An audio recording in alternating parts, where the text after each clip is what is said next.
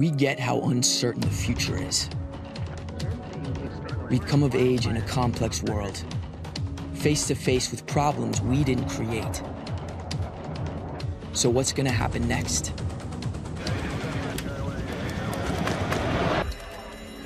We are.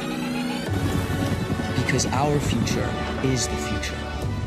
The life we have chosen has prepared us for this.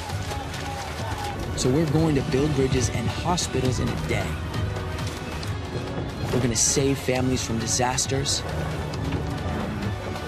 and feed those left in the cold.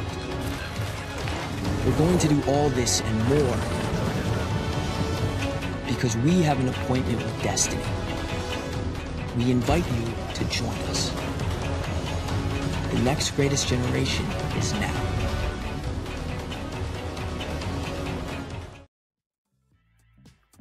Hello and welcome to the Rally Cry Madden 24 Collegiate Series, presented, of course, by the Army National Guard. I'm FBI Tugboat. I'm here with my man Rob. Rob, how are we feeling on the day?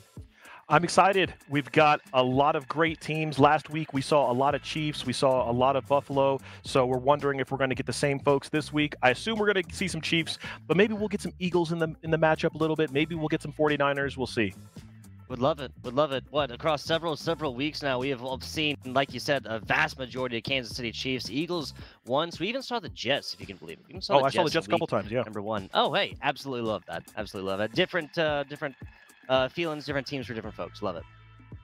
Yeah, and it's funny because the Jets actually see a little bit more play now because you have Aaron Rodgers on your roster as opposed to, you know, he will not be spoken, who's not very good at QB, but Mr. Wilson is not playing QB for the Jets. So yes. The Jets are a much better option in Madden now that you can have Aaron Rodgers get behind a great defense. Kind of the same thing with Kansas City. You have a great quarterback, and the defense is actually completely underrated by people who are outside of Madden circles normally. But inside of Madden, we know that the Kansas City Chiefs defense can step up. You're 100% right. 100% right. I think it's people just look at Kansas City, they see a couple Super Bowls, they think, oh, hey, offense wins everything. Well, you know, as the age-old saying goes, defense wins championships. Kansas City did not get there by mistake, Rob. Yeah, and we see that all the time. Same thing with Buffalo, great defense. Now, just because your team has a great defense doesn't mean you're going to play great defense. And last week we saw a lot of that. Basically, there were not many turnovers in all of the rounds, lots of scoring. So it ended up turning into a lot of how do we possess the ball? How do we hold it? What do we do? And do we go for two? Those kind of things. So it is an interesting chess match to see how these players play if the defenses aren't slowing anybody down. Yeah, absolutely. So let's go ahead and at this point take a look at exactly what it is that we're doing because, you know, Madden's awesome. We have a lot of Madden on the day here for you guys. You have a lot of other esports as well going down here for the Rally Cry Collegiate Series, just consistently doing awesome things for all kinds of colleges across the country. Up first, though, we have Cheviot Nick, and this is going to be Elijah Freeman playing over under Noah Up Next, it seems. Noah Up Next. Yeah, and we've got Noah up next. He... professional Madden player, very, very good. Was not able to take it down last week, but I expect him to be here, be able to take it down, and go ahead and do it. Yeah, absolutely. We're first place $2,500, second place $1,500, and of course the opportunity to go forth, play under the lights and the sounds, right? That is the NFL draft, folks. April, Detroit, Michigan. Number 1 and number 2 will be playing off the championship round out there. 3rd and 4th still going to be able to take down $500 a piece. It's a little cash in the pocket just for playing a little bit of Madden. Also, of course, the HBCU FGC series, $11,000. A lot going to be given away here from Street Fighter 6, a lot going to be given away for Guilty Gear Strike, and a lot going to be given away for Tekken 7. Not going to be snubbed as Counter-Strike 2 and Rocket League. Of course, we are here in the $5,000 Madden College Championship. Yeah, and that's not a little bit of change. That is a lot when it comes to playing an esport, coming to play Madden, showing off your skills, and that is exactly what you're going to see by tuning in today. You're going to see some top-level Madden play. You're going to be able to learn a lot, be able to hopefully add some of these plays to your playbook, and really see actually what kind of defense they're playing.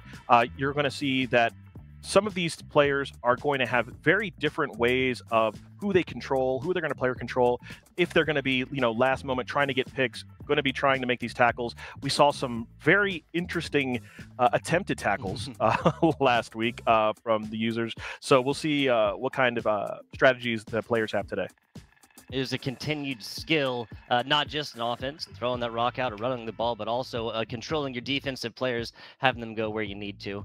This point, another very, very important of this is shouting out one of the organizations that make competitions just like this one possible. That is, of course, Army National Guard. Now, Army National Guard is not just full-time service as well. Most of these members go forth and they'll have part-time jobs. They'll be going to school, which, of course, they can get assistance with from the Army National Guard as well. I think a lot of people just look at it and think like, oh, that's a 9 to 5 or just a full-time schedule. Is not the case. It is very easy to incorporate that part-time work with the rest of your life.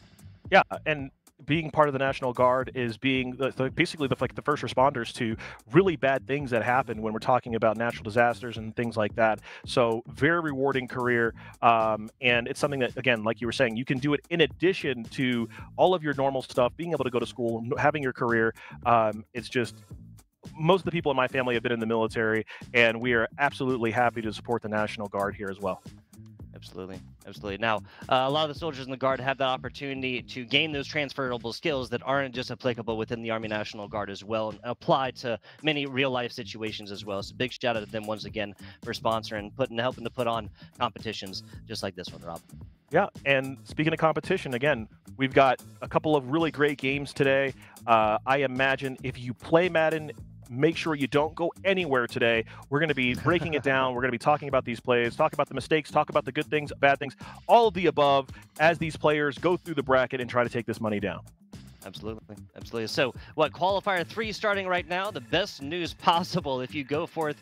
And these are all going to be best of 3s. There are single elimination, though. No double elimination here on the day, Rob.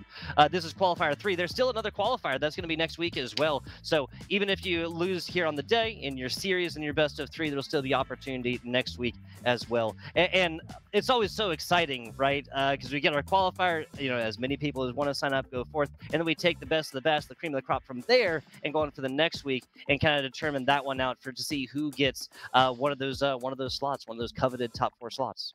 Yeah, and again, there are the favorites that we would expect to be able to do that. I think, I know Noah from Madden before, so he's always going to be my guy that I think is going to be able to move on. But maybe one of them will upset him like they did last week.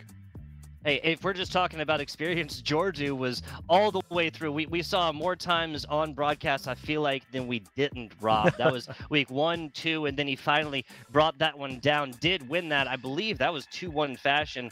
Let me get the name right here of that one, because I believe, that was Noah up next. So Georgiou took down Noah up next. 2-1. Now Noah up next here to come back, trying to get another shot in here at the Rally Cry Championship for Madden.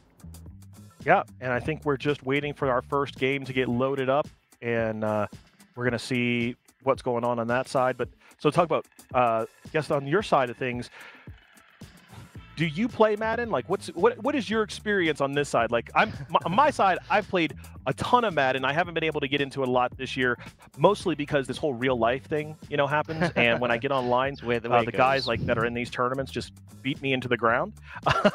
But I mean, have you been able to see a lot of Madden this year?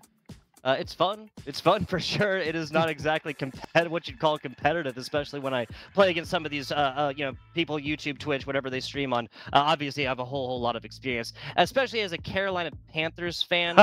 This year is just pain. It's just absolute pain. Carolina boy, born and raised, got to play with them at least sometimes. Obviously, the superstars, I'm really trying to play competitively. Like, you're pretty much going to see the same teams here on the day, and most of these Rally Cry, competitions up to this point, week 3 now, that I'd be using. I'm trying to play competitively, but Carolina Panthers can only take you so far, Rob. Yeah, I was going to say, if you're a Panthers fan, playing online with normal rosters is probably not going to be that much fun. As an Eagles fan, it's a little bit better, but like you said, sometimes you just want to be able to get on, have a good time. And a lot of these guys, when they're not playing in a tournament setting, they're going to be playing for fun, doing it at home, just the way that you guys are. And then there's going to be like contingents like my brother, who's online every single day, playing competitions, doing those things. If he was in college right now, this would be his jam. He would be on these tournaments all the time. So we say the same thing for you at home. Like, if you want to be part of this, it is just as easy as, essentially signing up and getting on. And if you've got the skills, this is where you can be able to turn your skills into being able to earn money. And that's not something that's always been around. So we really have to say thank you to Rally Cry and our sponsors to be able to put something like this on and be able to stream it live to you at home, so you don't miss any of the action and can see some of your favorite players and your favorite teams and your favorite everything here being streamed when these tournaments are going on. 2 points here, Rob. First and foremost, I think we've said this one before. It is fair to say that collegiate esports opportunities did not exist when you and I were in college. Just laying that one out here for you folks. The best we had was, just club-based kind of thing, setting up LANs for Halo, Call of Duty, other things like this. Stuff like this, and then the opportunity, of course, point number 2, to go forth and take the number 1 and number 2 match and have it performed live in front of the next line, right? The NFL draft, the next series of players who are going to be coming forth and doing big things in the top professional league of football. I can't think of a better opportunity. Take a look right here, Cheviot Nick, and that's Kansas City Chiefs and Elijah Freeman. Rob, sorry. No, go ahead. I was just going to say that we see a lot of Chiefs, and this is going to be the first time I've been able to see the Ravens on stream, and the Ravens are going to bring another very strong defense. And then obviously on the other side of the ball, you're going to have, the MVP over there, as well as another strong running game. So I think, if it was me and I'm Elijah Freeman, obviously you would love to be able to air out the ball, score a bunch of points, but I think you would hopefully see a really strong run game come from the Ravens, control the ball, and be able to hopefully take down the game that way. And if you're the Chiefs, you could do it a lot of different ways, but most of the time you're going to put that ball into the hands of Patrick Mahomes and let him do his thing. Try to keep Travis Kelce involved. Yeah, so 2 big similarities between these teams. First and foremost, obviously, the running quarterbacks, right? Lamar Jackson on one side got some legs on him, and Patrick Mahomes, again, did not make it to the Super Bowl 2 years in a row now by accident. Second thing is top 3 tight ends, right? Travis Kelce's, I believe the stat was he was 3rd most receiving yards out of all positions, 2 or 3 years in a row or something like that, and it's absolute insanity. Man can block as well. Mark Andrews over there for the Baltimore Ravens. Success for the Ravens, success for Elijah Freeman is going to come off the back of getting Mark Andrews involved. Yeah, and when you talk about running quarterbacks, obviously, Patrick Mahomes is a running quarterback, but nowhere close, and let me rephrase. I hate to say nowhere close, but I mean, there's just another level for Lamar Jackson when it comes to top end speed, when it comes to being elusive and things like that. And Patrick Mahomes essentially will run when he has to, whereas when you're looking at Lamar Jackson, this man is just Michael Vick 2.0, and we are in the game, and Kansas City is going to start with the ball. I don't know. Tucker kicking off, one of the goats of the kicking game coming up here. Perhaps a better adjective was mobile, right? Because Kansas City, Patrick Mahomes, he can get that thing slung even on the run.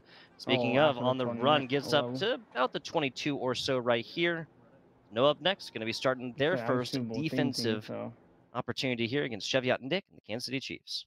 Yeah, and when we saw Noah last week, he was having a really hard time defending the passes that were coming onto the interior. Running game, he was really strong there, so I'm not surprised to see more strong play from him here. Looks like we're going to have Cheviot Nick is on Kansas City and Noah's playing the Ravens. But being able to get 2nd and 11 for everybody at home, here at these tournaments, you are going to see a lot. Oh my God! Leaving this Travis going Kelce open. That is not a great way to start out this drive. Man, oh man, Baltimore. It's completely blown coverage. What? You got the double me power up, right? In this game. How about not even single coverage on a man named Travis Kelce? Hate to see it. Pacheco beaten feet over to the flat, gets up and more. That's going to be about a 13-yard run, 14-yard run there for Pacheco. Yeah, and there was an opportunity there to be able to get that kind of blown up in the backfield, but as you saw, took kind of a weird angle, wasn't able to dive and be able to get that tackle down. So now you're looking at red zone opportunities for the Kansas City Chiefs, and they are committed to the run and committed to this play, and another juke takes him down about to the 2-yard line. Got 8 yards per rush right here for Isaiah Pacheco. Writing is on the wall. I think we all know to do here. There's a handoff right to Pacheco. Got Noah Gray standing right in front of him. No, excuse me. Excuse me. Noah Gray, the tall tight end. The guy who does not get as much love because a man named Travis Kelsey's on his team.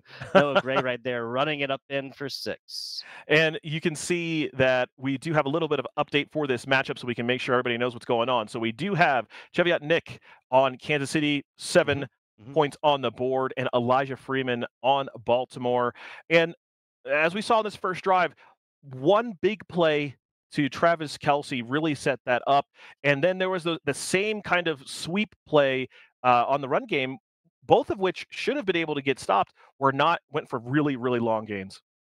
Yeah, so kind of setting up a longer receiving play there is Cheviot Nick and the Kansas City Chiefs. Pretty much after that, it's just Isaiah Pacheco, and then kind of a fake to Isaiah Pacheco. Noah Gray runs the rock right in for 6. Lamar Jackson, the Baltimore Ravens, starting out their first offensive drive. J.K. Dobbins gets out, little pitch play right at the outside, 13 yards, and a solid little start for the Baltimore Ravens. Yeah, 13-yard gain on a screen pass or bubble screen pass is very, very good, especially when you're looking in the backfield. You see 2 running backs. Oh my lord, just how open is this man?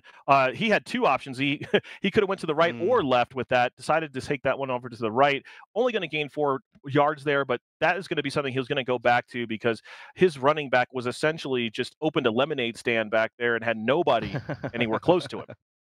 Start selling them for a quarter if you get thirsty. Oh, nice pitch. That's intercepted. Watson right across the middle. That's good. It's called a fumble. I think that's more like an interception pitch right there, and that's another 6. Cheviot Nick starting this one out with a bang. It is pretty ruthless when you are so far in the backfield that you can pick off, or essentially pick off a lateral attempt, and that's exactly what happened. It is 14-0 now for Kansas City. Now, we did see a couple of possession leads last week get blown, so I mean, I'm not going to write off Baltimore yet, but they definitely want to make sure that they score here, or they don't want to turn the ball over again, and that's just pretty unfortunate. I hear you. I hear you. A well phrased defense there gets right in the right place, the right time, puts points on the board because of it here. Jackson back in the gun. Ooh! Easy. Oh, almost. And that's the same player, number 35. That's Watson right there. Almost gets a second. And there is space ahead of him there, Rob. Yeah, before we started the show, I was talking about how there really wasn't much defense last week, but Kansas City has taken that offensively, and I was not familiar with your game. Excuse me, Nick, Cheviot Nick, because it is now 3rd and 8, up 14. First quarter is coming to an end shortly, but Baltimore is now afraid to run that what they were running when they start this game with this 2 running back backfield. They've gone away from that, and now another! Oh my goodness! I thought that was going to be another interception. Pretty much every time they put the ball in the air, the Kansas City Chiefs are putting a hand on it. Hey, we mentioned it. Lamar Jackson has not attempted a rush really yet, especially not with something with solid blocking ahead of him. Mark Andrews now put into motion here. Audibles upon audibles as Jackson steps back yet again and runs right up the middle. Yes, there's a fantastic defense. Yes, this was a huge mistake for Kansas City. You can't assume that he's going to try and run on 4th and 8. But when you open up the field like that across the middle, 28 yards, you're going to be happy it's only 28. Well, and you have to remember that Cook is being controlled by the user here, and he went way back into coverage to be able to guard that. And because of that, there was no spy. There was literally as you saw, middle of the field was completely empty. Jackson taking advantage. Going the linebacker can always be a little bit difficult as far as placement. Cook runs to the back, and J.K. Dobbins out to the left flat almost. Going to be getting, what, about 13, 14, or no, about 10 yards, excuse me, that previous one. Short, methodical drives. Baltimore and Elijah Freeman seem like they've learned the lesson. They want to come up, use against this Kansas City defense all the way back. Big bomb situation, and Bateman's going to bring that one down. Yes, he got a touchdown right now, and you can see that what Kansas City has decided to do is they start with Cook. They're in this 4-3, it appears, and they're just trying to get Lamar Jackson to make a mistake. And even then, you could see that the defensive back was just trying to post up a little bit to try to get a jump on that ball and get the interception. Fortunately, that jump didn't happen, and it turned into a touchdown. But it is 14-7 now, and Baltimore is not out of this. They're 1 turnover away from getting this game tied up. Connection has been lost right here. Perhaps a decision, perhaps just a error or whatnot. We'll bring it on back here in just a couple of seconds and get this one figured on out. Of course, that was 14-7 with an offensive and defensive touchdown from Cheviot Nick controlling the Kansas City Chiefs right here. I think that was a fantastic answer. I think that was a fantastic answer. If that was a forfeit, I'd be very, very surprised because you literally just get 7. Now going with kickoff plays here. Yeah, I think you have to imagine that if you're Baltimore, you come out, you give up a defense or give up an offensive touchdown. All right, fine, no big deal. But being able to have your lateral get picked off in the way that it is, really had to rethink what he was doing on offense. And you saw when he opened up his offense, it was 2 running backs in the backfield. They were going to be able to hopefully do some of these option plays, things like that. And when your option gets blown up like that, just totally abandon that 2 running back setup. But with abandoning it, you did see a little bit more dink and dunk, be able to take what the defense gives you, and scored a touchdown. So there were a couple of times where Kansas City did get their hands on the ball. So we're going to have to be very aware as we move forward if some of these underneath routes that he's trying to throw, that Kansas City can jump in front of it. Because again, really, if he jumps in front of one more and they can get this again to be a 3-possession game. Right now it's only 1. But Kansas City is on offense. If they can get another turnover, turn it into a touchdown, usually you get over 2 possessions in a Madden game, you just don't have enough time to come back. Yeah, but the good news is this is all happening in the first quarter, of course, Right. right? I think we were getting down to the last couple plays of the first quarter, and I mean it's been said before, whatever's happening, in the first half, whatever the score difference is, within reason, of course, can usually be undone in the second half, especially if it's only a 1-score difference. So again, would be very surprised if that was it was an intentional thing. Madden server is gonna Madden server, right? Right. And so for everybody at home, in case you didn't know, we are playing 5-minute quarters. So it is very possible, as you saw with Kansas City when they were holding the ball, they were committed to the run game. This wasn't just throwing the ball deep downfield. Obviously, they had Travis Kelce completely wide open on the busted coverage. But there was a lot of Pacheco that you saw there. And I think what Kansas City would like to do is to be able to possess this ball for longer, take possessions away from Jackson and the Ravens, and be able to win it that way. And right now, they did receive. So the big thing now is to make sure that they are the last team to score, so that, again, they don't want the Ravens to go down, score, get the ball back, score again. Literally, it is the worst thing that could happen. Yeah, just maintaining and kind of like trying to put some kind of trapper onto the Baltimore Ravens. And so far, given that Lamar Jackson had the one real good running opportunity, turned it into 28 just like that, right in front of your eyes. Just alchemy, bam, nothing into something. Straw into gold, whatever you call it here, Rob. That's exactly what happened right there. Outside of that, they seem to have been shutting down the running game mostly. I don't think we've really seen like a solid running attempt as well, outside of the the option play that obviously went disastrous for Baltimore. They're incorporated from Ravens thus far. Incorporating, your Justice Hills and whatnot is going to be a question, which leads me to my next point. Navanta and I would talk so much about how, like, yes, it's nice to try and take the option of running this out on kickoffs, but frequently and so far, we have not seen like a real gain achieved from bringing this one out. We've had like 18, 23. I think one time it got out to the 27 right here. That's only 2 yards. And of course, this is Madden. So, injuries obviously dealt with a little bit differently. But is it really worth it, Rob? This is my question posed to you, sir. Yeah, I think the answer is no. Unless you have to run it out, and even then you don't ever really have to run it out under the new rules. You can fair catch the ball, you can do a lot of different things now in the kickoff, and in real life the reason for that is because there's just a lot of injuries on kickoffs and things like that, and obvious it is an exciting play and so on and so forth, but there are so few kick returns even under the old rules before they got changed. So under the new rules, it's better do your fair catch, get it to the 25, just go about your day. Don't let your opponent hit stick you out of the game, because essentially that's all they're going to do. They're going to just try to tee you up and get that ball back. I mean, it's just infrequent. You're going to have 2 guys running at each other at that speed and whatnot in the professional football league. But, Rob, if you hear that, that is Novantis screaming, just mauling all the way from Australia right now. That's why he wasn't able to join us here. He's down there performing and whatnot. Absolutely love it. But his point was the opposite of ours. He always wanted them out. He always wanted this kick sixes. He always wanted action. Now, towards the end of the game, if you're down and whatnot, I'm gonna more like fully understand the stance of, hey, we're down by a score. This is essentially another play, right? This is another opportunity to score, especially when there's only so much time left. Outside of that, sorry, Devonta. Sorry, Yeah, I mean, it has been figured out here on the desk. Even then, it's still really loose because the chances of I would probably say there's just as many fumbles on a kickoff as there are, touchdowns. When it actually probably more fumbles than there are touchdowns when it comes to kickoffs. So I just don't have any faith in that. So again, you'll find that most Madden players at the end of a game will, oh, let me take it out and see if I can get, some extra yards to be up. But I normally think that the time that it takes that comes off the clock from doing that, versus how much time or how many extra yards you're going to be able to get, it just mathematically doesn't make a lot of sense. So I'm sure that there's some numbers if we could crunch, 10,000 games of Madden to be able to say like, hey, how much time does it take off versus like your expected win rate on yards?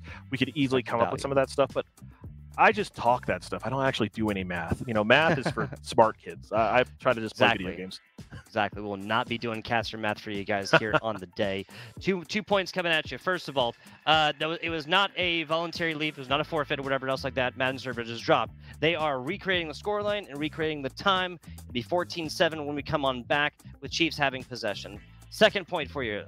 This is something Devonta and I talked about a lot as well. Are you a spring football guy? A little XFL, USFL, now the UFL. No spring football whatsoever. Oh, no.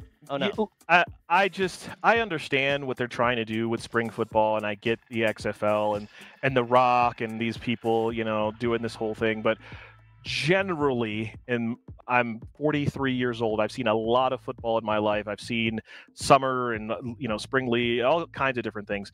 And the problem is that Madden and NFL fans are fans of their teams. There's a reason that they have a hard time trying to fill stadiums and things like that for spring, because spring is baseball. We're talking about making sure that we can get on. As a Philadelphia fan, once NFL is over, it's Phillies time. It's time to get ready for that, and then we're going to have playoff basketball. And I don't think that spring football can ever compete with the NBA or MLB or hockey, any of those three things. So, starting a league that already is going to be in fourth doesn't really do it for me. But to be fair, minor league sports are very popular in certain parts of the country. So just because it's not for me doesn't mean that somebody else out there might not love it. Absolutely. Devonta and I are pretty diehard fans of most of the spring football, and especially given that they have taken a stance where they're not trying to directly compete with the NFL. In fact, when players get signed to NFL teams, the teams will usually tweet out like, "Hey, congratulations to player XYZ for coming on, doing great things in our league, and now getting on making the big bucks." Even if it's practice squad in the NFL, the pay doesn't exactly line up. That said, this year they have. So they merged the XFL, the USFL, now the UFL. They took the top 4 teams from either league and then combined them to make an 8-league team. 8 teams from each league beforehand. And given that most of the teams are in the South, in Texas, I think that they have good target markets, and the St. Louis game specifically will fill all the way up. But we did not bring you guys out here to talk about spring football. Just personally, something I love, and I'm looking forward to it. Given that some football is better than no football, and middle of the summer baseball, man. I cannot do regular season baseball. Yeah, just watch you're a Carolina in person, amazing. In person, amazing. Watching Dog Days of Summer baseball on TV is like punishment. I totally get it. And like I said, when the NFL season's running, you have to deal with Carolina, and that's barely spring football too. So I get it. It makes sense. Brutal. The rest of us, who get to experience playoff football, even if we lose, it's a little bit different. And again, this is where Madden is so important, is that once the regular season is over, we can jump on the sticks, get into tournaments, be able to play our favorite teams, be able to play leagues, all kinds of different things. Play MUT, which is, Madden Ultimate Team, so that you can still play Carolina, but actually have good players on your team. So all of those things are there. So I definitely think that spring football has a place. I think that Madden's probably more popular than spring football, though. Oh, 100%. Yeah, again, and I think they have relegated themselves to a secondary position within. I do like that. Any CFL? Any Canadian football? Canadian. Oh, Argonauts fans? It's funny. I There you go, actually there you like arena football a lot okay. better than both of those football leagues, mostly because it's so different. You know, having 50 yards and like being able to check people into the boards and knock them out of the stadium, essentially. So like all those things are pretty fun, and the scores are just astronomical. Obviously, you know, like 85 to 60 and dumb stuff like that. So it's interesting. But I think for the most part, I really just kind of focus in on what's going on in the NFL. And right now, we're talking about the combine. We've seen a lot of things. And teams are going to change next year. Obviously, if you're the Bears, you're. I still can't imagine a world where they don't take Caleb Williams. And I know that a lot of people who are Chicago fans feel like that's kind of unfair to Justin Fields and so on and so forth. But it's really just a money thing. Being able to have Caleb Williams under contract for, you know, a couple extra years, you know, on a rookie contract, as opposed to having to pay Justin Fields 30, 40, 50 million. Who knows what kind of money that man's going to require.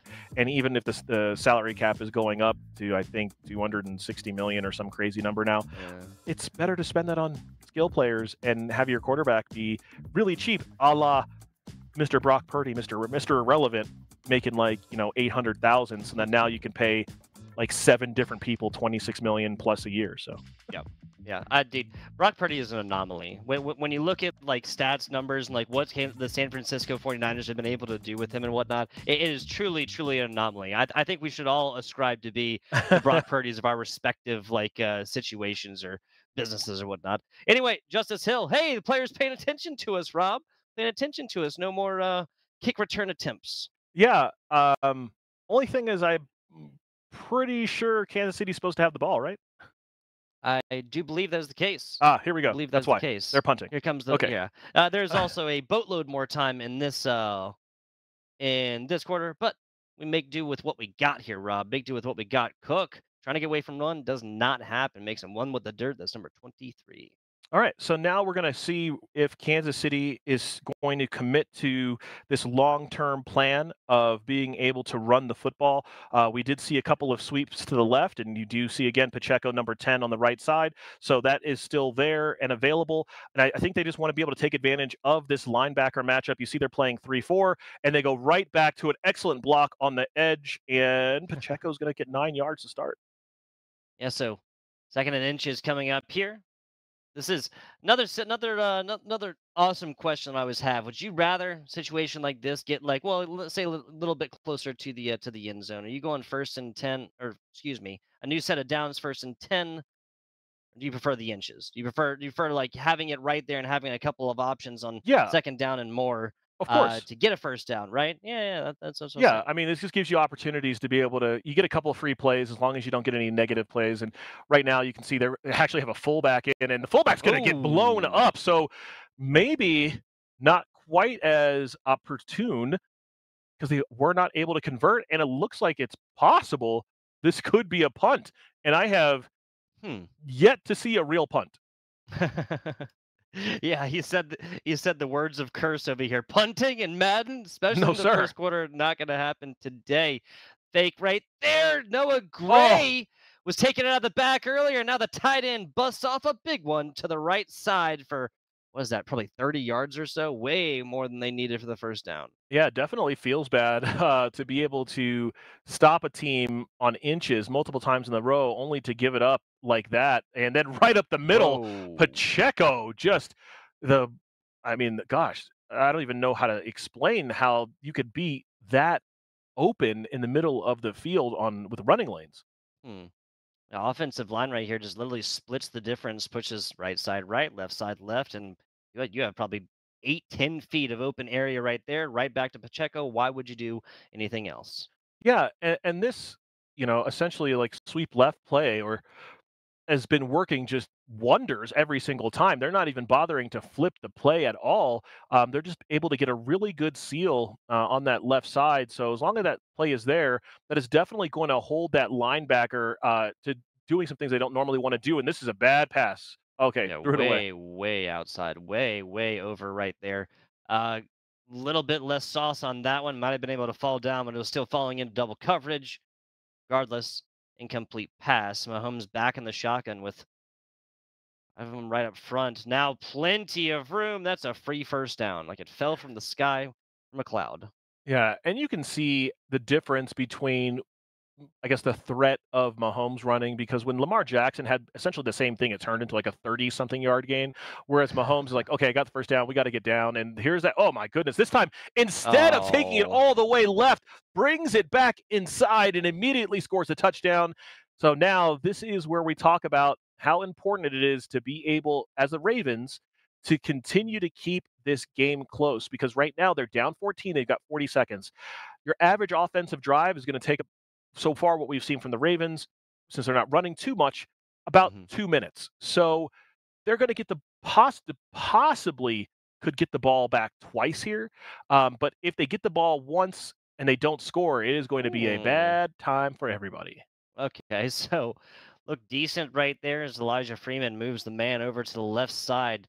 Looks like it might have been opened up a little bit, maybe getting to a little bit closer to the out of bounds line, sending it right up the seam.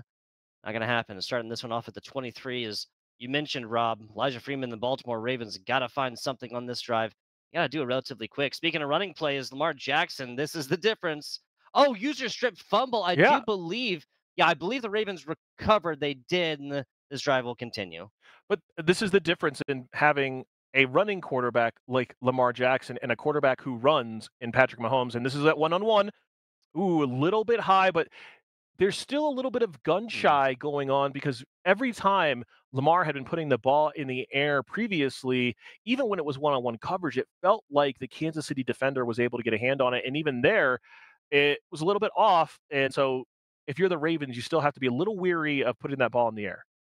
It's a couple inches back, and that is a big, big gain. Speaking of, Zay Flowers going to be able to bring this one down. Big one right there, about 16 yards as the end of our first quarter. Post, reconnect and everything else like that. Come into the second quarter in a minute. Yeah, and 21 points is a lot in one quarter. So we've got 5 minutes now. I would assume when you're starting at the 50-yard line, this shouldn't take more than a minute-ish if you are able to score. They're going to go quick screen to the right, and it does get bottled up, but not until he gets about 12 yards. Nicely done. Moving the chains right here. Like we said, got to make those guys work, not let them sit on the rest on their laurels for any amount of time here. Make the chain guys work. Up and down, up and down. Love it. Lamar Jackson back in the gun once again, takes several steps back, pretty much open across the middle, and the writing is on the wall here for Lamar Jackson. The Baltimore Ravens is now pushing to the corner here. Gets up to Oh, about the 5. Easy juke to the left side, and that's another 6. Rob, you were talking about how the Ravens can get it done. How about that one? this is why you play the Ravens because Lamar Jackson is such an un it's just an irresponsible threat that when you're playing the linebacker normally in Madden, like you like to be able to roam, you like to be able to double cover who you see open. But if you're not s- basically playing a spy, then and the problem is even when you are spying, it doesn't even help that much because you could saw on that last play, the linebacker immediately recognized that Jackson was going to be on the run and then just got shaken completely out of his cleats. And well, so did the rest of the team. So I guess it was all fair there. But that's a that's an excellent defensive play and an excellent tackle in the middle of the field. Yeah, right across the middle, recognize this one. Pacheco has carried this rock a whole lot so far. Now breaking this one up for only a 2-yard run. Gotta agree with you though, man. It is so hard to play against a quarterback like Lamar Jackson. Back to a man named Isaiah Pacheco as he shimmy shakes around one, gets out for a much longer run afterwards. It's the NFL, so you gotta celebrate afterwards, even if it's just a 12-yard run, right? Yeah, that is what you do, but this is I'm just very impressed Oh, that Kansas City, with the weapons that they do have, are not getting Travis Kelce more involved when it's just been the Pacheco show. So, I mean, that's great. You're winning. Do what you got to do. But I imagine that Travis Kelce will show up eventually in the offense. no other receivers mention as well. No Rice, no Marquez Scantling. Speaking of McCole Hartman Jr., perfect accuracy does bring this one in as well. That's going to be moving the chains again. Make these chains guys earn their day's wages. And Kansas City is deciding to slow this down a little bit, try to leave less than 2 minutes on the clock. Oh, this is a Mm. went to the well a little bit too much that time, and the Ravens were able to sniff that one out. So an average of 10 plus gets cut down to a little bit less than 9 now here for Pacheco on 8 attempts. Second and 14 now. Got to air it out here. I'm assuming now getting a Ooh, lot of attention right there. Believe that's that's going to, definitely going to be intentional yeah, grounding. Yeah. yeah. And if you don't know And why that's intentional grounding, the reason he did throw it out of bounds, he did throw it towards a receiver, but he was still in the pocket. So mhm. a casual 3rd and 27. It's casual. Kansas City's been here before. Now getting caught up and oh, that's brutal. That's brutal. They ate like the computer defender or the offensive lineman right there just kind of stares, admires the grass for a couple of seconds, and you get no kind of help in that situation. 3-point attempt coming in, up, should be down, and it is. That's 3 more points here for Kansas City. Yeah, and that's a great, great defensive stand for Baltimore because, again, Kansas City hadn't been stopped. They were able to really put some nice pressure in to Patrick Mahomes' face and turn that into a set. Look, in these games where nobody ever gets any kind of Hmm. defense, being able to get them and stop them to a field goal is excellent. And as soon as we talk about how people aren't really doing much in the kick return game, they are at 34. Yeah, 9 extra yards right here from where they'd take it from the fair catch, and this was like pretty middle of the end zone as well. Solid little return here, and right up the middle as well.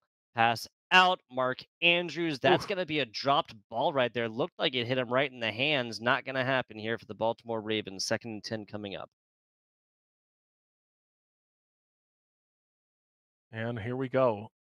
Now, that is a nice play. We've seen such good stick skills from the Ravens that when they have anybody in the open field, you can almost guarantee they're not going to get 1v1 tackled. So being able to get your man out in space like that is guaranteed 14, 15 yards almost every time. Gonna happen again here. 3 out to the left side. Are now crisscrossing this field. It's a big bomb to Mark Andrews, and Oof, again, two it's him drops. right in the hands right there. Single coverage. I don't even think defender really had that much to do influence wise, interference wise, with the pass of that ball. That's just a straight up drop twice. Yeah, and this is looks like a little bit different Ravens team. Um, the threat of Lamar Jackson has definitely opened up some more of these running lanes. You can see Bolton is definitely not as aggressive about trying to just immediately go up the field to try to double team somebody, trying to stay home a little bit. So it's making it a little bit easier for the Ravens to do and activate, get their offense activated, and Mhm. they really haven't been stopped since. So this threat of Lamar Jackson is doing wonders. That's Andrews sent out to the right side here. Last couple of seconds. They're going to eat up a lot of this clock. Justice Hill now running the rock right up the middle. This is timeout territory, and it is here with 20 seconds left in the second quarter. Well, the worst thing that can happen for Kansas City is to give up a touchdown here, because if they give up a touchdown here, they are going to be. Well, look at that blitz! Did Ooh, not see the my. player at all. And the one thing you can't do with 16 seconds on the clock is take a big sack, and that's exactly what happened. One timeout left here for the Ravens as well, possibly two plays, and one of those gotta ask the question if 3 points will be attempted if this does not get up. But Justice Hill gets up, Oh, he gets to the just first, he gets to the corner. That's two of them diving Superman plays. No Lois Lane here on the day as the Baltimore Ravens put up another 6 points. just atrocious tackling. That's Had fair. the angle multiple times and just couldn't put a helmet on him. And now the worst thing that can happen has happened where there's 9 seconds on the clock. You don't have enough time to score, and you do have to kick it off. So we are going to see if Kansas City can play defense again, get another turnover. Because remember, they did end up getting a pick six earlier in this game, and they are now only up three. James right up the middle, takes off a couple of seconds of the precious time here just to get to the 25. This is exactly what we were talking about not having expected value. Still trying to go for that one. 7 seconds to go right here, back in the pocket. About his Scantling. Up a couple strides to the outsides as audibles are called. There's really only one thing on the day. That's up, that's in, that's Yasin, and that's a pick. Not going to be enough. Maybe if he dropped down immediately. Actually, that would have been the play. Drop down immediately and Yeah. then go for the 3 points for the half ends, right? Yep. But it's easy to get excited when you True. get your first True. turnover of the game, and but now this game, which we talked about, just because you're up 14 doesn't really mean anything. You know, you are now. It is a 3-point game, and we are going to see Kansas. Oh, okay. So Kansas City is. For some reason, I thought that it was the other way around. That Kansas City was going to be kicking, but Oh, is yeah. so So because of the reset, right? maybe that is what happened. Believe so. We might see another kickoff here to make this right between the two. I Okay. think that's the punt. Yeah, yeah, exactly. So, yep, all will be right with the world in just a second, folks. Couple seconds burned off, and that was all of that. I wonder if he'll try and return this though, given that they would still kind of have the same opportunity. Okay, hey, good sportsmanship right here. Good sportsmanship. You saw the user dive there on the 25. Yeah. Love that. Love And that. excellent. That's exactly what you're supposed to do, and we appreciate them being able to make sure that the game is, you know, doing what it's supposed to be doing. And now Yes. you see the Ravens with the ball trying to take their first lead of the game. Jackson steps back. He got pancaked earlier across the body. This is a big one right Oh, into the hands of Zay Flowers and another little juke around. What was that about the Baltimore Ravens taking the lead there, Rob? we said it. It's just one on one. You're just not tackling Elijah. You're just not. Like it doesn't matter what's going on. You got to get the pick because oh my goodness, Ooh. or just catch the kick. Okay. Okay. So a little bit of rest for the weary, a little bit of light at the end of the tunnel is that's only 6 points put up by the Baltimore Ravens on their second play of the second half, third play of the second half. Yeah, being able to be up 4, being up 3 is very, very, very, very different, as everyone Hmm. knows. But Kansas City, again, they can also take the lead back, but this is a far, far cry from them being up 14-0 after picking off Lamar Jackson for the touchdown. Yeah, it was Yasin the last couple of seconds right there. Oh, are you talking about the first? Yeah, sorry. So Yep. that was the very first one. That was the option play. Yeah, that was seems like forever ago. Now that we're what totaling about 51 points. Well, not about 51 points. Even I can do that math. 51 points exactly here. Just starting the third period as well. Oh! Another one. Hamilton. It's not just a play, folks. It's a player as he takes another one, and Baltimore rips the possession back. What 26 yards out? It doesn't seem like the same Kansas City offense. I mean, Does in their not. essentially their last 2 plays have both been interceptions. So Lamar Jackson looks like the complete package right now after having that turnover early has really just been a completely unstoppable force, and the defense is continues to get him the ball again. Complete package. Order on Amazon or whatever, because Lamar Jackson really can do it all. Toss out right here to avoid the sack. Third and 3 coming up. The way that these players have been playing, I feel like Elijah Freeman does go for the 3 points, especially if this yields in a negative yardage play. Yeah, Toss out, no catch. Now 4th and 3. I don't think so. I think he's going to go for it. I don't imagine, you know. Oh, look, I am incorrect. I was definitely, and Kansas City was definitely thinking that this was going to not be a field goal attempt, mostly because the way Kansas City's offense has been playing, it would make sense to go for it Mm. because your conversion rate should be pretty high with 3 yards. But here we are, 6 point game after being up 14-0. Kansas City has only scored 10, and Baltimore has scored a 30. Big one right there. Big one tries to bring it out to the 18. No gain really there. Could have put the knee down for 25. Um, I guess I feel like the math. If they're ahead by 4, then it's like okay, this is comfortable. Even if they get a kickoff, 3 points in for us, then it's we still have that point of a lead. But taking 6 right here, forcing 2 field goals or a touchdown, no extra points, something like this. I feel like the math might add up there. And that really is almost a philosophical question, though. Yeah, I mean, I think it's pretty easy to, and this is why you see this in the NFL a lot more, is your chance of converting a 3-yard play is much higher um, than the positives that you get out of it is much Yeah. higher is what I was trying to say, is because ultimately not only are you gonna run clock, but you would have a touchdown instead of the field goal, so an extra 4 points. So now, you're up 10, and being up 10 versus being up 6 is light years in a Hmm. different direction. So that's normally why you see in the NFL nowadays, that's why the play sheet says to not kick it. The But look at analytics. these The tackles though. analytics. Yeah. Issues with tackling earlier that some of these defenses have had. Well, at least if you're named the Baltimore Ravens, that period is over. The movie's finished. Take it done. 24-30 right now. 2nd and 7 for Patrick Mahomes, the Kansas City Chiefs. He drops back now, runs way right across the body. Kelsey just puts the hand out and then stops. Oh, absolutely love that one. Yeah, and you have to have Travis Kelce be involved. I just don't imagine a Kansas City offense that doesn't see a lot of Pacheco and a lot of Kelsey. So you just Mm, keep running with that. And like you said, if they have to pull the defender out to guard what Kelsey's doing, that just makes it that much easier for Pacheco to do his thing. And you want him to not be able just to key on one of those players, and now they are. okay, there you go. Just literally eyes on Isaiah Pacheco right there. Just wait for him to do what he does. Simple stuff. 2nd and 12. Lost a 2 on the previous right here. Looks like Pacheco might be involved as a receiver coming up and is.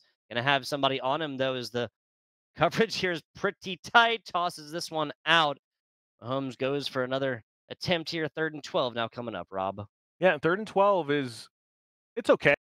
There's a lot of plays in your playbook that can go for 12, and you still have a lot of space. So, um, for Kansas City, this is obviously two down territory. I don't imagine again that they would want to kick a field goal here because that doesn't help when there's only about 5 minutes and 50 seconds left in the game. Um, and it Ooh, does end up getting swatted away. So here we go.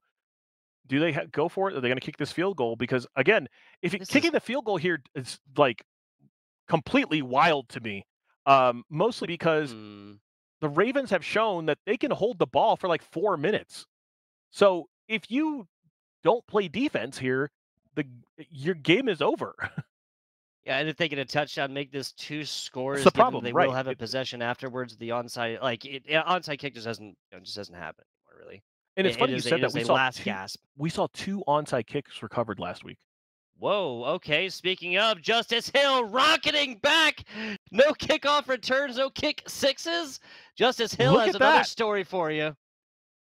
And proving us absolutely wrong here Dude. because if your math is that you're getting way more touchdowns on kickoffs than you ever are getting fumbles, then it makes a whole lot of sense to take it out and has immediately makes it a 10-point game. And it's actually kind of rough for the Ravens because they would have loved to be able to run out a lot of this clock. But it is a Mm, two possession game. And now Kansas City, which has been doing a lot of running in order to be able to get yardage, is going to have to get two scores, and then somewhere in between there try to get the ball back. So they got to get yeah. 10 straight just to tie. There's been plenty of turnovers here on the day.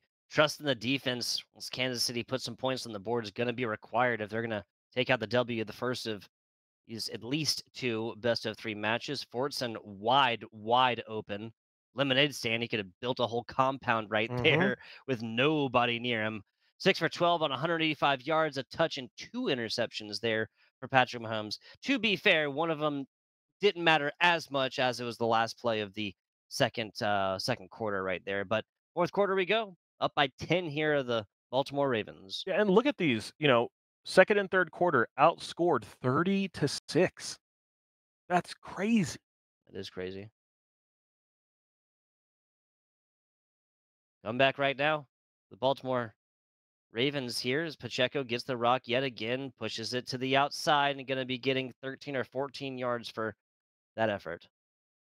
Yeah, and that play has been there all day for them. Still have yet to possibly flip that over, and that could just be a function of who they have at the very end of their line. But so far, I'm still kind of concerned that in order to be able to move this ball, they are going to have to run it. That's going to take time. And the Ravens have shown that not only can they run it, but man, even their special teams has been able to get some scoring on the board. Right to the corner. No, but Holmes going to hold on to this one, get up to about the 4, now the 3-yard line right here. Love that. Love that. Again, your difference between a running quarterback versus a quarterback who runs fair, but Patrick Mahomes sets his sights on the corner right there. Speaking of running, but Checo gets nowhere. He loss of 1 on that one. Yeah, and it's now Kansas City versus the clock. How much time are they going to burn off here? And it does get a little bit more difficult as you get into. Oh my! What an Almost. excellent tackle to be able to make them have to go again, run more clock, because this is going to give the Ravens the opportunity to get this ball and Ooh. essentially hold it for the rest of the game. Yeah, so that is a touchdown. That is good. But the math earlier that Rob and I were talking about with the option to go for the 3 points instead of trying to go for some kind of offensive aggressive play when you're talking about putting points on the board. Now that really is coming to play for a team that already held the ball. As Rob said, what you said, 4.5 minutes almost between Yep. 2 quarters. Rough stuff. Rough stuff. Justice Hill just had the kick 6 in the previous play. Now gets right out to the outside. Got to get around 2 of them. Can't get around the second right there. But 10 extra yards will be the reward for the effort. Well, and the Ravens have shown that their special teams unit is worthy of taking the ball out of the end zone multiple times. But I want to see how dedicated they are to running this football or to just being able to pass. And that's essentially a pass, but Oh oh, my just God. just absolutely dominating when it comes to just how flexible he's able to get these guys to move or be, and just real smooth on the sticks for the Ravens. Really has been. Zay Flowers has gotten involved as a receiver like nobody on Kansas City Well, has stay so in far. bounds. There you go. Yep. No, yeah, absolutely stay in bounds. Like 3 timeouts. Yeah, that sucks. 2-minute warning. Yeah, that sucks. But Mar Jackson, the Ravens, this is just run the ball type situation. Maybe short passes to the inside to keep this clock a running. Yeah, I mean, scoring isn't the worst thing you can do here for the Ravens, just because onside kicks are so few and far between. I mean, that being said, last week we saw 2 onside kicks get Hmm. recovered, but those are like the last 2 onside kicks I've seen like in, I don't know, 5 years. So, under normal circumstances, onside kicks are definitely not something you're going to see a lot of. But for the Ravens now, it's let's get this down to the 2-minute warning and see what we can do from there. But they're just actually moving it. I just don't understand why you would snap it before 2 minutes, but that's me. And that's a pick, Oh, and and this that's a is lot of green ahead. Willie Sneed right here, Rob. just absolutely greedy. Just greedy Yeah. for no reason. Like Yeah.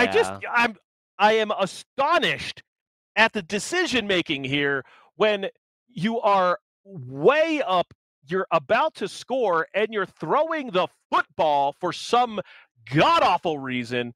And now, a game that you have in hand, now you're back at it. Now you have to score.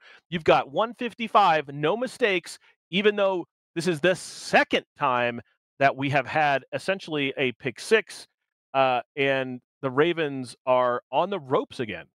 Brutal. Absolutely brutal. Choked lead. We might sound critical. Well, that's because that's what we're exactly what we're doing right now, folks. Elijah Freeman had this one wrapped up in a bag, had a bow on top, ready to open it up on the morning, December 25th. Threw this one away. This is now okay. That is really, really freaking good, but this is still not a situation Elijah Freeman ever had to witness, ever had to experience whatsoever. Well, and Run the but good ball for him right at the to middle. yeah, but good for him to be able to get that long play in. So now you've got a minute 23. This is you would much rather just be able to kick a field goal and win, but you've got about a minute left. You've got 3 timeouts. The entire field is your oyster. You just can't make any mistakes right now. Oh, Aguilar and what a there's a again. pick. Like that, I don't mean a pick as an interception, but a pick as Yep. in like He the ripped it out of the defensive air. players essentially hit each other so that Mhm. the offensive player could kind of sneak through there and be able to get this done. So now the Ravens would love to be able to just get this to like the 1 yard line and like score with essentially no time. But we're going to see, yeah, you got to let them score if you're Kansas City. Yeah, just There to you get go. this ball back and try and see what they can do on offense. You're 100% correct. That's super, super fortunate. that the Ravens didn't just like randomly just fall down at the 1 yard line or something. I know that's kind of difficult in video game football to be able to do, but you've got 58 seconds. You're going to be able to get the ball back as Patrick Mahomes. You feel pretty good here. Now let's see if he takes this out and he doesn't. And see, this is what I was Yep, talking smart. about. Like if you're the Ravens, just because of how strong your special teams have been going, you may have considered doing that. But I think because what Kansas City has seen over this entire game, the math didn't make sense versus the clock. So they've got 58 seconds. They have one timeout left, and they've got some plays, but I don't imagine that you're going to see a lot of running plays from Pacheco. But even still, the defensive, abilities on the Ravens were like, oh, hey, guess what? We're still going to guard Pacheco here on the outside, knowing that that's really not an option for Kansas City. 12-second runoff right there to Jadeveon Clowney, taking out Mahomes inside as well, which is the most important part of this. Tries to get it out. That's going to be attempted pass, incomplete. Clock stoppage, Rob. Yeah, 26 seconds left. 3rd and 7. We still haven't seen Kelsey be terribly involved this game, and now you're seeing a little bit more of a prevent defense. The Ravens know that going up the middle is not really an option. Running isn't an option, so it's completely one-dimensional offense. And then there is your sack and a timeout, 4th and 11, 20 seconds. It is going to be a little difficult for Kansas City, but not impossible. Maybe out to the bounds. That's pretty much everything that you need, and that's a pick. This game is over. Hamilton does it twice in a game, 2 picks, and he's going all the way to the house for 6. Just a little bit of icing on top of this cake. 92 points coming in just a second, folks. Yeah. Total between these two teams. And it didn't have to be this difficult for Elijah Freeman, but at the end of the day, the Ravens are still going to win this game. So congratulations to him. And we're going to attempt an onside kick here. And that is a recovery. Nope. Went out of bounds first, looks like. Guy bucking up there with Andy Reid. I'm not sure how well down. that one would go in real life. Prevent coming in here. Nope. Fake handoff. Mahomes going to run to the outside, maybe toss a rock, maybe something. 10 points, doesn't matter. Up and down, another pick. Does not matter. Get up and run it. 51-41. There you go. What's going to be your ending score here for the first game between Elijah Freeman and Cheviot Nick? Yeah, and that game definitely did not turn out how it started. So if you tuned in the middle of the game, Kansas City was up 14-0 after getting a pick 6. Looked like everything was going Kansas City's way, and then there just a lot of turnovers from Kansas City, and it was very uncharacteristic of what we've been seeing from Kansas City in previous games. But Pacheco was doing excellent. But once that got taken away, it definitely started looking like Kansas City was trying to force things, which played right into the Ravens' hands. The Ravens just kind of reading that one. And there were 3 defensive touchdowns in this game. The first one here from Kansas City, or for Kansas City, I should say. Kind of the interception of that pitch play over in the back, and then Ravens come through with not 1 but 2 in the fourth quarter as well. In a sticky situation, they clearly come out on top. A 92 total score game. Jeez, folks, if you like scoring, well, this first game did not fail to entertain. 92 points in a 5-minute quarter game is a lot. And by a lot, I mean a whole lot. And you have to also remember that because of like the interceptions for touchdowns and things like that, that's where a lot of the scoring went. But the Ravens special teams were being able to take the ball out on kickoffs, doing really good things there. Ended up having a kickoff return, also amazing. So I'm really, really excited as to what the Ravens can continue here to do, because Lamar Jackson obviously was doing really well in game 2. It's going to be hard if you're Kansas City to kind of figure out what it is that you need to do to win this game. You were up 14-0. You all of a sudden were unable to stop Lamar Jackson. So you have to decide, are you going to spy him and really like be the spy, or are you going to try to play like this quasi spy where you're going to back up maybe like 5-ish, 6 yards, be able to try to guard this interior on zone, and then come back. But if you do that, you're going to give Lamar Jackson this essentially like this full head of steam. And the Ravens have really just been just absolute just monsters on the sticks, being able to juke and spin and not let one defender take him down. Yeah, I mean, Elijah Freeman has really put on just a clinic on how to avoid defensive tackles. Just it is the shimmy shakes, it's the jukes, it's literally everything so far. And sometimes it's just literally stopping, just letting guys fly, like do their best Superman impression, just going right past you. But this is just the Lamar Jackson like effect, right? Lamar Jackson only had, I think, like 3 or 4 like big actual runs in this previous game. But the simple fact that you always have to account for that. You always have to have somebody playing zone ahead of him or somebody doing something near him, because otherwise he's going to bust these off. And it's just going to be a first down every single time. Obviously, Patrick Mahomes showed that he was able to do that a couple of times, but that was even more like forced plays. It was like not the default. It was like the fallback, right? It was like the check down in the form of running the ball. Whereas Lamar Jackson is just like, this is always an A1 option. Yeah, and we're ready for game 2. Again, the Ravens took it down in game 1, so this is going to be an elimination game for today's bracket for the Kansas City Chiefs. Will they be able to come out strong again, or are we going to see another eventual rout by the Ravens?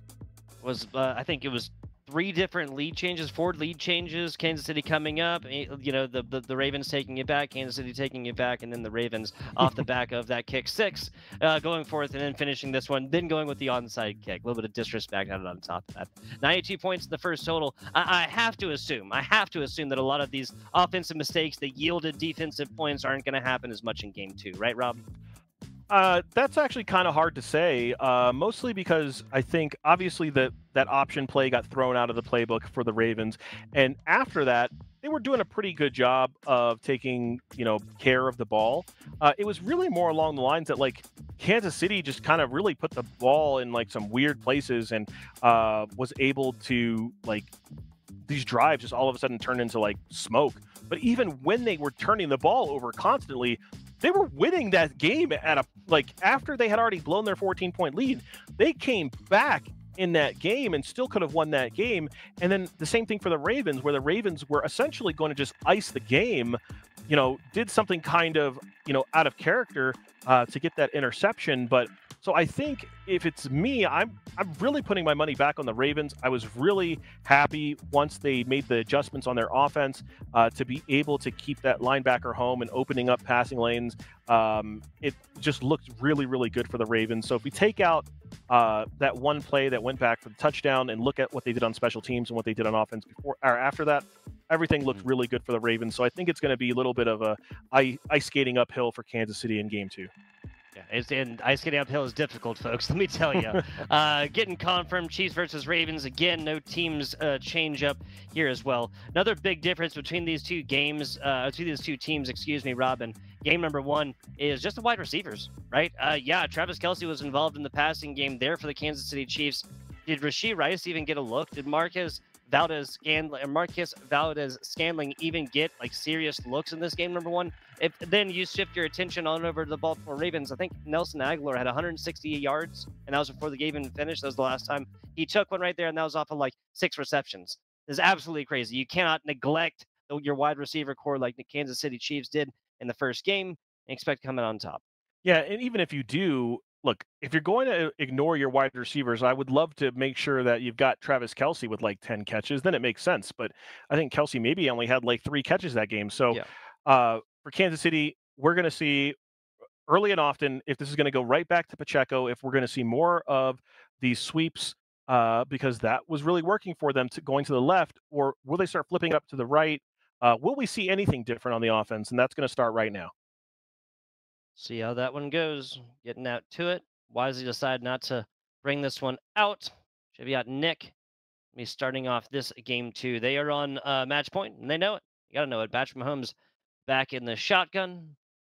Audibles at least looked at for a second. Pacheco is sent way out, and it's going to be Noah Gray getting involved yet again. The lesser-known big tight end here for the Kansas City Chiefs had similar. I mean, yeah, Noah Gray actually had the tutty in game 1. Travis Kelce got involved. Travis Kelce got some yardage. I don't believe Travis Kelce caught a rock single time in the first game between these two teams.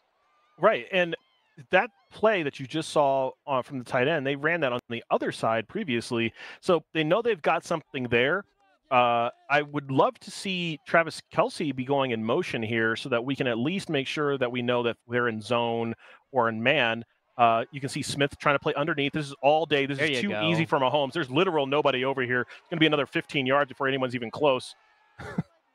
Wow. Okay. Casual 32. Yeah, just a casual 32. Just a nice leisurely Sunday stroll with Brittany, it seems, for Patrick Mahomes, like right up the middle. My goodness. We were talking about how you can't allow that to happen to Lamar Jackson. You can't allow that to happen to a toddler. There was nobody anywhere near. Yeah, if that was Lamar Jackson, obviously he would have been running into the tunnel on that. Like... And it's crazy because, Patrick Mahomes is not a slouch. He is not slow by any means. It's just that Lamar Jackson makes fast people look a little slow. It's fair. It's fair. Bringing the safety down is really interesting to me. So we're going to see if if Scantling gets audibled here, and there is somebody over the middle, and it is Travis Kelce. 1, 2, 3, 4, kind of 5 quadruple. You could even call it quintuple coverage right there. But hey, that's the Travis Kelce factor. Maybe Taylor is up in the stands, Rob. Well, obviously we know that he gets a ability boost if Taylor's around. So second and goal, though, it is 2.5 minutes left in the quarter. And this is what I was saying. Like, if you're going to run the football, the way Kansas City has run the football, run the clock. Run this bad boy into the ground. Let's win this game like 14-7 or something. Because right now you don't have to snap this ball until sub 2 minutes, and then there's an interception again, trying to do crazy. Wait, what in the world? What just happened? I am not 100% certain. Just stops the runner right there. Maybe a fat finger. Maybe just absolute elation off the back of the defense. We're kind of watching like a mini replay in the back. He takes about 4 steps and stops. That was an easy 6 points. Yeah, and I think, and with that play, what happens is when you get into the red zone, you get really close. A lot of your money plays just like don't work as well because you don't have as much space. So some of these other plays that you see them running are not things that they are doing all the time. And in that interception, that needed to go a little bit higher, a little bit more arc. He tried to kind of bullet that in, and that's why they were able to jump under that and get the interception. But now the Ravens look at it like, okay, well, first quarter, we'll be able to and a stiff arm him nasty. We'll be able to run this first quarter out at the very least and probably be 0-0, which is a far cry from what we saw in the first quarter of last game. Well, Odell Beckham Jr. getting involved in the passing game for the first time of these 2 games. Big bomb across the middle. Nelson Aguilar is the target, and Nelson Aguilar not keep this ball in. 2nd and 10 with a stop clock coming up, Rob. Yeah, that was a big defensive play because we definitely thought that Aguilar was going to have that one. Oh, no! Off target, and Cook is not going to fall down. Cook is going to take this one to the house. So now both teams have interceptions on just some pretty wild mistakes, and we're not going to end the quarter 0-0. It's going to be 7 at least for Kansas City. Yeah, so it's still 68 seconds after this one. Elijah Freeman and the Baltimore Ravens will get this one back after whatever happened there, Rob. I don't even want to speculate whatever happened on the interception there, because that was wide open territory, wide open spaces, not just a song, people. Yes, that was definitely an easy 7, but doesn't really matter now. Kansas City up 7-0. Baltimore trying to do some more on the kickoff, and has really shown that they are able to, at any point, take these kickoffs to the house. Looked pretty decent right there. Kind of got tripped up over their teammate as they were getting block attempts in. Lamar Jackson is down. Oh my goodness. Karlaftis making Jackson one with the dirt right there, Rob. 2nd and 26. Have you seen something like that yet? Lamar Jackson with his back foot on the end zone. End zone, I should say. Here we go. Oh, yeah. So it's funny. because now Kansas City is looking like the Kansas City we saw in the first couple of drives of game one when it was 14-0, but it's 3rd and 26. You just don't, oh, and there's a hold on top of that, and this was nowhere in the vicinity, so we're going to be declining this one. Oh, it's illegal contact. Oh, my God. Oh, wow. No. Okay. 3rd and 26 erased. Must be nice. Must be nice. Lamar Jackson with a much more breathing room now gets up. Mark Andrews and going to get the body turned around after this. A little bit of blocking from his friends. Nelson Aguilar makes this one a little bit of a better situation. Yeah, and that is, man, Kansas City had a real opportunity to bury the Ravens deep, and where random, illegal contact turns that 3rd and 26 into a drive continuer. So it does. It does. Baltimore Ravens at home again. I believe we were home in Arrowhead for the Kansas City Chiefs in game number 1. If we go to a game number 3, of course, it will be that neutral territory. Ooh. And Watson comes up yet again. Number 35 could intercept the sun.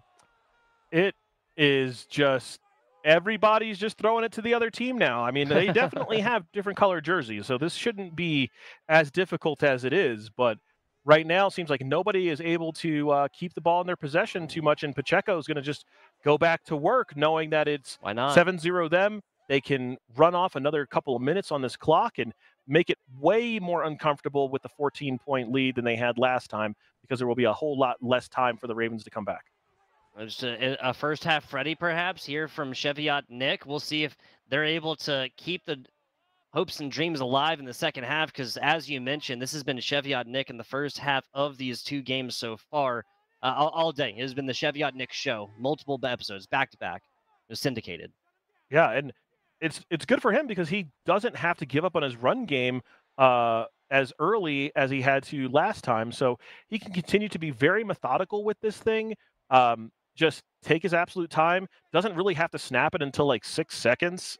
And can just run this clock into nothing. But right now, I think what's happening is just kind of going through the motions of knowing, like, hey, this is what we do. What in the world?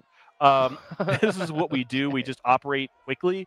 But right now, I think he needs to take a breath and realize he does not have to operate quickly. In fact, operating quickly helps the Ravens. Yeah, like snapping this one off before really ready. Kelsey, once again, the bailout factor comes around again, then just shakes one off in the middle of a spin. Crazy stuff. First down plus a lot more there for Kansas City. Yeah, like, there we go. Run some clock off. Let's get this sub 10 seconds on the play clock before we snap it and see what you can do. Like, now Pacheco's speed, bodies him a little bit, just gives him a little check, says, I will not be stopped today. 14-0 soon. And now it is a lot different for the Ravens and for Baltimore here, because previously when they were down 14, it was still the first quarter. The second quarter is almost out. So it is 3 minutes to go right here as Elijah Freeman will be back to try and see what he can cook up here in the latter half of the second quarter, excuse me, coming up in just a little bit. Butker putting this one right down the middle. No need down. Still going to take a couple of steps out of this one. That's pretty crazy there. And still getting out to the 22 is even crazier. Love it. Yeah, and it's just like a feast or famine thing, right? Like, if the Ravens can get one kickoff and they feel like, hey, we can get one kickoff to the house a game, or one big kickoff, it's worth all of the 3, 4, and 5 yard losses. So I get it. Math makes sense. And here we go. Looks like we're going to have a hold. Ooh! Almost got a fumble there. Oh, another illegal contact. Goodness. Wow. Okay. I'm assuming this got to be a user issue with him basically touching one of these wide receivers in the, when they're crossing over. The first wide open. Whatever. Wide open. Nelson Aguilar once again called Travis Kelsey the bailout factor. Nelson Aguilar is really more so the massive yardage play, but I do believe that you're right. That is going to be, that is not luck of the cards or whatever. This is a user error continuously. Second time now. The first one way worse than the second. And Jackson has all the time in the world right now. And as soon as I say that, I was going to say that looked like that could have been another interception. That would have had to go over the back, but Yeah, wow. So yeah, number 7 for the Baltimore Ravens, almost playing defense there for a second and swatting this one down as it was tossed into double coverage. Speaking of up and down, Mark Andrews gets it into the hands and then drops it on the ground. 2-minute warning coming up. That's a stopped clock. And here we go.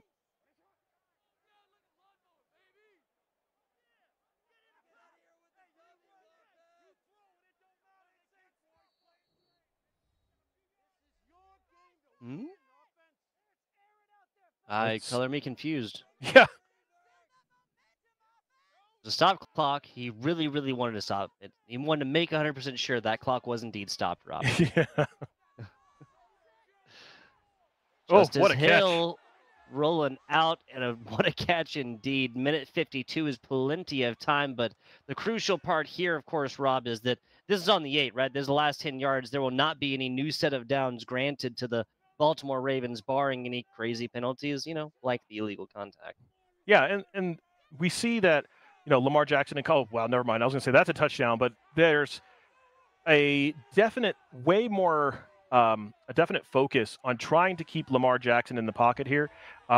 So we were definitely happy to see that this is a good defense so far. We're looking at 14-7 possibly. I mean, granted, Kansas City could go back and score here, but we have seen that Kansas City is not going to allow Kansas City's not going to allow Lamar Jackson to dominate them on the ground.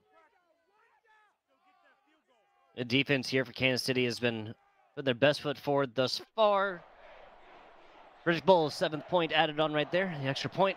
It's now kickoff return coming for Kansas City. Correct me if I'm wrong. Baltimore got the kickoff to start this game, correct? Baltimore, they turned the ball over. Trying to remember. I feel Rob, like they still get it figured. Yeah, I feel like Kansas City received it and then they threw the interception. Because that was 2 interceptions right there thrown by both teams, and then for whatever reason, player not taking this one all the way down. Second quarter, minute 16 left here. Just a little pause taken by the players. Got to hydrate, something like this, I'm sure. Yeah, and I mean, just looking at the numbers, it's like, man, 63 yards passing, Kansas City's up 14-7. You'll take that. But with this minute 16, you really want to score. Not 3, you need 7 to be able to do your best to put this game away. You don't want a situation again where the Ravens will be able to get the ball and be able to tie this game up. You want to bury them and force game 3. Keys Valdez-Scantling put into the motion a little bit. Audibles upon audibles as Patrick Mahomes changes this one up, makes it what he wants. Now cooks up something nice with Kelsey. Kelsey, the big run now. I mean, we were talking about getting him involved. Well, and that's the definition of. I believe that's probably your average of like 8 or 9 yards per reception, man. Yeah. I mean, this is what you need. Oh, my. We definitely see Pacheco, or that's McKinnon that time. But the running back was wide open that time and is able to get out of bounds. On top of that, they do have 3 timeouts. So there's, definitely some feeling of you need to get moving. But you're on the 47. You've got 45 seconds. Everything is available to you. You just have to make sure that you do take your timeout if you get tackled in bounds. Jerick McKinnon, there was 10 yards right there. Now Mecole Hardman Jr. gets involved in the passing game for the second time in these 2 games thus far. 39 seconds. Clock stopped. First timeout used here for Kansas City. Yeah, still plenty of time, 39 seconds. You just don't, and I don't want to jinx them, but you just don't want to take a sack here. Does the caster curse exist? That's the question, and it does! That's a fumble on top of it! Folks, if you want blame pointed somewhere, I have Rob Gonzalez right here with me. Jeez. Feels bad, man, because Baltimore still has 2 timeouts, so, if they can get a big one here, or they'll just take a sack instead. Called it twice, it seems. And didn't take a timeout, just gonna let it run. So it's gonna end up being Freeman right now. I don't like that. That is several like patent mistakes, right? Like there's no logic to that one, folks. Pushing on to halftime after this could have been a different scoreline than 14-7 favoring Kansas City Chiefs. Yeah, definitely some weird things happen there, but 14-7 for Kansas City. They are feeling very good, mostly because, again, they didn't play that great, but they are still winning the game. And, you can't really ask for too much. Hey, if I have a half where I play only so good, um, to be able to still have a lead, and now Baltimore is going to be able to try to tie this game, but, Kansas City's played okay. Yeah, I agree. A minor misplay right there almost resulted in some more points. Justice Hill gets up to about the 22. No, okay, just the 20 right there. So you'll see a little air guitar celebration afterwards. Gotta love that one. Gotta love that one. Here we go. And I do want to see the Ravens do something with Lamar Jackson Boy. and his feet, Whoa. because it has been shown over the last couple of, 5, 6 quarters, that he can run and he can get you a lot and he can put a lot of pressure. And when you're just sitting him back here, you've been getting more interceptions. The offense hasn't been as dynamic. So let's get Lamar Jackson, get him rolling and start putting some pressure on this user-controlled linebacker. Wow, that is easy. Yeah, Zay Flowers put it right in the little pocket right there. Lamar Jackson adds to his totals. A couple interceptions, though, to go along with the solo touchdown right here. That was Nelson Aguilar earlier, Rob, who was able to bring that ball in, with 7 on the board. And Jackson sitting in the shotgun again from the 40-yard line. Has all the time in the world. What is this 89? Look, there was the computer false interaction right there. If you saw, they were just standing up, pushing each other. Yeah, but you've got to hopefully have one of these defensive ends or somebody be able to get in here and pressure Lamar Jackson, so he's just not just sitting back there, just hanging out like that. We can't have that either. Can't have that at all. That was so good for Mark Andrews. Obviously, separate equations or whatever, right? But Mark Andrews has dropped a couple of balls that hit him right in the hands, and those were crucial times as well.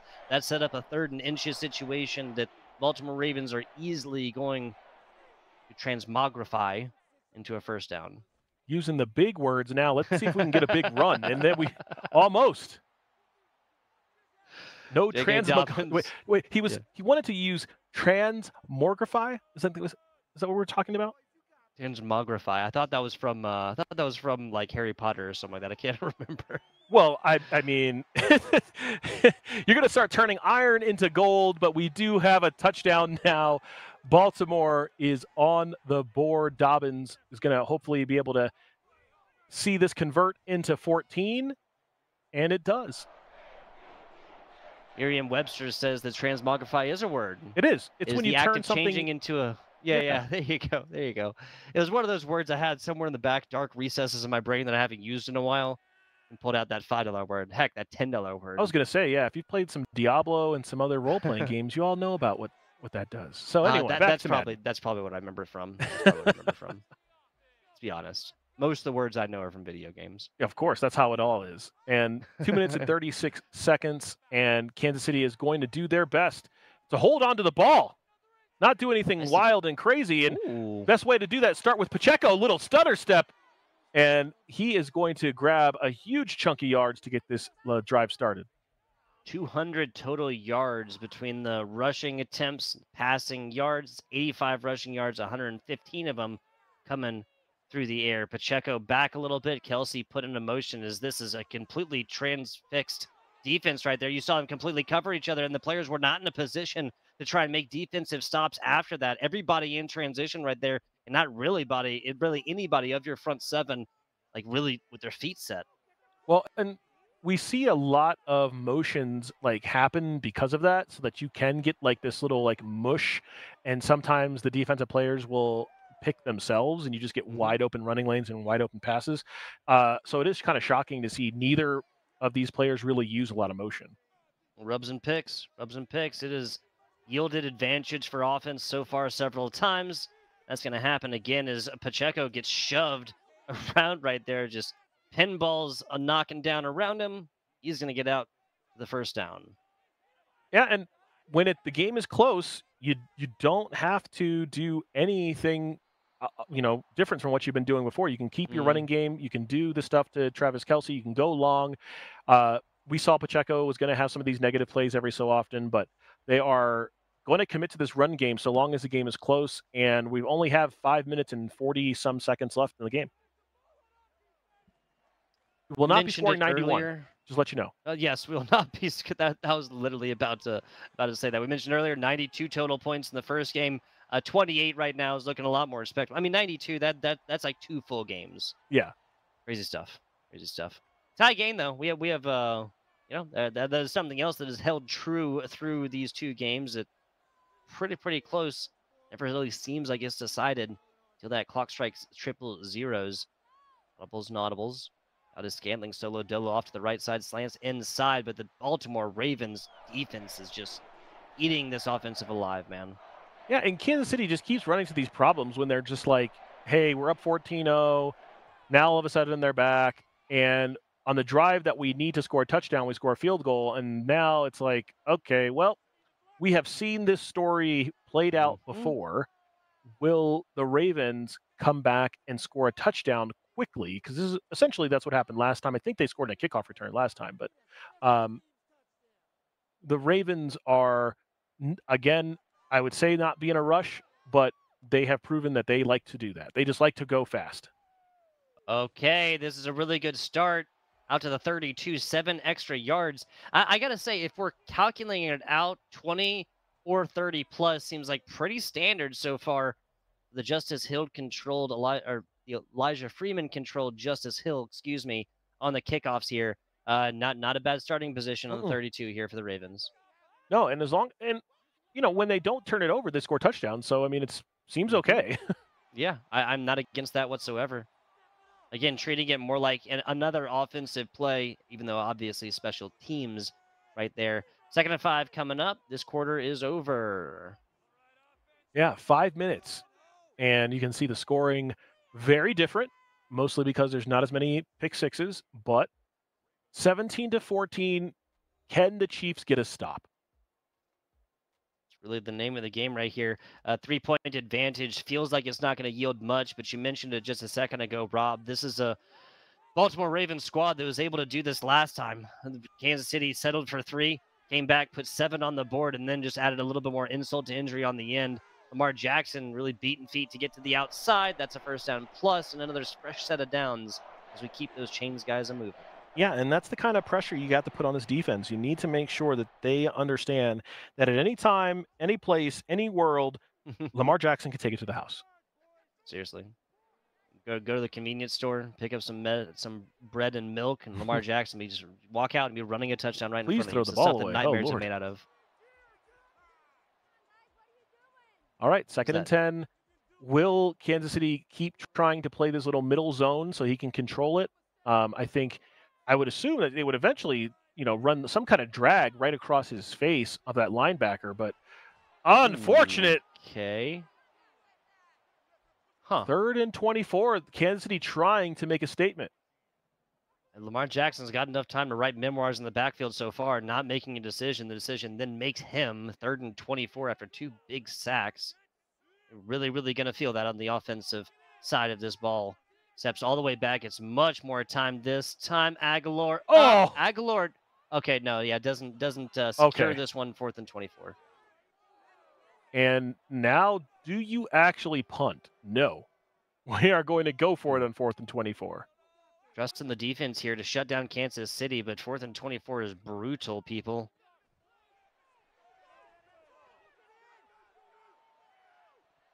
Right back to the same thing, because I was going to say, do not intercept that, knock it down. Yeah, absolutely. An interception would essentially wasted, 30 yards of space way here more across than that. the Almost middle. 40, 50 yards, yeah. Yeah, would have been so much. Pacheco now off to the outside. Writing is on the wall. First rush right here is going to keep this clock running, and Kansas City should do nothing else besides that. Yeah, but we have seen multiple times that these players do not follow conventional wisdom. We all know at home that there's still 3:30 left, so you do need a touchdown. So I can imagine that there is a world where you do want to possibly not run the football because you want to score. But you definitely, whatever you do, you don't want to run out of bounds. That's the first problem. Second Stopping is, clock, yeah, we do want to run the clock off, but scoring a touchdown here, as long as you can get some of this clock off, is going to Oh, essentially end the game. well, What do you Pacheco do? stays up right there. It's a good question. What do you do when I mean, you slam into him, they just stays on his feet. Mm-hmm.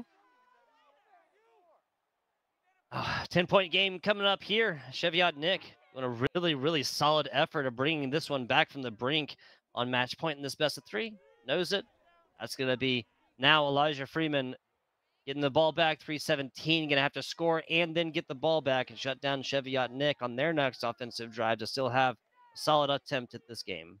Yeah, the good thing for the Ravens is uh, it is 2 possessions. They are used to playing fast, so they're not going to have to feel like some sort of way like, oh man, like we can't do these running plays that we normally do because we got to go fast. Their scoring has just been lightning quick anyway. So for them, this is just a matter of another day at the office, but they just don't want to take more than about a minute and a half to be able to do it. They would love to continue to. Oh, that's a drop, unfortunate. But they would Oh, love to be able to get a couple chunk plays and just be able to get this converted.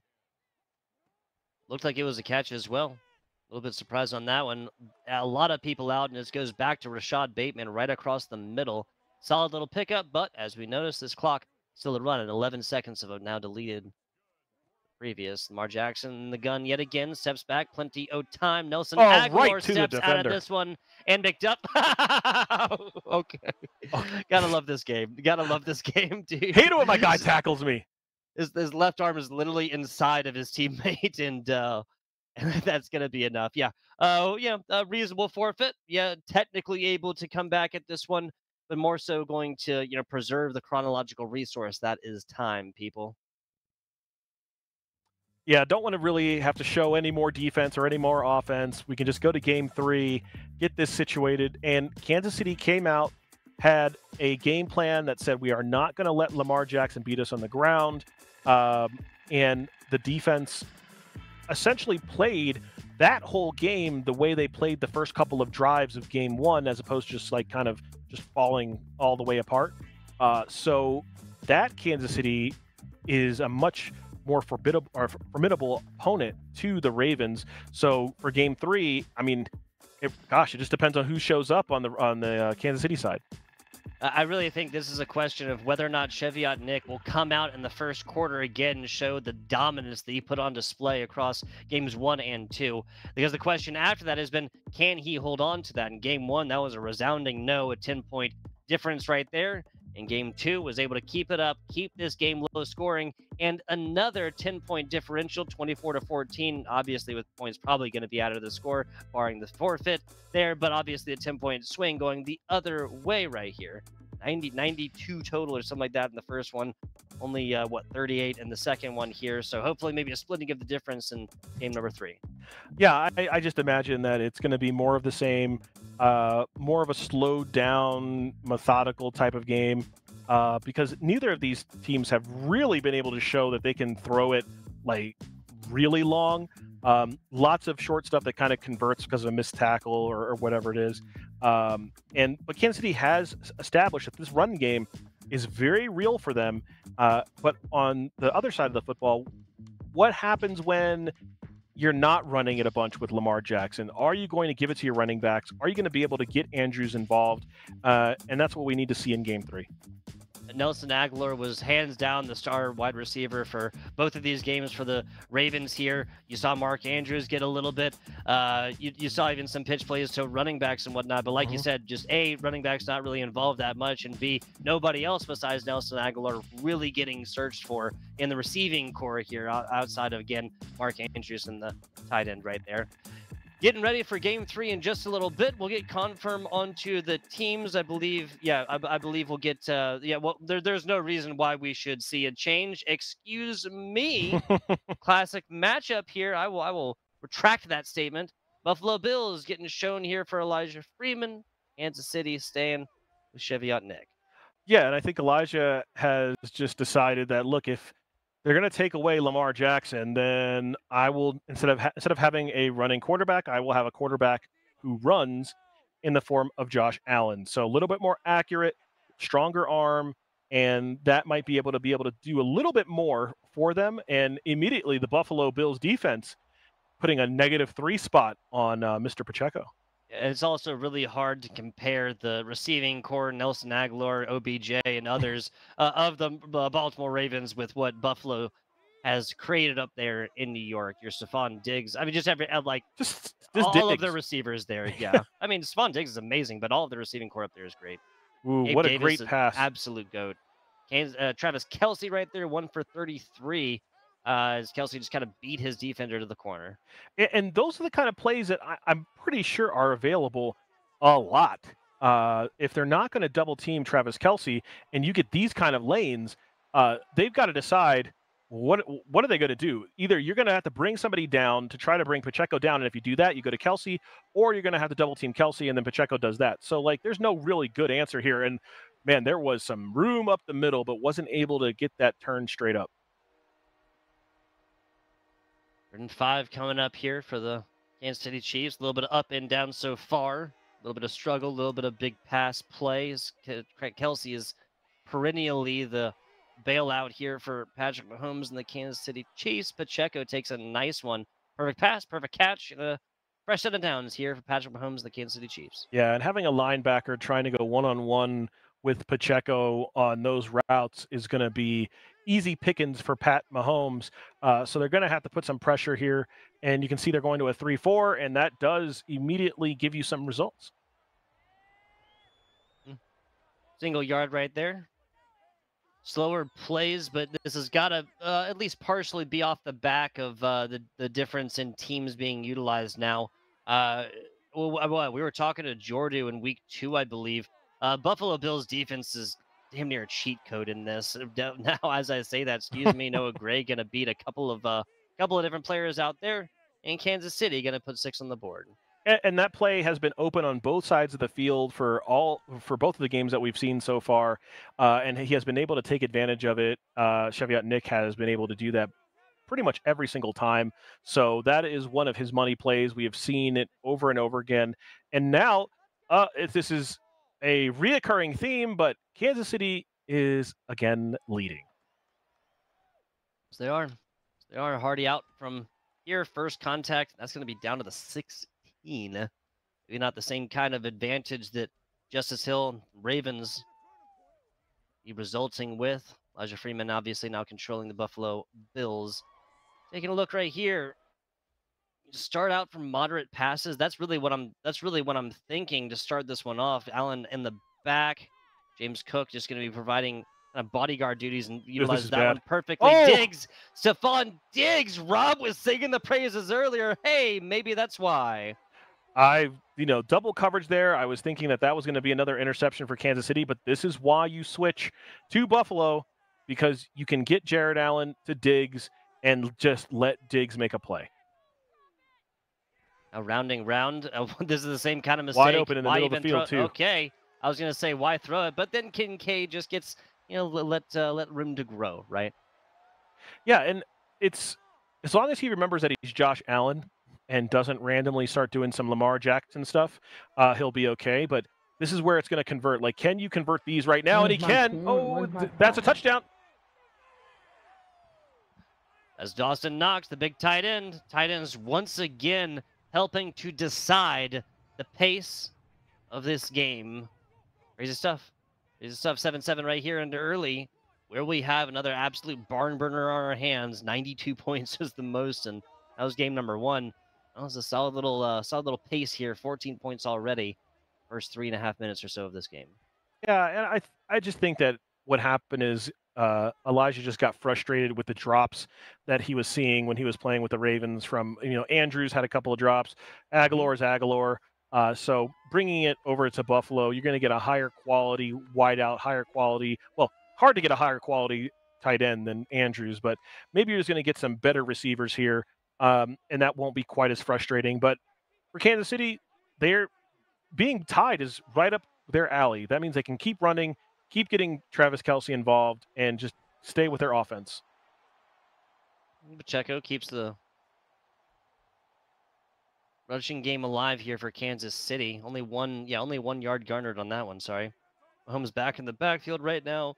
Pass coming up, at least assumed. Yeah, Pacheco going to roll out right here. This one gets into Kelsey. That's a first down plus a little bit more. Yeah, and again, I've been seeing this a lot. These drag routes that you get Travis Kelsey on, if you have time, he's almost always open because no linebacker, no safety is running with him, and they're not bringing safeties down to try to stop Pacheco. So it's just like pick your poison. So, and this is what we said in the very beginning of the quarter is Pacheco, you got to put somebody down in the box. Right now they're playing 4-3. You've got to have somebody down there that's going to be able to stop this man. But if you stay in that 4-3 and you give time, Travis Kelsey should dominate. And we've definitely seen that so far. Kelsey even kind of helping to push Pacheco along for another little gain on the previous play into the first quarter. Now coming up here into the second, and what is kind of seemed like a completely fresh slate for these two teams, Rob. Yeah, 7-7.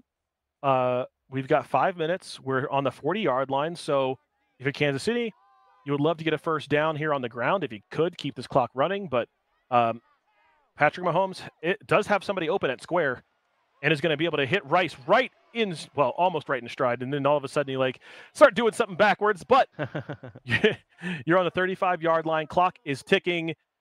Just take your time.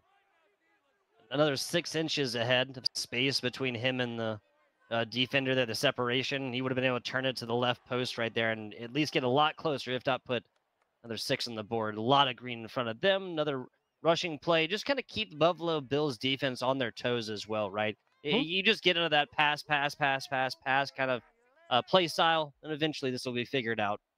Yeah, and we know that for Elijah that he is able to get these picks. He's shown he can get pick sixes. He can do all of those things. So you don't want to give him too many opportunities to get back in his game like that. Showing Milano right there, and even across 1, 2, kind of 3 even defenders near them. That's Milano, I believe, able to get this one up. Another first down for number 1. Yeah, that was super dangerous. Really was. A little pause here. Just trying to reconnect, guys. 7-7. We've seen a lot of back and forth here from Kansas City thus far, and really doing a great job of mixing their rushing plays and their passing plays here together. Hopefully not another disconnect, guys. Don't worry. If it is right here, we'll be going forth and getting the same kind of situation set up for you guys that we saw in the very first matchup between these two. Score was 7-7. We had just started the second quarter right there. Yeah, I mean, this is something that happens. I'm just looking and seeing, making sure that it was a crash. Does look like the game does crash, but they're going to rebuild that one. But you see that both these teams have been playing excellent. The defense is a little bit better. Offense is slowed down, but they're figuring each other out, and that's what happens in Game 3. Yeah, it's the continual exposure to one another, right? They kind of have gotten an idea of what either opponent is comfortable doing within certain situations. Now after the third game, as well as like what time across these 4 or 5 minute periods, what time in these games they're actually operating. I kind of get an idea of like what they're going to frequently going to go for. So far, at least for Cheviot Nick, again, that has frequently been a Travis Kelsey moderate or even short pass that turns into a lot more than that.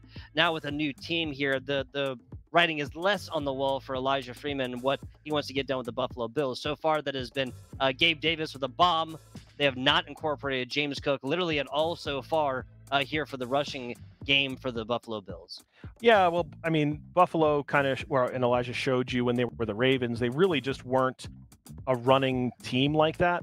But that's just who they are. They are a passing team that occasionally runs with the quarterback. But as they build this game, we are going to go just a quick break so that we can give everybody a breath, let you go get something to eat, get something to drink. We're going to be back, and it's going to be just about 10 minutes.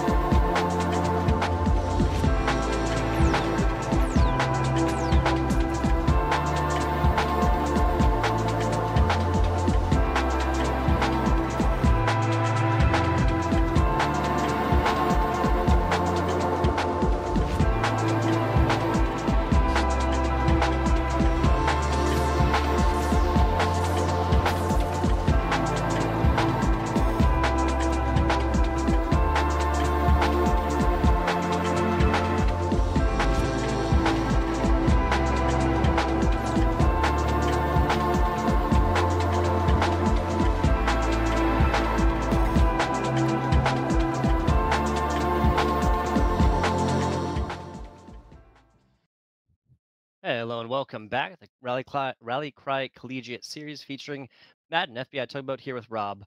We are looking at a full reset of the game. We're getting reports in now. They were tied up. Just gonna go right back to a clean slate. Yeah, so this is game 3. The winner will move on. The loser will have to figure out another weekend to do it. And I think our players are ready, and we're going to be able to jump right into a game. And we'll see if they stay with the same teams or if there's going to be a little bit of a change. No, now they got a little bit more information. Yeah, that would be interesting. It'd be interesting. It really seemed like Buffalo Bills were working there for Elijah Freeman. Kansas City, hey, don't fix it if it ain't broke right there. This is a back and forth match in the first of these. A lot more methodical, decided victory there for Cheviot Nick in game number 2. And now a clean slate here for game number 3. We are getting confirmed. Okay, another change. Third team here from Elijah Freeman, excuse me. Yeah, it looks like Elijah is going to go with the 49ers now. So keeps changing. So we're going to see Kansas City and the 49ers. So it'll be a repeat of the Super Bowl. And I think the players are close to being ready so that we can get one winner to move on and see who's going to take down our tournament for today. It's been a longer one, guys. Couple of resets. We appreciate y'all holding on and bearing with us all the way through here. Third team coming up here for Elijah. Do you feel like, given play style of Elijah so far, that the 49ers are going to be a better pick than were the Ravens originally, and then switching to the Buffalo Bills? I mean, I think they could be better than the Ravens for them if they just feel like they just need more weapons, like they need better running back, better wide receivers, things like that, because the defense is going to obviously be phenomenal.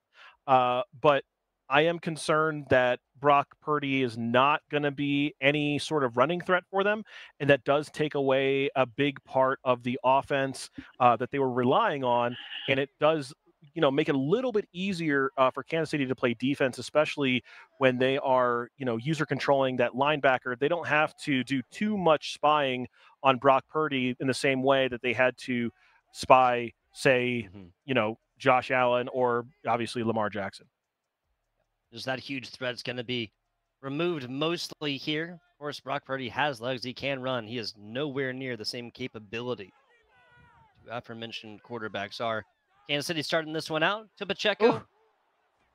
Cannot call me surprised on that. Yeah. Yeah, every game we've seen Kansas City take the lead. So we would imagine that this would still be the case. Lots of Pacheco, lots of Kelsey, the occasional,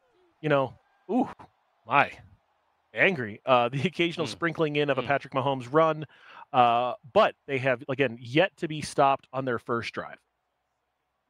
Cheviot Nick, we talked a little bit about this before the break, has just done such a fantastic job in the first quarter of these games. All, I guess, technically 4 of them, now 5 technically with the resets, and consistently has same kind of performance. Speaking of, drilled down in the pocket right there and barely getting this ball out yields a 3rd and 11 situation to start this one off after your commentators have been talking up Cheviot Nick and opening drive so far. Yeah, there has been times, if this is going to who I think it is, Travis Kelce. Yep. These tight end plays towards the sidelines have been working on both sides for Kansas City.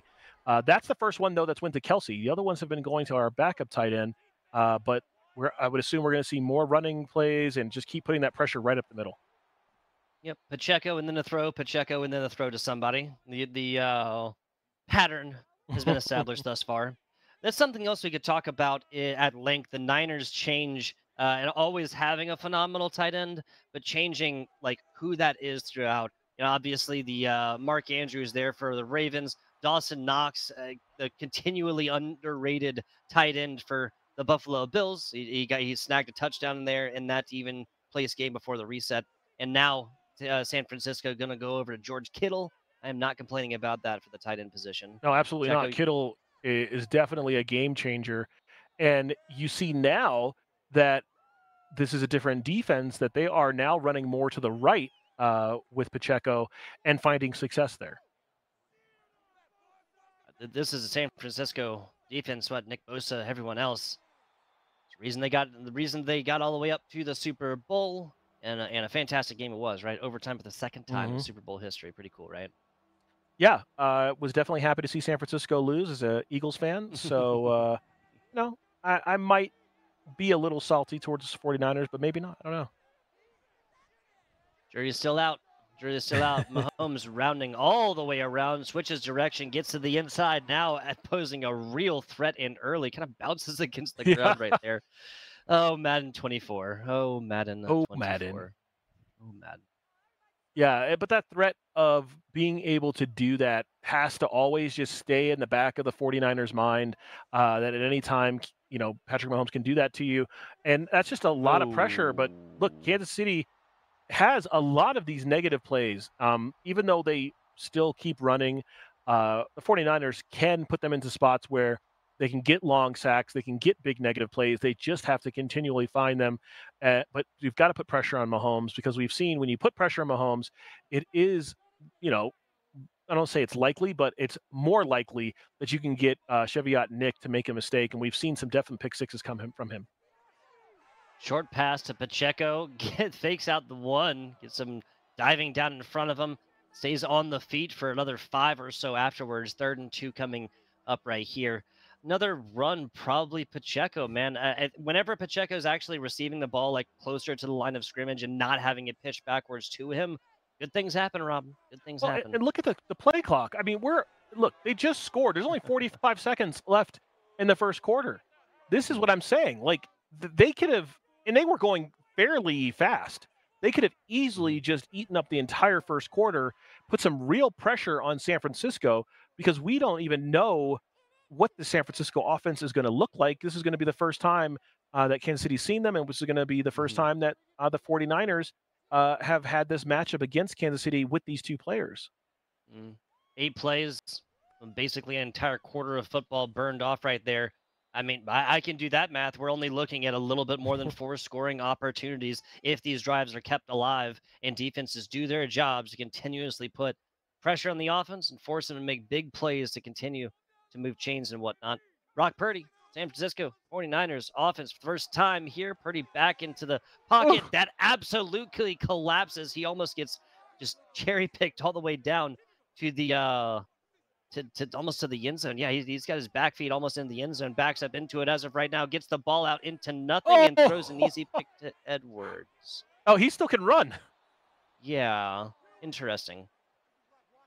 Yeah, and this is the issue, and this is what we talked about, is when you were playing with, Josh Allen, when you were playing with Lamar Jackson, you can just turn into a running back and you can take off. You can juke a little bit.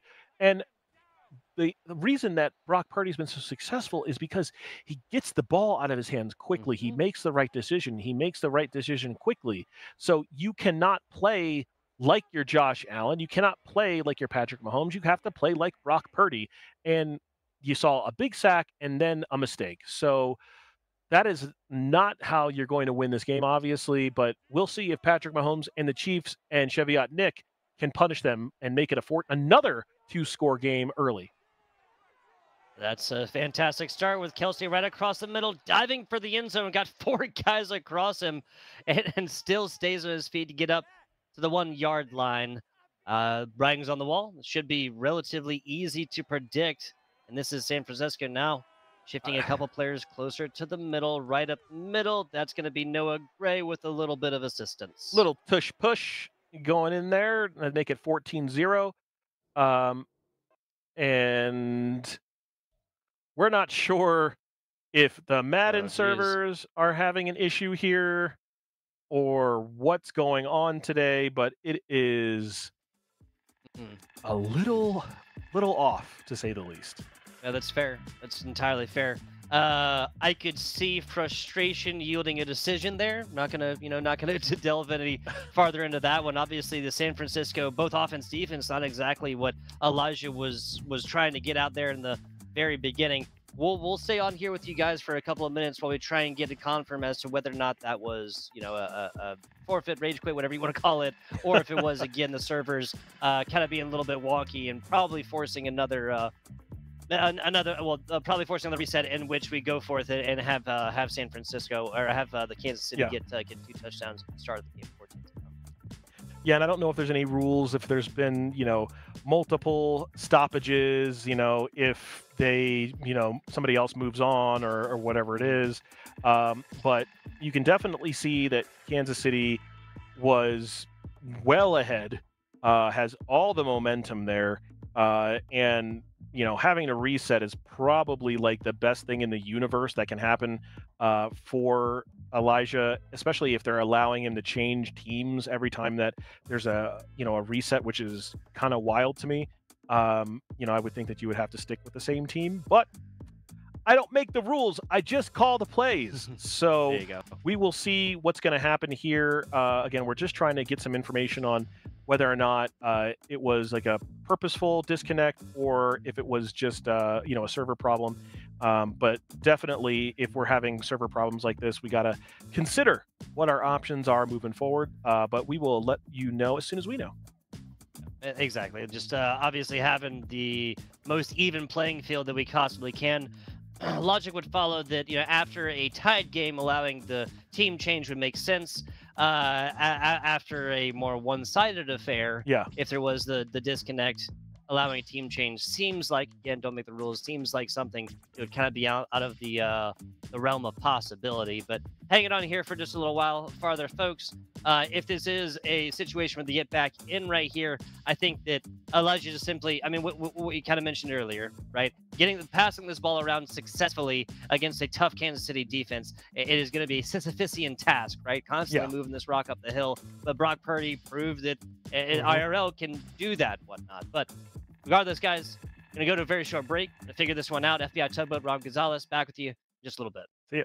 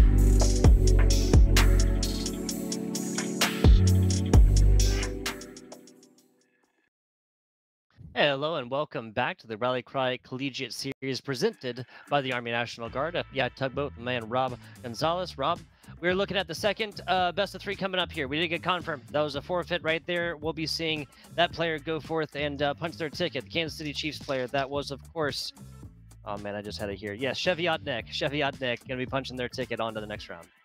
Yeah, and in this next match, we're going to see Jets versus Chiefs, and this is going to be a little bit different than what you see in real life, mostly because the Jets are going to be able to bring out old man Aaron Rodgers, which is a much different situation when you have Aaron Rodgers throwing to Garrett Wilson, being able to run the ball with Hall. We saw the Jets last week being able to do a lot of really good things, even against formidable teams like Kansas City. And in this matchup, it will be the Chiefs versus the New York Jets, but do not count out the Jets because they are the Jets. They are going to be able to bring a stout defense as well as an offense that can keep up with the Chiefs. Absolutely, 100% agreed. This is a matchup people would have loved to have seen during the regular season, barring that very, very early, fifth play Aaron Rodgers injury in the opening week of the NFL season this past. Well, we guys are giving you what real life could not. How about that over here? That's what we do at Rally Cry. Yeah, and both sides of the offense and defense for the Jets are very good. I mean, on defense, you've got Sauce Gardner. You've got pressure that's going to be able to be created naturally without blitzing from the front four. You've got this is why Jets fans were so excited going into the year before that injury, that the defense will be able to keep them in most games. But now in Madden, you are going to be able to have Aaron Rodgers there. But from what I've seen, you can lean on Aaron Rodgers if you like, but man, the running game was so strong for the Jets last week, and I would assume that you would see a lot of that when we get this matchup with Chiefs versus Jets. Yeah, and the conversation Rob and I have been having a lot throughout the day has been running quarterbacks and what they can do, and I think it's fair to say even Brock Purdy could probably run this rock a little bit more than Aaron Rodgers would in certain situations. You said it. I mean, he's spent 11 years with the Packers, something like that. So a long time within proportionally within football, relatively, I should say, within football. A lot of time there, not a young man anymore by any means. Taken to the field. We're starting with the neutral field as well. Taken to Atlanta. Yeah, and this time it will not be Kansas City receiving the ball. In all the other matches, we definitely saw Kansas City getting the ball first and scoring. We will see what these Jets are about, if it is going to be more of a running situation or if they are going to lean on the arm of Aaron Rodgers. Either option, I have no problem with. Whatever scores points for you, let's do it. 100% about that. 100% about that. Again, just like earlier, changing up your pace of play and the pattern with which you call plays will be necessary. With Zach Wilson, other goated wide receivers out there, it's going to be Breece Hall running the ball, and Conklin. Yeah, Tyler Conklin, if memory serves, fulfilling the tight end role. Yeah, and we don't mention Zach Wilson here. Okay, that's as Okay. Jets, we just don't mention that name. In real life, he is looking for a trade and probably will not find one too soon because he has not shown the worthiness of that first round pick. But Aaron Rodgers, the pedigree is there, and we will see now when we start. It is immediately starts with a sack. So that is not how we wanted to get this started if you are a Jets fan. Art imitating life, something like that. Right? Thankfully, no injury on this one, at least here. Going to be having a mega loaded right side, tight end, wide receivers, everybody lined up to the right. That's Lazard to the left right here. Alan Lazard, and nobody gets open on this one as Aaron Rodgers is drilled down to the green once again. Yeah, dealing with that cornerback blitz, did not pick it up until it was too late, and the guy was in his face, was lucky enough to be able to get that off and not take a sack or throw a duck up there. But it's 3rd and 13, and so far the Jets have done a whole lot of nothing. Nothing so far. Double lined up. Receivers on the right now, shifting to the inside. One on the line, one not. Rodgers has Breece hanging out to the right of him right here. His audibles upon audibles called to start this one out. Evenly spaced receivers on the left side as well.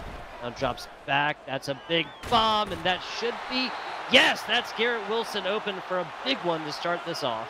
Yeah, that's why you have Aaron Rodgers. When they started doing this audible, you can see that the defense did not move. So you know they're in some sort of zone, and he just kind of waited, saw what was up, and was able to turn that very long third down into a first down conversion. Conklin on the follow-up right here to start off their second drive, their fresh set of downs. Now 2nd and 7 here. He gets it a little bit more manageable. No Breece Hall quite yet, not in the rushing game, not in the passing game for not quite Powell, at least not yet.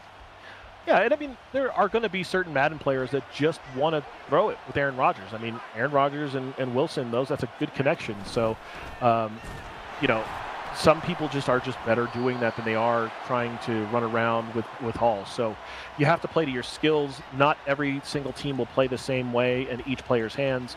But it is 3rd and 6 again, so Kansas City can hang their hat on that they've at least gotten to 3rd down. They haven't just been letting Aaron Rodgers run up and down the field on them. And this would be an almost unmanageable field goal attempt as well, even if that's what Not Quite Powell would be going for on a no-gain situation. They clock down to 5 right now as more audibles called on the line of scrimmage. Catches this one, easy stuff for Alan Lazard. A bullet pass right there, caught even through a little bit of rumblings. Yeah, great pass, great play. Didn't let that the linebacker that was blitzing get to him. So everything looking okay for now. They can, as long as they can keep Aaron Rodgers upright. But here is a blitz. Oh, Jesus. Yeah, once again, that's Noah Johnson if memory serves. He just literally just beats feet right down the middle. He's straight line, doesn't even get touched on the way to sling Aaron Rodgers down, and he's 16-yard loss on that one, Rob. Yeah, and if you're playing with Aaron Rodgers, you've got to pay attention to this. Like, the first thing you do is, okay, where's the blitz coming from? And make sure that you identify that. But they have been able to convert. So, like, even these long sacks haven't really done too much. And here goes Hall, just able to take that almost to the house. There's the first-round fantasy pick we were anticipating to see in this matchup so far. Now 1st and goal, looking pretty good for the New York Jets. It's back to Hall. He breaks through one and gets within spitting distance of this end zone. Yeah, I still, maybe I just don't understand, but I just feel like there's this opportunity to just hold this ball for the whole quarter. Just don't do anything. Like, don't give Kansas City even more time. Like, right now, especially, like, this is definitely 4-down territory. So let's just hold it.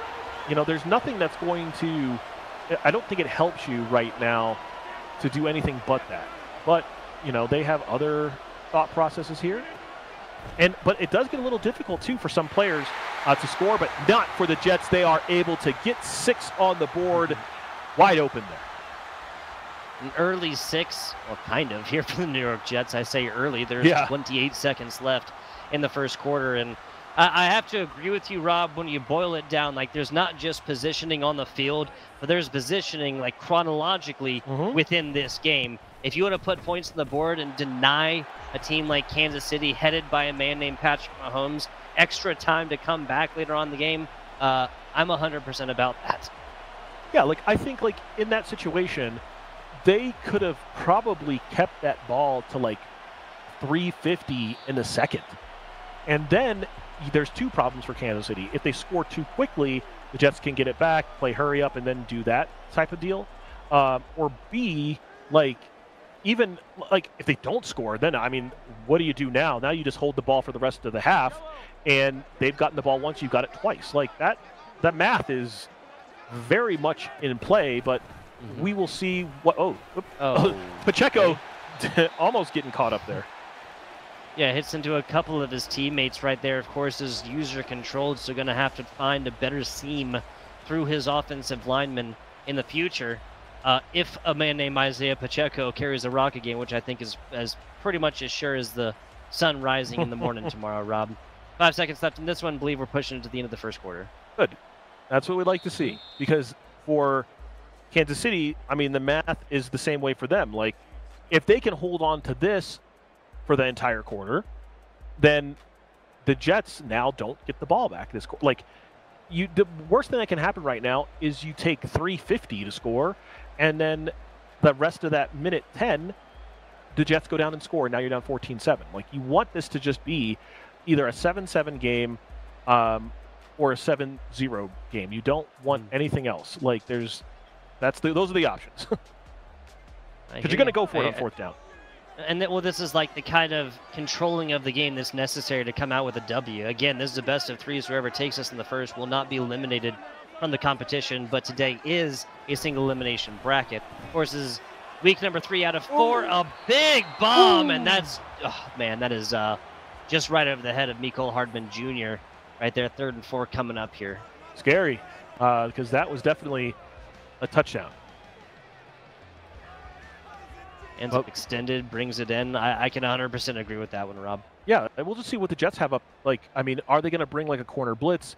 I would assume they're going to bring some sort of pressure on 3rd and 4. But we've seen Patrick Mahomes be able to move in this pocket, be able to get first downs with his feet. So you have to still be careful that you just don't leave the middle of this field wide open and make it an easy decision to run. See man coverage, but that's not going to cover Kelsey.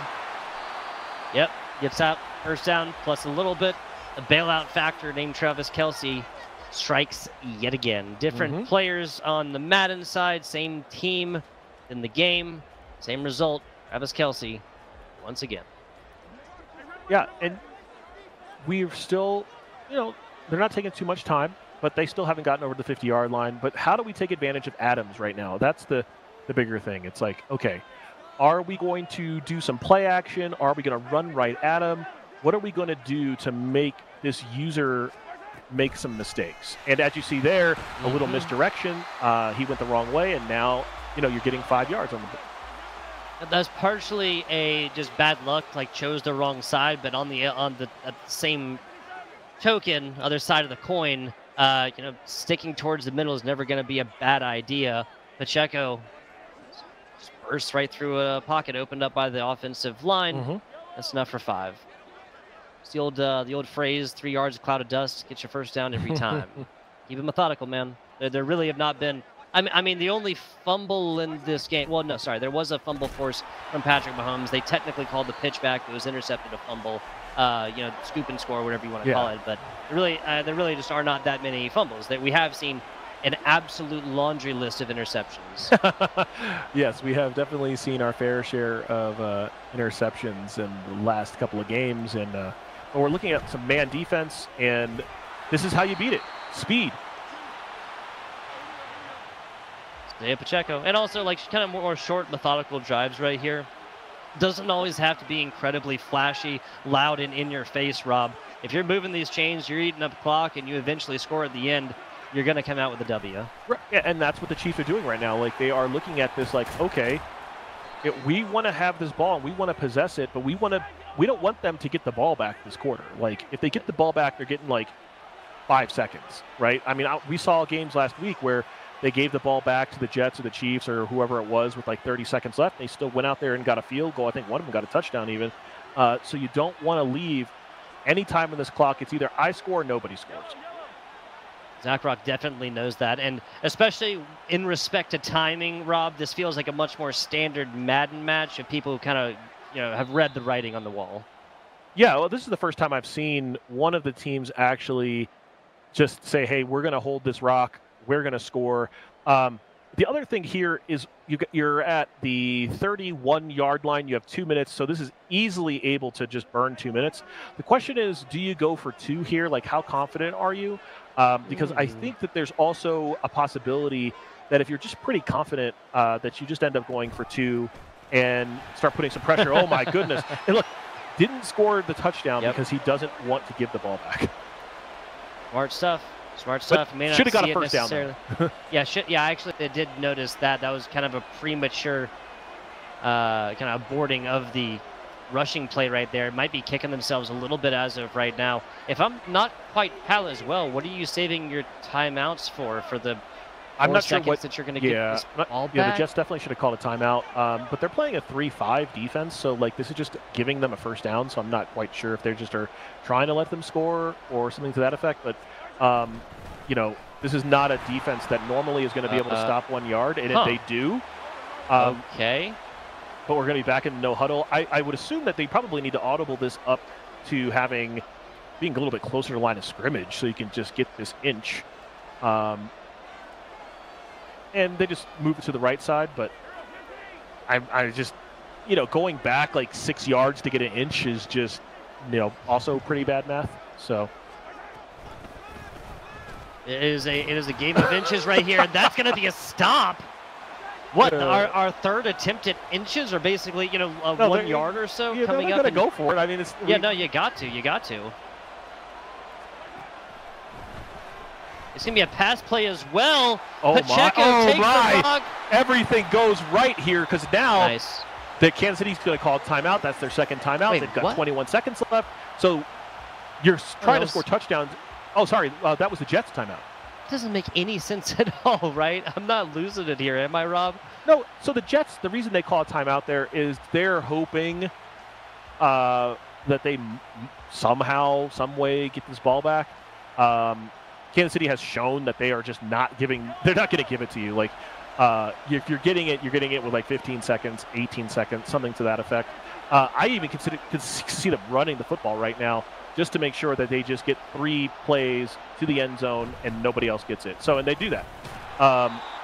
And now you got another timeout, and that's from the Jets. So you got 17 seconds, and for Kansas City, you've got 2 shots at the end zone, and you really don't want to mess around now. Like, you'd rather just score now. If they score in 15 seconds, your defense is just trash. So you've done everything you're supposed to do on offense now, so let's just go get the 6. Yeah. Guide has been written, and Pacheco waltzes his way in. No partner necessary because nobody even came close to Isaiah Pacheco. Going to be 6 on the board, tie ball game with about, what'd you say, 14, 15 seconds left, something like this. Jets will have a single timeout. I guess if we're delving into this a little bit more, I don't call it timeout because then the clock becomes a factor for Kansas City and let them use their timeouts. Or I do it earlier at like a minute 20 or something like that, and I'm going to be getting this ball back with a lot more than just, a handful of seconds in the form of 15. Yeah, if you're going to use your timeouts, you definitely want to use them earlier.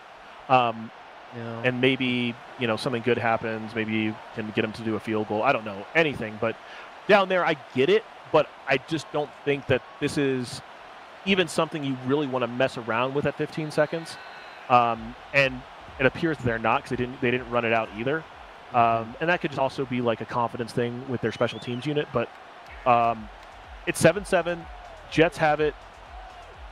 And now they've got to decide, what kind of how much of a gambler do we want to be? Do we want to possibly put this in the air and then give Kansas City a chance to take it back, kick a field goal, any number of things? And looks like they're going to be playing a little bit of a deep, well, not even a deep zone. That's actually just a normal zone. So the Jets will have an opportunity to get something big here.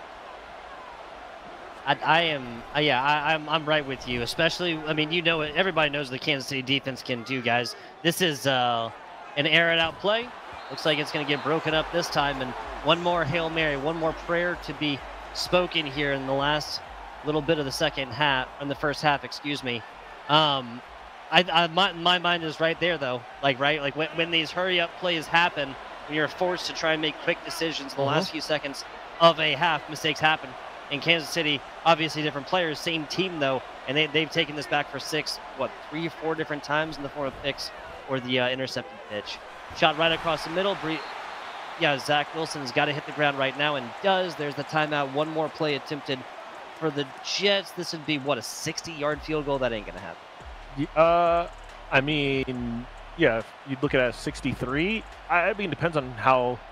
That's reasonable. That's not reasonable, but it's like not. Well, hold on. We're on the 46 on the other side. Never mind. Wrong front side of the 50. I misread that as well. My mistake, guys.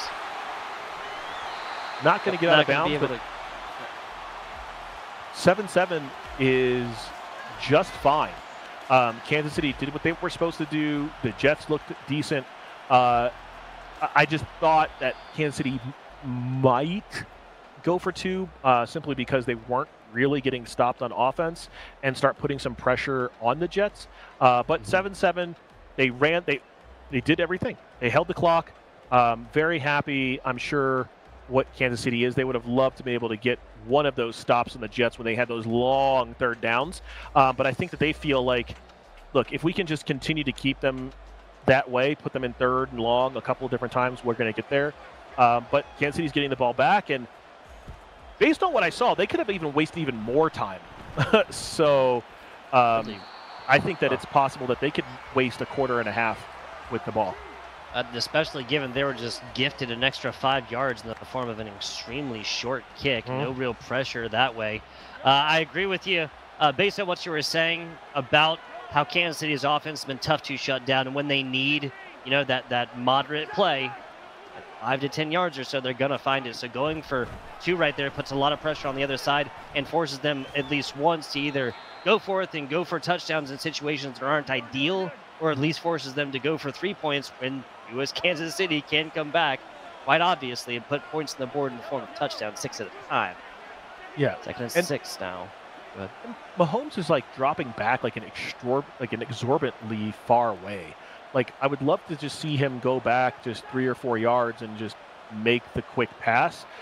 Right now, you see a lot of linebackers towards the line of scrimmage, so he should have some ability to do, well, Pacheco's going to do his thing, but he's on the passing side of things. He should be able to get Kelsey involved, get Rice on one of these routes going towards the sideline. All of that should be there because the pass rush really has been non-effective so far. And especially, I like this pass for several reasons. Valdez-Scantling stays on his feet past 1. I like that play for several reasons. First and foremost is if you miss the pass right there, it's 4th and 2 and you're going to go for it. There's really no 4th down pressure in the form of that midfield tied game with the capabilities of Patrick Mahomes and the Kansas City Chiefs.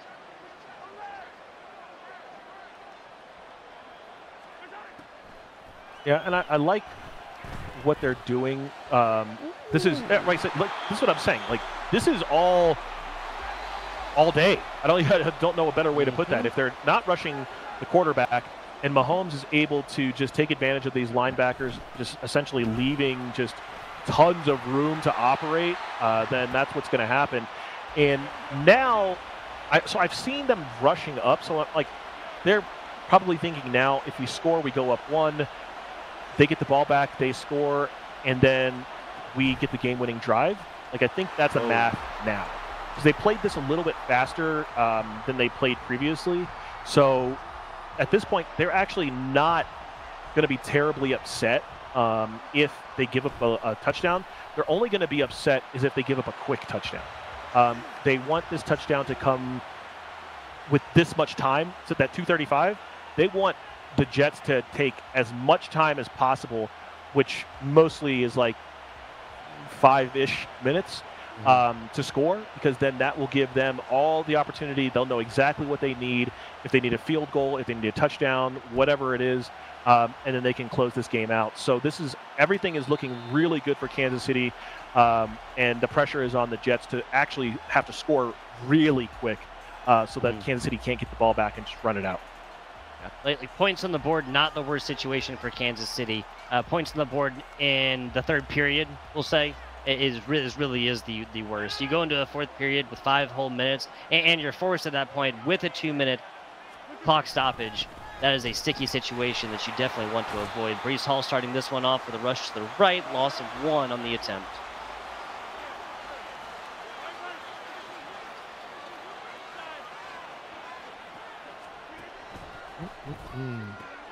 Ooh, good play. Oh, Lazard. We said it. This is exactly what you don't want to happen, is to let them score quickly. So at least there was a tackle there. But that could have been very bad for this clock management math. Wow, yeah, so that is the 8th pass completed for Aaron Rodgers, 166 yards on the board. Average of something like 20. Crazy stuff.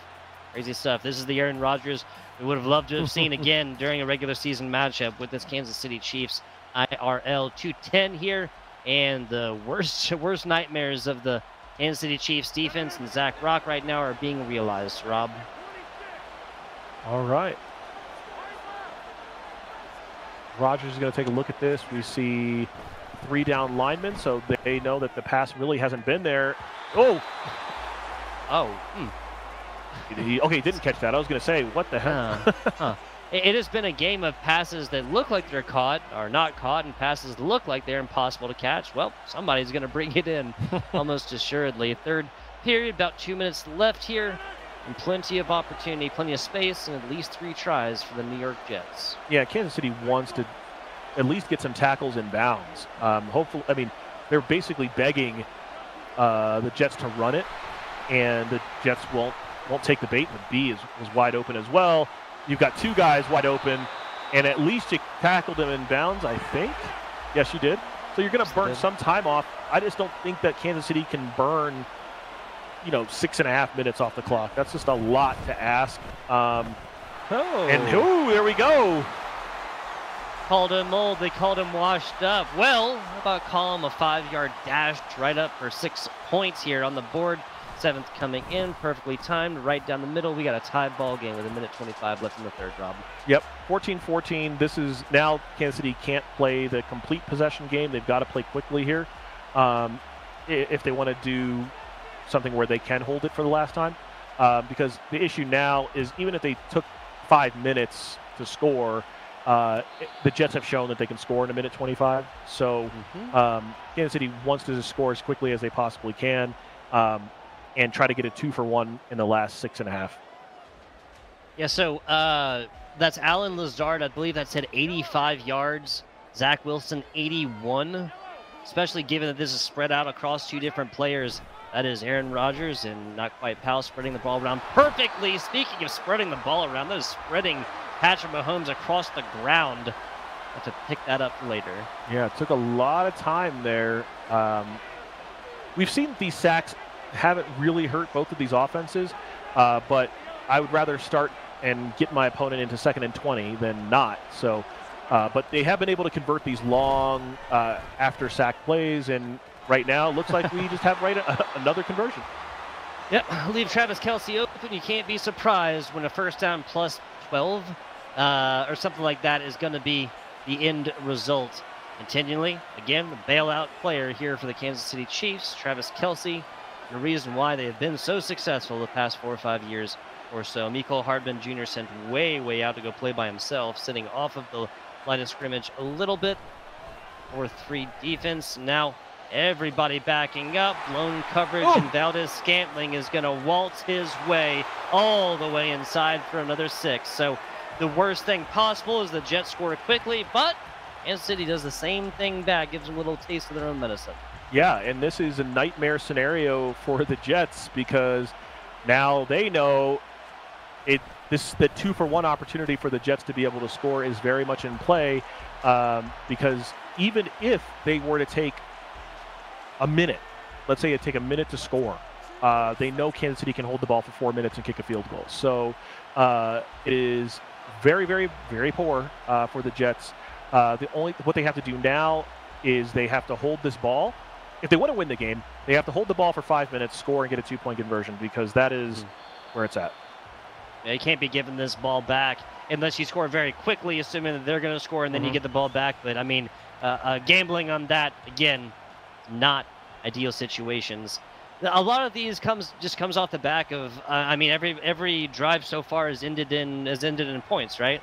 Yeah, all 5 of these drives so far ended in points, 6 starting right now.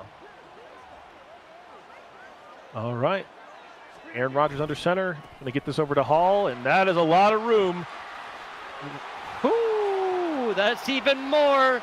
On the 20, the 15, 10, 5, and something tells me that's a little bit more. 1 second left. 1 second left, Rob, in the third period, and they turn 1 second into 7 points. That's terrible. That is just, it is so bad for Kansas City beyond just scoring. But for them to not take any time off the clock at all. 1 second. It is hard to hold a ball for, an entire 5 minutes for the quarter. It is hard. It would have, 4:30, 4 minutes. That kind of stuff is a lot easier. So here we go. The Jets going for 2. This is what I love it. I love this because now it puts that pressure on Kansas City that they have to do something. And we'll see. We'll see if they actually end up really doing it. But I think, I love being able to take the lead here and put all that pressure back on the Kansas City because Kansas City, if they were to... Yep, nope. I was thinking this is a run. Give it to Breece Hall and have Tyler Conklin block on the right side right here. Tyler Conklin just heads for the hills immediately, goes on a little hook route, and nobody's open after that. Something tells me that was the deciding factor of this game. Well, I mean, but the thing is, like, they're going to go for So onside kick is good, and the reason they're going for the onside kick is if they get it, great, you get it, awesome. If you don't get it, they have a short field. Now it becomes super difficult for them to be able to run out 5 minutes on you. So that is the 100% correct play based on what he saw earlier in the game with Kansas City holding the ball. So if you're Kansas City, you are looking at this like we would like to. I mean, if you could score within a minute, that's really ideal. Just simply because holding the ball from 5 minutes from where you're at, or just how about 5 seconds? Folks, 12 seconds of game time earlier. We were looking at a 12 seconds. Look at me, overestimating. 6 seconds, excuse me. 6 seconds of game time earlier. We were looking at a categorically different situation, folks. Now, if I'm Kansas City, I'm going, yeah, there you go. There you go. Back-to-back two-point conversion attempts. First one from the New York Jets. The second one here from Zach Rock. Hands us off. Nope, not going to happen. Hit right off the hands. 0 for 2 on two-point conversions across both of these teams. I love this game. Yeah, but this is awesome for Kansas City because now they're up. They obviously going for 2 there was a freebie because if they go for 2, then they're up 9 and the game's pretty much over. So absolutely great call for Kansas City to be able to do that. Now for the Jets, you know, they want to score quickly again, obviously, but there is pressure on them because, you know, how many times can you get Bryce Hall, you know, out essentially being able to do it all and score a touchdown quickly. It does give the Kansas City Chiefs an opportunity to maybe pick a ball off, but there really haven't been too many balls from Aaron Rodgers that have been in, like, real danger. Yeah, that's entirely fair. There was the one swatted away. There was that's literally it. Well, I guess technically 2 swatted away. One was even close to like a interception type stuff. Breece Hall gets all the way up for 9, and truly the best ideal situation, if you ask either of these commentators, that you get, and that is second and very short distance, right? Yeah, 3 free plays to get a first down. Right, and the thing is, for the Jets now, they look at this like, can we play what the Chiefs have done? Can we hold this ball for 4 minutes and go for 2 and win it? So that's very real right now. They're on the 47. Being able to burn off 4 minutes is very, very, very easy right now. And especially if you look at this defense, you've got 4 down linemen, and linebackers are basically a 5th lineman. If you get past that first level, which he did, this is off to the race. If you're Kansas City, you probably want him to score there, but you know, whatever. Yeah, especially, and he's on like the 9, right? If on the 11, this is a different situation. First down opportunities abound, but at least a little bit of clock running that'd be possible for the Jets. Depends on how confident you are here, because like if you're confident that like you can actually stop them here, then that's a great tackle. I just have yet to see that happen, right? Like I have yet to see them stop the Jets, so I'm not that confident that that's something that can be done. Every drive yielding in 7 points, Rob, or not 7 points, excuse me. Every drive yielding in a touchdown, not necessarily 7 after the 2 missed 2-point conversion attempts, but can definitely look at an opportunity here for the New York Jets in the 8-yard line here. Second goal, everybody fanning out right across the middle, and that is over the heads of everybody. All right, 3rd and goal. So maybe it's not as automatic as we possibly have seen, but I mean, 3rd and goal, this is nowhere as far away as it has been previously for the Jets. I think the Jets had like a 3rd and 22 they converted. So this is 2 down territory, 2:50 left. They can't really burn any time off the clock anymore, so Kansas City feels good no matter what happens here. They feel really good. Oh my God! Wait, what? Great sack. It didn't even look like he got. It looked like Rodgers had a step ahead. Huh? Hey, that's Madden mechanics for you folks. 4th and 19. 4th and 19 here. Definitely going to go for it. The game is on the line right now. Oh, what a move on the interior from Kansas City on the defensive end. Blows by the offensive lineman and gets the ball back for the Chiefs. 2:13 left. The Jets have 3 timeouts, so and the 2-minute warning. So if they can keep them from getting a first down, they can get this ball back. But there literally have been 0 punts. So, yeah, it is not looking good for the Jets right now. Oh, that is a dangerous play. Yes, yes. There was pick 6 written all over that. Kelsey gets the ball, secures it, and gets to the ground quickly. Only a single yard lost on that, but it keeps the clock moving until the 2-minute warning.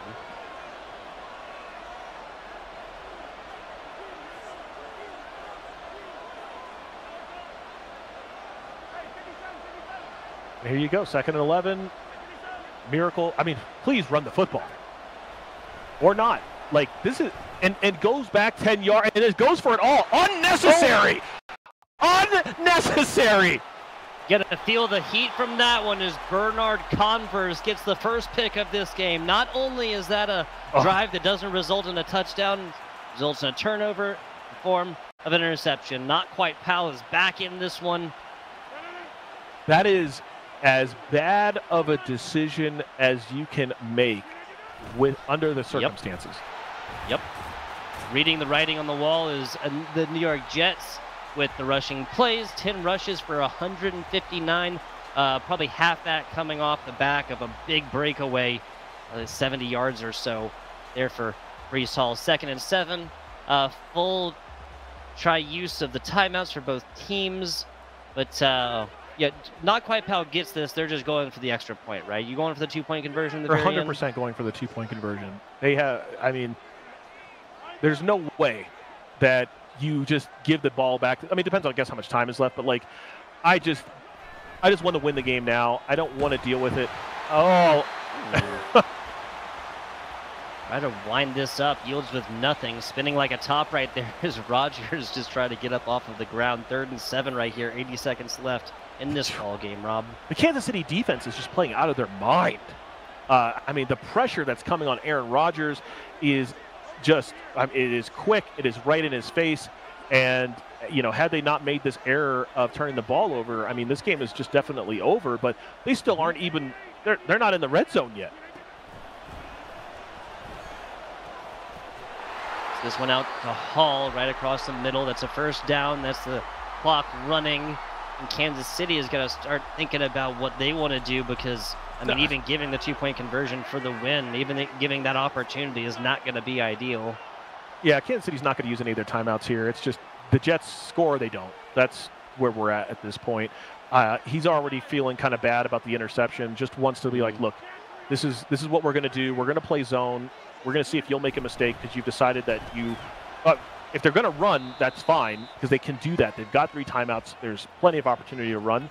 They just have to be kind of careful. I mean, I probably want to call a timeout now. I've got 3, but they're just going to run with it. They just don't want to get too far under 20 seconds because they still have 2 shots. I mean, they can still get a first down. So, like, that's why I'm just kind of shocked for them to run the clock the way they are now. Yeah, that's about 15 seconds now burned off. They started at 28. Half of this deleted now as they're looking at 11 seconds. Yeah, even with play clock, they have to get this ball up. I'm not 100% sure what. So now they only get 1 play for a touchdown? It doesn't matter because they only need 1 play. Tyler Conklin not as involved in this game thus far, but now shows his face just at the right time. Now it's decision time, or if you ask Rob, no decision whatsoever for not quite Powell. No decision at all. Definitely 2 points, and there it is. Game on the line. All comes down to this. Yeah, you've got your best play, 2 yards, and they're going to give it to the man! Oh, nicely done. Snatching victory from the jaws of defeat. Now, folks, there's a world in which the Hail Mary prayer gets answered here for Kansas City. They come back, but this is incredibly unlikely. Yeah, everything went the Jets' way because Kansas City decided to be greedy and throw the football when they just needed to run it 5 times. But that is what happens. And then they ran it out, which is also kind of wild to just burn a couple seconds. Not that it matters. You only get one play. I have yet in Madden to see a ball go from sub 20 to the end zone. So, yeah, I don't know what play is here. If the Jets played prevent, if the Jets played prevent, I don't know what play is here that scores from this end of the field. So, and the center doesn't block the nose tackle. So here we go. Okay. Running with a convoy here is Pacheco, but number 26 gets to the outside. This game is over. 28-7 will be the final score between these two teams. Is not quite pal off the back of a really bad. I mean, if we're sounding critical, well, you're hearing us correctly. A single run is the difference between Kansas City just shutting this game down at 27-20 and a heartbreaking 1-point loss for Kansas City at 28-27.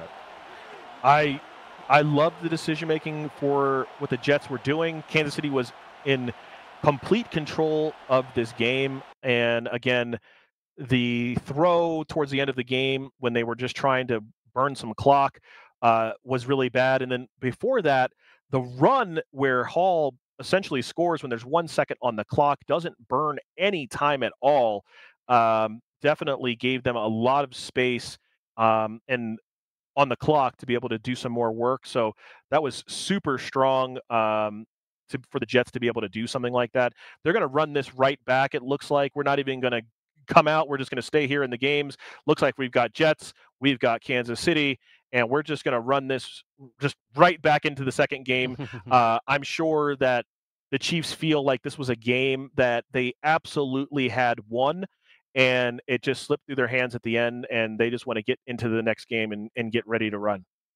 100% agreed. You saw the Nick Sirianni Philadelphia Eagles as the offensive playbook that Jets are going to be running. I'm sure you spied that one out. Of course, Andy Reid constructed defense is a solid choice for any Madden 24 player, almost no matter what team you're playing.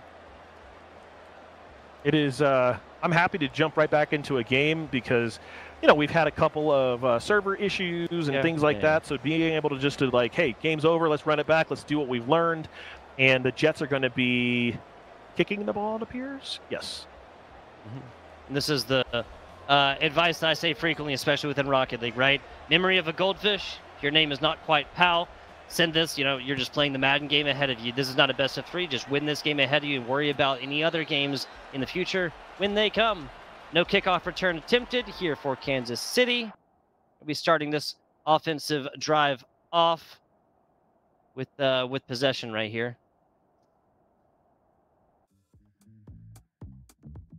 Oh, we have a signal. I promise there's a signal. Signalism coming right now. There you go. There's the signal. Yes, we are getting ready to get this game going on. And if you missed it, essentially what happened, Kansas City was in full control of the game with about, 2 minutes roughly left. Instead of running the ball down, making the Jets use their timeouts, any of that kind of stuff. They didn't do any of that. They decided to throw the football, not use any time, and turn it over. The Jets were able to convert that into a touchdown, went for 2, and got it to be able to win the game. So very strong play in the Jets to never give up and never quit. But it is a game where Kansas City definitely had many opportunities to be able to close that one out. Yes, they did. Yes, they did. Minor mistakes right there. Maybe a little bit of, I'm not going to call it greediness. That sounds like the wrong term, but just trying to get more than you really need, right? The game is won at this point. The playbook is ahead of you. It is what's been done for a long time. I think casual fans complain about fourth quarter clock management. When it comes to football, that's because they're only looking at the play like this directly in front of them, right? They're not thinking about this as a 4-quarter overall competition. First play, going to be Patrick Mahomes' pass. Go ahead, Very Rob. good. We're going to see. So now that Kansas City has the ball first, they could play it fast. They could play it slow. This is all just going to be how they feel about it. Part of it is if they play slow, then they can just immediately get into this whole thing. Hey, we took 5 minutes. Ooh, okay. But let's say they took the whole quarter to score, then the Jets have to decide if they want to just try to do that or if they want to try to score quickly and do a 2-for-1. But as of right now, 30 seconds off, only one play. And, sorry, that was 2 plays because they got the big first down play. But I would assume that Kansas City, they saw the game plan. They saw that it was working in game 1, so no reason to try to reinvent the wheel. I would 100% agree. This is, the playbook is ahead of them. They've done these sorts of things before. That's going to be a breakup. So, hey, New York Jets defense holding strong, at least in the passing forms on this particular drive. Yeah, he had his wide out completely open on the left and just missed it that time.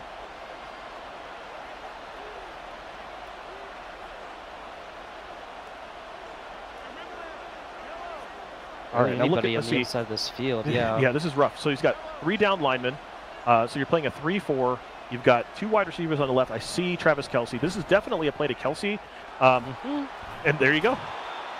And that's just Travis Kelce for you, folks. Like, you can even see this happening. You can have somebody report it in your ear, and it just doesn't really matter. Even with User, like, he was on this linebacker the entire time and just trying to track Kelce, and that it proves yet again to be a much harder task to do than to say. Yeah, this definitely has to be a run to Pacheco. You've got a huge mismatch. You've got 1, 2, 3, 4, 6 guys on 3. So they don't go that way, but like that was there the entire time. Like there's literally 6 players on the left side and only 3 defenders. So I don't know if he has a play where he can hand that ball off or option it into a handoff for Pacheco. But man, there's a lot going on there. There was a lot offensively. Defense still holds strong. It almost yielded a situation. There's just too many cooks in the kitchen over there. Threw it through the middle of like 5 or 6 of them, and nobody really gets a handle on it one way or the other, offense or defense. Patrick Mahomes back in the gun yet again. We have a loaded up left side as well, but many more defensive coverages there. Pacheco's going to take this rock and run it up about 12. All right. And we're seeing them maybe slow it down a bit. Yeah, so they're taking their time again. I like it. I mean, I'm just a big fan of using the clock. I mean, I just don't want to have to hurry up unless I have to. And again, I still see 1, 2, 3, 4, 5, 6 on 2, whatever. But Sauce getting sauced. Way behind. I'm not sure where he was at in the zone, but that was not what they wanted, obviously. Yeah, you have to even wonder if he was trying to get player to get and like. There was 2 guys there. That's the problem. Transfer zone. I'm not 100% sure. Yeah, the offense honestly is picking apart this Jets defense thus far, even with the alterations to playbooks that they utilized at the beginning of this one. Not quite Powell coming out. And that's going to be a Rashee Rice touchdown through a little bit of traffic. Yeah, and we've seen that play get blown up and turned into touchdowns the other way. But when it works, it is something that looks real nice. And being able to get the ball into Rice's hands, get him some touches, your dynamic, playmakers, that's what you're trying to see. They use about half the quarter. And now it's going to be up to the Jets. But the Jets have been able to score fairly well, too. So we will definitely see if we see more Hall, because there was a little bit more daylight, I felt like, for Hall. As that game progressed, maybe he learned a little bit. So there is this opportunity. Again, you've got 2:45, so 7:40. I think the Jets should be looking to try to just score within the time that's here. So they definitely want to go a little bit faster because I don't think that there is a way for them to be able to hold this ball and get the last score of this game. Even if they try to hold it and give it back to Kansas City and hold it again, like I don't think that they're built that way, like to be able to hold it that long. Even with the increased clock rules and whatnot, definitely a tough task for any team. 1st and 10 on the 25 right here. Like you said, about half this first quarter burned off, which is, of course, means that that's almost a kind of faster gameplay so far between these two.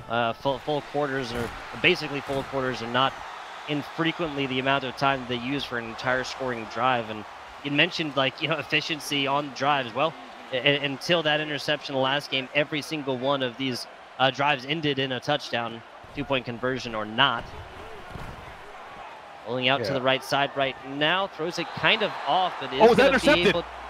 Wow, yes it was. Nicely done, as Kansas City is going to get this ball back, and maybe that's my own form of a little cast or curse action, right? You talk about everything ends in points. Yeah, and gets the 2 feet down miraculously. That's an insane play. So now, yeah, Kansas City definitely wants to just burn as much clock as they can. They're up a possession. No rush here. Just make the right play. Rashid Rice yet again, dashing around for his second, the 10, the 5, and doesn't even get touched on his way to his date with the second touchdown of this game.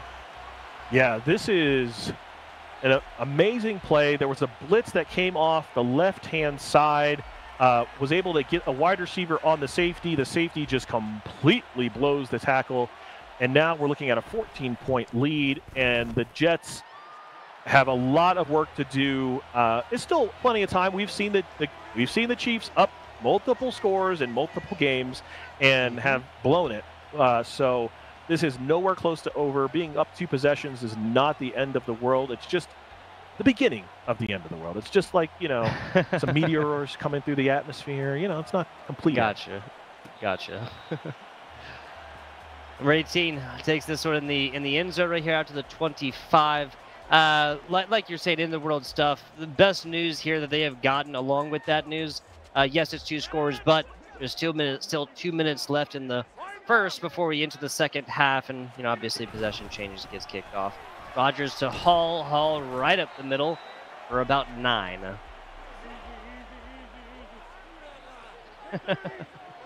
looks like a kindergartner's drawing. And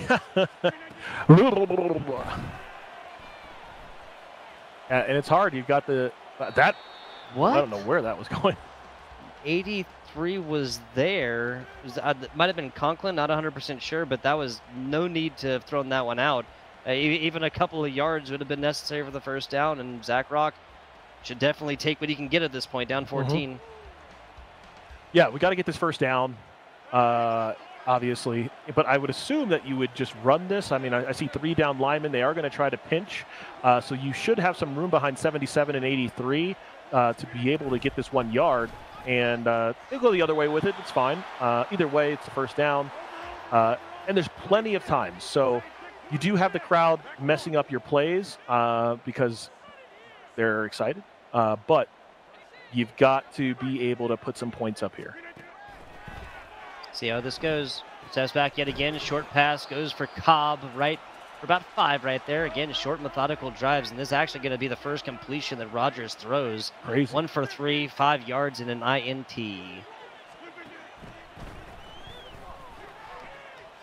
Wow, going way back. Huh. 1 for 4. Does not improve on that one. 5 yards INT for Aaron Rodgers. Yeah, and again, if you keep putting teams into third downs, some good things are gonna happen. They've been able to convert long third downs and that kind of stuff because it kind of just feels like, hey, I have to do this. 3rd and 5 sometimes feels like you start overthinking it a bit and like it's a guarantee, and then all of a sudden it's not a guarantee. So we see another blitz, able to get that out to Hall, and 4 missed tackles. Oh, only 3. Now manages to get him to the outside. 26 yards or something like this for Breece Hall. First down plus a whole lot more. First reception for this player. Fresh out of downs, a new look on life here for the New York Jets. Yeah, and this is why we keep mentioning Breece Hall, because he is an amazing threat when he has the ball in his hands, and you want to get it to him as much as you can, if that's handing it off or throwing these passes in the flat. Whatever you got to do to put it into Hall's hands, that's what you should be doing. But don't forget, Garrett Wilson is still your wide receiver, and he is an amazing wide receiver. You want to get it to him as much as possible. Last time we saw this, he threw an interception. This time he was able to just get out of bounds. At least looking towards the right side right there. But that's thrown away. Again, Aaron Rodgers does not have the same wheels on him. A player like Patrick Mahomes, Jackson, or Josh Allen do by any means. 2nd and 10 right here. Faced well under pressure here. 3rd and 5, as you said. He's kind of shut down the first 2 plays. That moved the chains. Now after a burn play, receivers spread out to the left side. Put into motion as he goes, and Y right there didn't even get an opportunity to come out of this. Zach Wilson gets a hand on it and just pops it up. Gonna be happy. The pass thrown in a double coverage only yields an incomplete. All right, again, more 3rd downs, and the Jets are still scoreless, and time is running out. So the first quarter here, definitely been a lot more passes, a lot more incompletes, of course. For 2nd and 7 right now for Aaron Rodgers-led Jets. Yeah, they got to get something going. Got to get these plays put together. No more squigglies. No more squigglies. No more squigglies. Yeah, we already put it on the fridge. Yeah, exactly. Right. Oh, doesn't get anything on that one. 4th and 10, especially in the first quarter. You got to go for this one, man. Got to go for this one. I'm not settling for 3. And it's hard, man, because now at 4th and 10, if you don't convert this, your game might just be done with. Momentum I hate to say that in the just first sapped quarter from this. No, you're 100% right, dude. Just there's 0 in the way of momentum right now. Yeah, and whatever this little pinch defense of having 3, they're playing a 3-4, it appears, or nickel defense. No, they're not even playing nickels. Yeah, just like a random 3-4, but they're getting pressure immediately. And this is very bad, but he's going to go to the end zone. Oh, yeah. An interception. Would have loved to just drop that, but instead he might have some room here. So brings it back from they would have gotten it to the 30. It's back to the 38 right there. So a little difference. Nothing wrong with it. Still lots to be said for putting a second INT stat onto the board here, Rob. Yeah, if you're forcing Aaron Rodgers to the right and then just he has to make a long throw. Like you saw a couple different times. One was an actually both of them, end up being interceptions. So Kansas City playing excellent defense, the best defense we've probably seen all day. And then as soon as I say that Patrick Mahomes gets the team, get him right back in, because why not? Just give him 7. Because why would we want to get this game over with and be up 21-0 when we could be 14-7? Love it.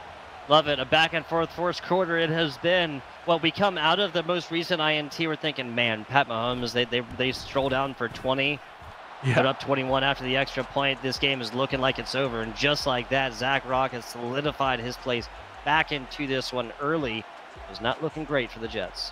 Yeah, Zach Rock is definitely wiping the sweat off of his brow. 100%. Greg Zuerlein sends this one all the way back. Gonna make him run for it. And I feel like there's a little bit of logic to that, right? Like making these players run all the way down just in case they're back on the field anytime soon.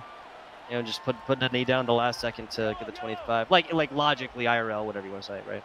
Mm-hmm. Yeah, it's I don't want to jinx Kansas City because they should have won game 1. They easily could have been up, 17 or at least 3 possessions here. Instead, they have a game. So you just want to make sure that if you're Patrick Mahomes, oh my gosh, wide open, touchdown. Nicole Hardman stays alive, no dive attempts right there. And this is just a game of a lot of explosive plays that are all grouped together. This one starts out pretty methodically, and then what? 3? Has it been 3 interceptions? Yeah, 3 interceptions in the first quarter alone. And then, the pick 6 there for the Jets, and then another bomb to Mecole Hardman Jr. to make this a 2-score game, again. Well, the Jets are doing nothing on offense. So Kansas City is just trying to get out of here with a dub and force game 3. And if you're the Jets, you've got to figure out what's going wrong here. Why are they able to just basically get pressure so quickly and so often? Do we need to put a running back there? Do we need to slide a protection? What do we need to do to let Aaron Rodgers be who he was in game 1, which was a menace? Because right now it's just really nothing. It's not. There's maybe a little bit of smoke, but there's definitely no fire on offense. I agree with you. Gotta agree with you. Establishing rushing or passing game is necessary to create this kind of pressure, and neither of those have done anything, especially when you put it right in the hands of Karloftis again. Another interception for another touchdown here for not quite Powell and the Kansas City Chiefs. Yeah, and I know I've been pounding the same drum, but it's like they're just running directly into Aaron Rodgers. Like they're not blocking well. The adjustments are not happening. There's not an extra running back. There's nobody back there to help out and chip or anything. And this time they were able to get it. And we noticed you're having a tough time, which you like to concede. They would like to play on. It is 28-7. There have been no offensive touchdowns for the Jets. Every touchdown has been courtesy of the offense of Kansas City, essentially. So, about that 21-point lead. Yeah. If you're up 21, and you haven't scored anything on offense, you're in deep trouble. Randall Cobb calls for the fair catch yet again. Deep trouble indeed. You got to hate it when the game offers you the 21-point skunk. Brutal. The game's like, you probably aren't having a good time. Would you like to do something else, like knit a blanket or go to sleep? Oh, if you hydrated yourself well today, maybe now is the time for that. Come back to the game later. Oh, well, the bomb, Alan Lazard. What were we just talking about? What did we just say? No offensive touchdowns for the Jets? Well, they don't like the look of that one. They don't like the sound. They were unhappy with me saying all of that yip-yap about their offense, and they immediately go back, put 7 on the board, and now Kansas City, I mean, they're up 14. They definitely they need this clock to be running. They need this game to be over because no matter how much they win this game by, they cannot win the series by winning this game. So they've got to get out of this. They've got to get to game 3. And the only way to do that is to get triple zeros. And so let's see if they start slowing it down or if they're content to just keep, cool. We'll just play this game until it's 96 to, 90, whatever. Dude, that's fair. There are 42 points here in the first 5 minutes and 8 seconds of this game. The last 4 drives have not taken more than 10 seconds on any of them, okay? Any of them. In offense, pick sixes, defensive performances therein, and more. Insane stuff. Insane stuff. Yeah, this is probably not how they imagined it going down. But for Kansas City, you're still up 14, and you got the ball, so you're feeling pretty good. Just don't do anything wild, and it's usually fairly difficult to lose a 21-point lead, and especially if you can just keep giving the rock over to Pacheco and start draining it down. Hey, why not? Why not? Not quite. Powell, 2nd and 1. They have 28 points. That is what one of our teams finished game 1 at. It's 30 seconds into the second quarter, people.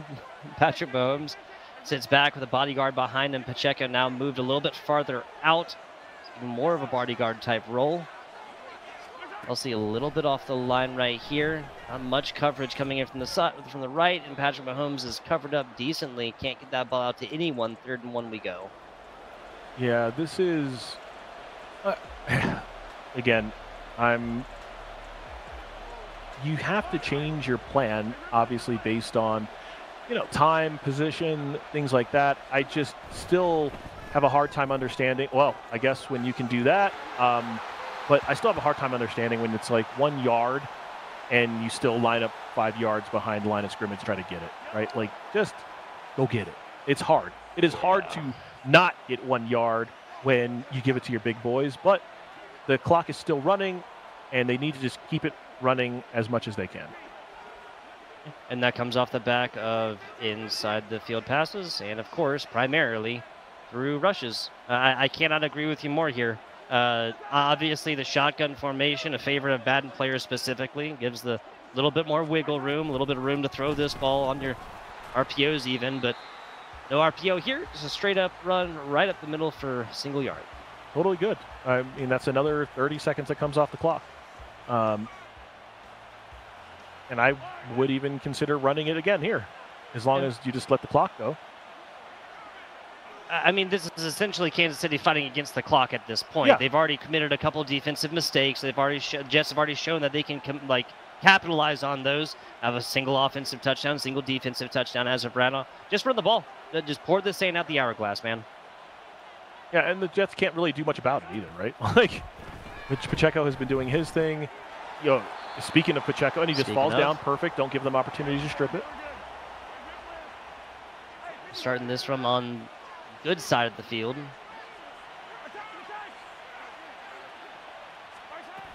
Audibles upon audibles. Handoff from the gun yet again. Pacheco could be getting 5 or 6 right now. Settles for 3.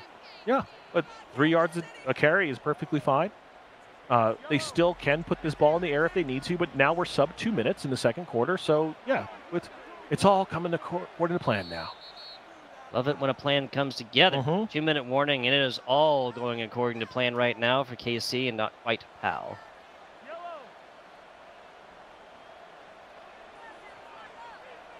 I'm trying to remember. Did Kansas City receive the ball? Should have wrote that down. I'm so bad at remembering this, to be honest. I know. With you, man. We just got so excited when they were scoring all these touchdowns and interceptions. Yes. 42 points in the first 5 minutes, 8 seconds. Wow, okay. That's the danger of that play. Immediately. I've seen the Eagles run that a lot in real life, and it upsets me often.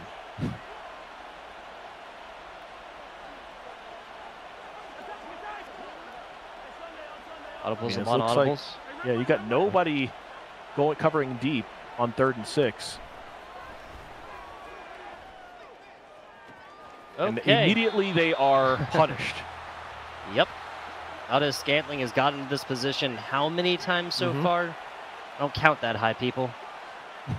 12-yard line as of right now. This is still first down capabilities and a clock runnage coming in right now. And, dude, even a field goal, you'd be happy with that, right? 31-14, like. Yeah, just keeping it to a 3-possession game is what's important. Like, whether that's 3 touchdowns, 2 touchdowns and a field goal, whatever. Just making it so that they can't get back in with a touchdown and an interception is key. Yep, because we've already seen that can happen quickly. First time out here for the Jets, 48 seconds. Don't see why a man not named Isaiah Pacheco would take the ball on this one. Still shaking out the positioning of receivers regardless to superload the left side. Still a pass. This is okay. So it's out of Pacheco, and it's good. It's not a bad thing, but this is literally where Kansas City lost the game in the first of this matchup. Yeah, the Jets are taking timeouts like they're supposed to. For Kansas City, you just need to get a 3rd down conversion. You've got very short, very manageable opportunity. And then you can still use the whole field. I mean, you only have 5 yards or 4 yards. So anytime you complete almost anything, it's going to be a touchdown. You really just don't want to leave time on the clock. So, like, I mean, part of me kind of wanted to run it, but it's going to be a touchdown. Ow. Stinky hands right there from Mecole Hardman Jr. Gets hit in the commission of that catch. Still going to be able to come up with the catch. Nicely done. 35 points here for Kansas City as we got 38 seconds left in the half. Yeah, it's going to be really difficult for the Jets to get back into this game. I mean, it's obvious being down 21, but 39 seconds is not an unreasonable amount of time to be able to score in Madden. We have seen it happen with as much time, getting a field goal or a big play. So we'll see how Kansas City plays it. Good kickoff. Randall Cobb back. Nobody's even attempted a kickoff return so far in this matchup, and that's not going to change now, Rob. Yeah, these two teams do not feel as confident as we saw in the last game. I believe it was Elijah who was running it all the time, no matter really what. But he also did have a kickoff return, so, Crowd back in the game. And here's the pressure. That's going to go deep, and this looks like a pick. No! Nicely done. Wilson just changes direction immediately right there. Comes back and snags this one out the air. Yeah, and now they're, in long field goal range after one play, and they only used less than 10 seconds. Love that. of that. Even a field goal here is something they'd be happy with, just to bring this one back from the brink and make it a lot more manageable for themselves in the second half. Yeah, I mean, it has to be a touchdown. The field goal doesn't really do anything for them. I mean, the difference between 18 and 21 is nothing. It's still both 3 possessions. And here's the blitz, but it does get picked up nicely. He's going to try to get this drag all the way across. Yeah, that's going to be in front of everybody right there. Nobody picking that one up. Clock stoppage, 25 seconds, and at least 2 or 3 more downs or plays here attempted for Zach Rock. Yeah, and they definitely want to try to put some sort of pressure on Aaron Rodgers here. He's pretty much just having his way. So the reason that they're up so many points is because of the pressure they had been able to put on. So this is not a time where you want to let off the, your foot off the gas. You are up 21, and it could be 28 if you can get a pick here. And here's the blitz. That's over the head. That's Zach Wilson is going to catch it and roll to the outside as well. Nicely done. Keep these chains moving, the drive alive, the scoring capability is alive. Yeah, Garrett Wilson is doing very, very well right now. But he's their best offensive player, so that shouldn't be a surprise to anybody. 19 seconds, first and goal. Jets trying to make this manageable, but also don't want to do something silly here. Those are all the way right out as everybody just moves as a convoy to the right side to kind of swallow up any kind of space that Aaron Rodgers would have tried to utilize either forward or passing-wise. Second and goal, 15 seconds to go. Still with, oh no, don't have any timeouts, excuse me. Yeah, burned off all of those. That really is the deciding factor here. You pretty much have to throw the ball. Yeah, they need to be able to get a tackle inbounds if you're Kansas City. And they are playing man defense, so that should be helpful, but they got to watch for this Lazard pick to free Hall on the left side. All right, is not there. He's going to be able to look to the right. Doesn't have anybody right now, and he does get rid of the ball. All right, 9 seconds. Rid of it. Okay, so the clock does stop right here. You can even get another one of these done before the half. Another play afterwards. Cannot really utilize a lot of time in the commission of doing so, though.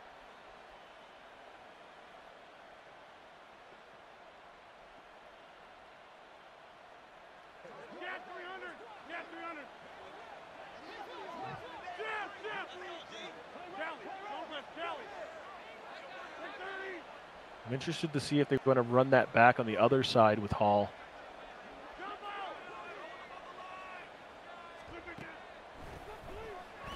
All right, no pressure in his face. Easy touchdown. Tyler Conklin, yet again, doesn't have to be pretty, doesn't have to be a huge ball, doesn't even have to be to a player that doesn't have players around him, apparently, as this got, again, just a lot more manageable. But at the end of the day, Zach Rock, it's going to be tough to take a victory just consistently with the keep-up play, with like the constantly playing from behind and having to get touchdowns through sticky situations, whereas Kansas City can comfortably spend the rest of this game just burning clock and running the ball with Pacheco as much as they want. Yeah, and again, I don't know that we remember who's getting the ball at half, but either way, Kansas City will start up 14. They cannot be losing no matter what happens on the first drive of the half. So long as they don't throw an interception here for a touchdown, we will be okay. So this should definitely be knees. Just knee the ball. Go into half, please. Don't do anything crazy and let the Jets back in this game when they are nowhere close to being in this game.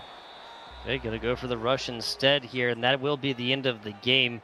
Second half, excuse me. Oh, nope, that's 1 second. They took a timeout. Sorry about that. They did.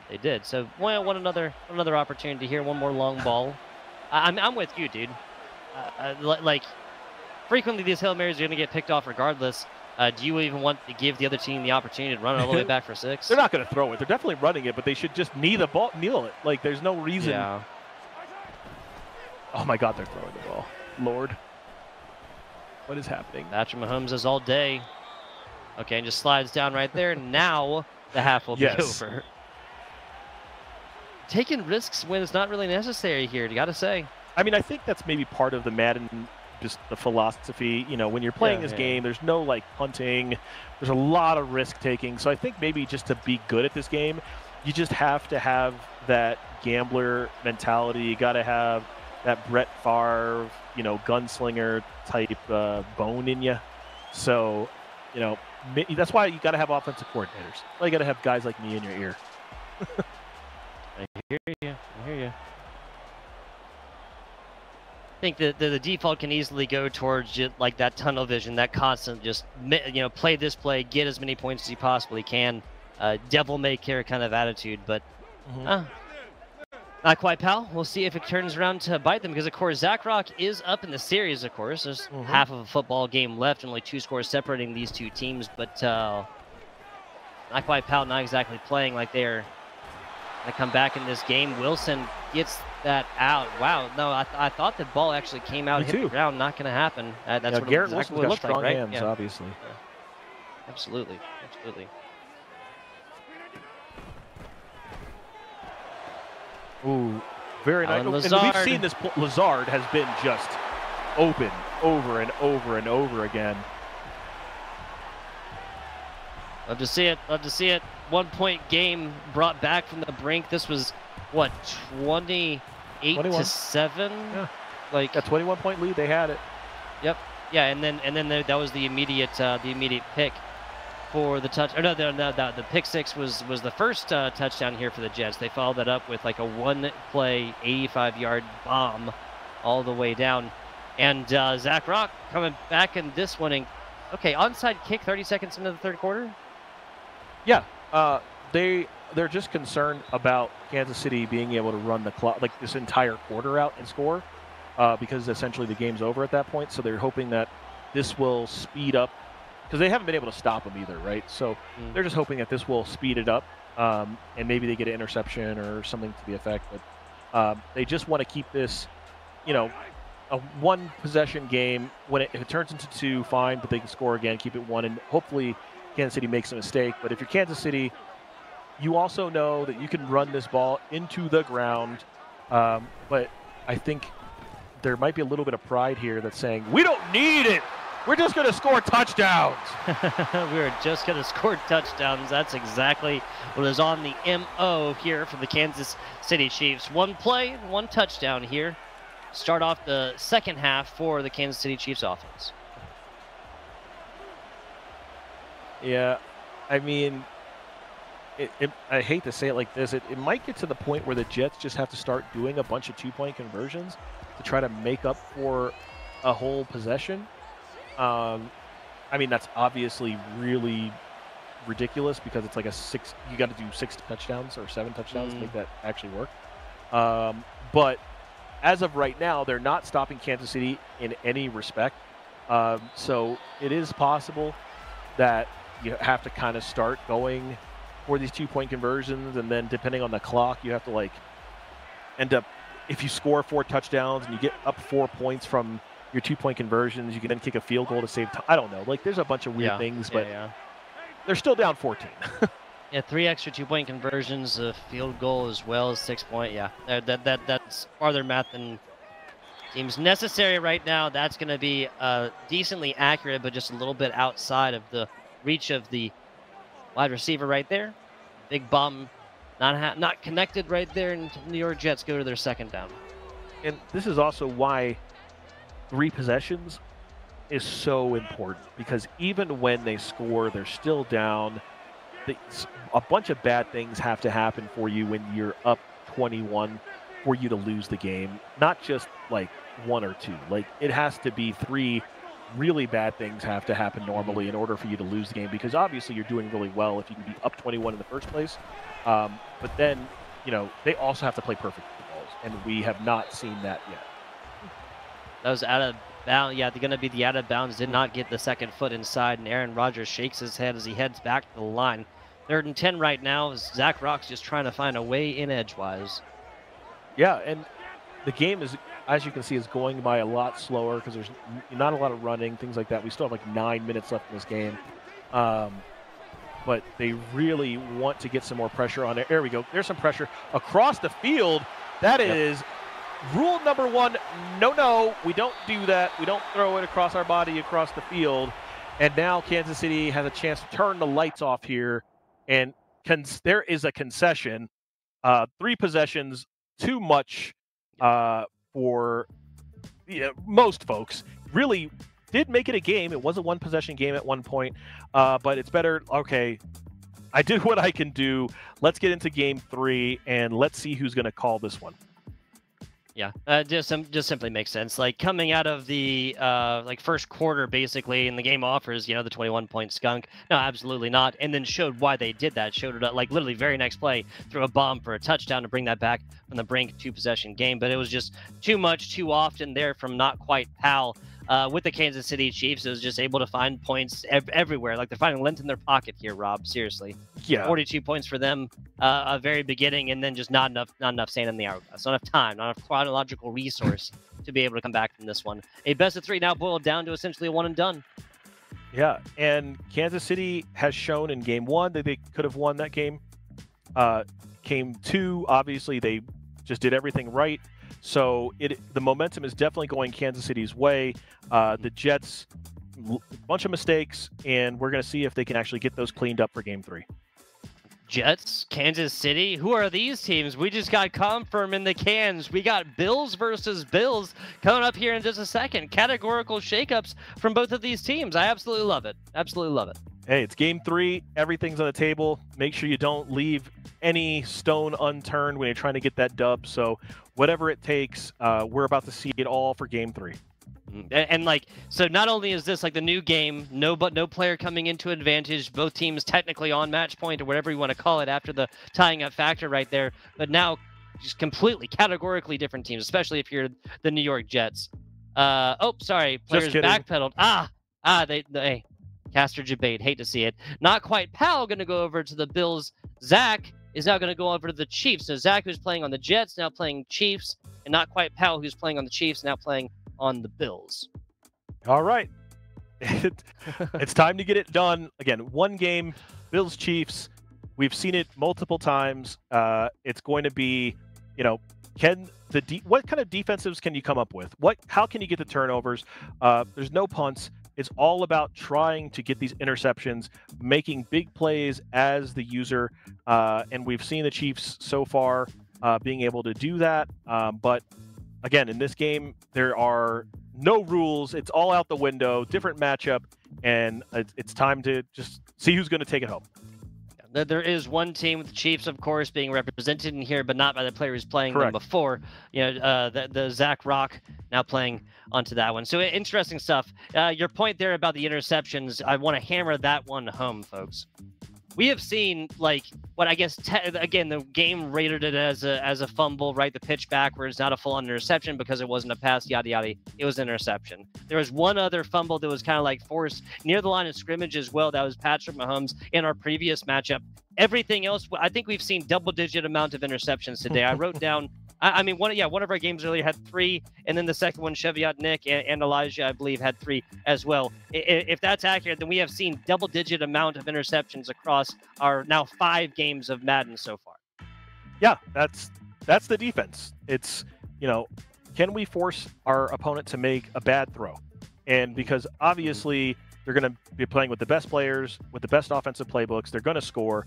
Can we just get a couple of interceptions here and there? And that's where it's been. And for these last couple of games, we saw the Chiefs on both sides really dominating. And it was very fortunate that the Jets in game 1 were able to squeak that one out. But in game 3, again, now our player who was playing the Chiefs is now on the Bills in the closeout game.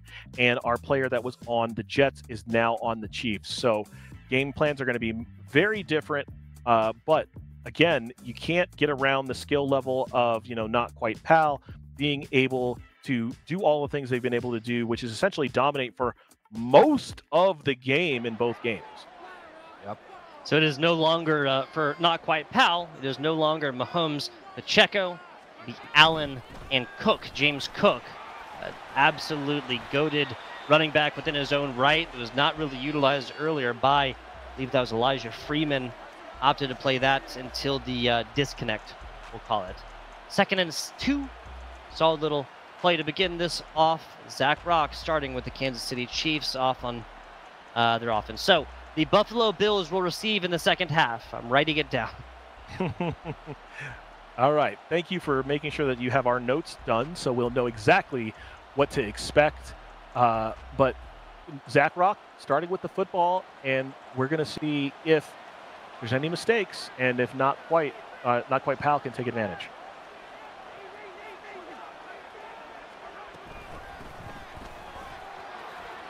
One right up the middle there for Pacheco. Gets a whole lot more than was needed. 2 rushes for 21 yards for the 2 first plays of this game.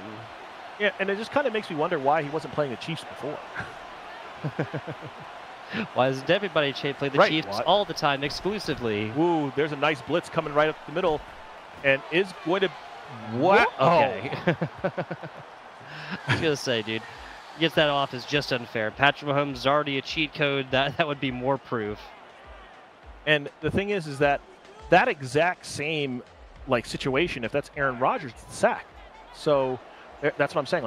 It is always interesting when people, aren't playing with one of the absolute top tier teams. I mean, being able to run even a little bit goes a long way. Another blitz, but that is going to go right to Pacheco and get this down to a 3rd and 1.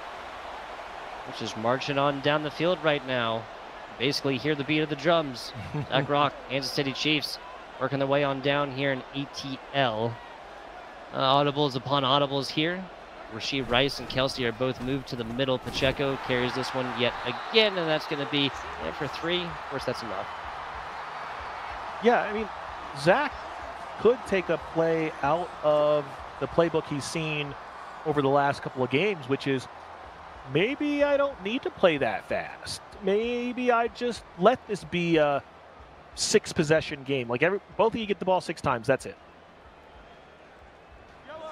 It's an easy agreement between these 2 players. It's casual. It's casual. Right. Well, yeah, I mean, I think in the first matchup of these, we only saw 7 possessions total, 8 possessions total, something like that. Even with the interception that really decided that game. But game number 2 is anything but. New teams now, though, as Pacheco, and Pacheco have been the options for offense so far for Kansas City. Or Pacheco rushes. Or, 3 Pacheco rushes and a pass. Yeah, you said it. It's Pacheco in Madden so far, what we've seen has been the linchpin of this offense, even though we know in real life Kelsey has been just a mammoth. Ooh.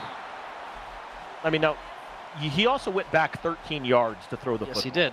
Yes, he did. So, barely got that one out, so no loss, thankfully, for the Kansas City Chiefs. But to what you were saying, man, Pacheco might get, 10 attempts, 10 rushing attempts for Kelsey's, 2 or 3, but they're going to end up with, similar amounts of yardage, right? 10 attempts, 4 or 5 apiece, 40, 50 yards. Well, that's only 2 rocks actually being caught by Travis Kelce and about 20 yards apiece. I think that's about standard, right? Yeah. And it's still amazing to me that if Lewis is going to be the user-controlled person, to not audible, Travis Kelce to something in the middle. You see him back in pass coverage, which is, I mean, it works out here, but geez, there was nobody. Travis Kelce didn't do anything in that play at all. And just dropping back this much, ultimately unnecessary. Ultimately unnecessary. If there's a little bit of pressure, yeah, take that couple steps back, toss this rock, but out from the gun yet again. Checo sends off. And wow, excellent pass, excellent play call. I'm actually really impressed that he was able to even stay on that side of the field of his vision, because the person on defense who was using the linebacker there was late getting to Travis Kelce, which is the first read there, but was able to know the play design to be able to get that to the left, even though Kelce was, had an advantage there. Yeah, and just the way that play was drawn up, or the way it ended up playing out, is almost looked like he was passing it to the Buffalo Bills defender, and then Paul Hardman Jr. was able to kind of catch that one, intercept it along the way. But one way or the other, however it looked, we got a little bit less than 2 minutes left in this first quarter. The Buffalo Bills offense taking the field for the first time of this game and of this matchup. And I'm just trying to think of like what's the thought process to use the Bills instead of using Kansas City when you've been using Kansas City for up until this point? Like, what did he see that was like, you know what? I think I have a better matchup if I just play with the Bills. And I don't know what it is, and I would love, to have that conversation one day about like, hey, maybe he already had a plan. Like, if we go to Game 3, I'm definitely, playing with the Bills. But it seems like there was so much success playing with Kansas City that changing to the Bills seems a little interesting. I'm thinking maybe it's like that linebacker effect, right? Josh Allen, Buffalo Bills, fantastic game, but fantastic team, excuse me. But Jordan Poyer, the other members that make up that defense, Micah Hyde, right? These are just categorically like game changing players on defense. And while Kansas City's defense is like great, like overall. It's harder to pick out one single player like a Jordan Poyer that's just like, oh, that guy catches interceptions. That guy is consistently creating pressure. That's just shutting everything down. With Kansas City, it's more of a package deal.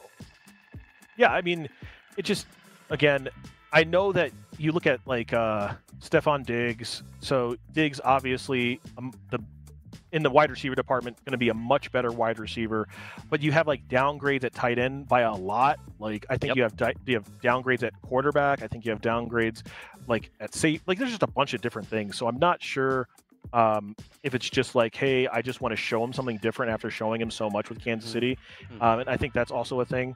And okay, looks like we're just going to be able to restart this game. Something about the playbooks having an issue, but that happens, at least the game didn't crash. That's what we can ask for. At least the game didn't crash. Exactly.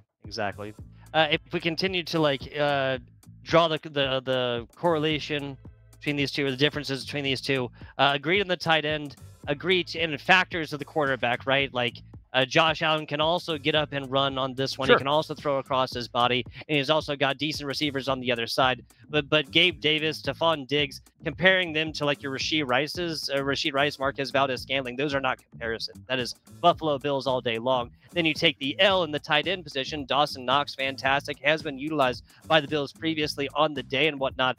That does not compare in any way, shape, or form to Travis Kelce. And then you get to like the running back position and you compare James Cook, Isaiah Pacheco, and I would say personally those are pretty evenly matched up as well. James Cook definitely like takes less receptions, but just with just running skill on the ground and getting up to first downs and whatnot, those are pretty even correlations. Yeah. And again, I think it's just, Patrick Mahomes is just, in my opinion, a much better quarterback. And in Madden, I want to have the best quarterback I possibly can have. And that's what we kind of saw like in games previous where it was like, oh, switching to the 49ers. And you're like, okay, great. You can switch to the 49ers and you can have better weapons. But like, if your quarterback isn't as great, like, I think that's the end all be all when it comes to Madden. We saw Lamar Jackson earlier today, which was doing some great things. But when he was back there and really had to throw it, it was like, felt kind of bad. But we haven't been back here going like, man, it's so hard to have Patrick Mahomes back there throwing the football. Man, I can't understand how you run your offense. Like, yeah, it runs itself because I have the best quarterback in the game, one of the best quarterbacks any of us have seen with our eyeballs. So it makes sense in a video game, in a tournament where you're playing for money, that you definitely want to be able to play with Kansas City. And I would be shocked actually to see, once they actually get this restart going or whatever they're going to be doing, that they don't play the Chiefs, both of teams. So I believe they're just straight up restarting. I don't believe they're going to be changing any teams right here after the game 3 change up right there. It's the philosophical. I got you. Thank you. The philosophical waxings or whatever to think about, like, what would the Niners look like if they had a quarterback not named Brock Purdy? If they even had like a middling quarterback, but it was just more mobile, say like a Justin Fields, something like that. We were talking about Chicago earlier here. They have some of the best, if not the best, skill positions around them, right? Brandon Ayuk out there as wide receiver that you're talking about at top 5, arguably top 10 hands down. George Kittle, absolutely out here. Christian McCaffrey, are you serious? There's really nobody in like the contention for what the running back position can do, especially when you're talking about the package deal, which is rushing and receiving, right? And obviously blocking plenty from Christian McCaffrey as well. We've even seen Christian McCaffrey throw a touchdown this past season, right? Like San Francisco would have everything, and it would literally be a cheat code if they had somebody who is less of like a game manager and more of like an active quarterback who takes hold of games in Brock Purdy. Yeah, and and I know there's like that's the knock on on Purdy. Oh, he's a game manager, and they're like, but look at all these yards he put up, and I'm like, I get that he put up a gajillion yards, but yeah, what if you had is Cam Newton like prime Cam Newton? Is he going to put up more or less yards? He might put up an extra 1,000 yards. Like they might average 40 points a game, right? Like that's what I'm saying. Like it's not a matter of Brock Purdy is bad. It's a matter of saying like, does the offense score 10 more points if they have a crazy quarterback in there? But we all know that they lost in the Super Bowl, so it doesn't matter. Not a conversation, and they're not going to get rid of Brock Purdy. So we're going to be playing. Oh, it is going to be 7-0, so maybe they got it figured out. Okay, so that would make sense. Zach Rock at a advantage right here. We're going to be coming back in with about the same amount of time. Buffalo Bills receiving second half. I have it written down here. I have it on paper. Should happen regardless, even if it's a kickoff and then a punt immediately afterwards. Yeah, and not quite Pal. Got to get in here. Has got to be able to score. We haven't seen too many situations where somebody doesn't score, but it's a 151. They don't necessarily have to go faster. They can really just go with whatever the defense allows them. If they need to play fast, need to play slow. Either way, it doesn't matter. Just play into whatever they see. Mm-hmm. Like you're saying right now, it's okay to be reactive, not necessarily proactive with doing what they're doing, right? Yeah, they don't. Like I said, they don't have to go fast. But if they're used to going fast, they can. I don't think that there's like a right, like, hey, it's 1:35, or you got 6 minutes and 35 seconds left. You have to play it exactly this way. I think that no matter what they do, if they score quickly, if they were to use 5 minutes, any of those are good. And Allen is just. What's crazy is like he's doing that with Allen, and he could have easily been doing that same kind of thing with Patrick Mahomes. But you definitely see that decision made quickly. Look at all the yards available and being able to get the edge. 6 took a super bad angle there, but now we're on the 47-yard line, minute 10, and they're just going to do whatever feels good to them right now. Yeah, and like this is just not a situation that's even possible for Aaron Rodgers. I think if Aaron Rodgers looked at that much field in front of him in real life, like another ankle would shatter or something like that. That's just another day at the office here for Josh Allen. Rolling out to his right side. The pass is on point. It is completed. Stephon Diggs showing in the offense for the first time of this drive and of the Buffalo Bills offense for this game. Yeah, and you got to love just to be able to stop. Like, turns around, bloop.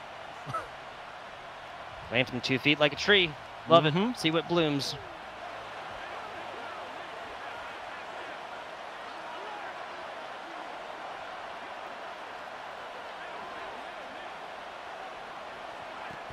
He showed every slant to the right side right now. That does show up in the corner. Dawson Knox.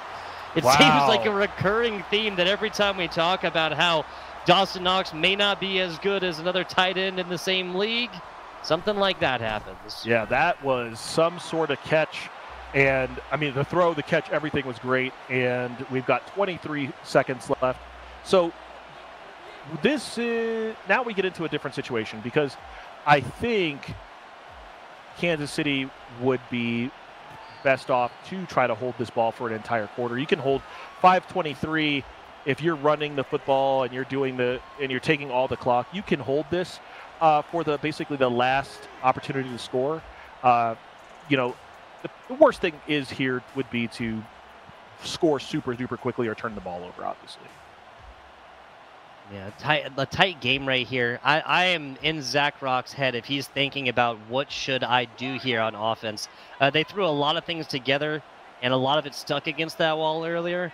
But there's been a lot of learning. Not quite Pal has done across these past 2 games. And a lot of times when he goes to something more methodical, more predictable, it does get shut down. See how this goes in the opening of their second drive. Pacheco right up the middle and gets plenty on the first rush.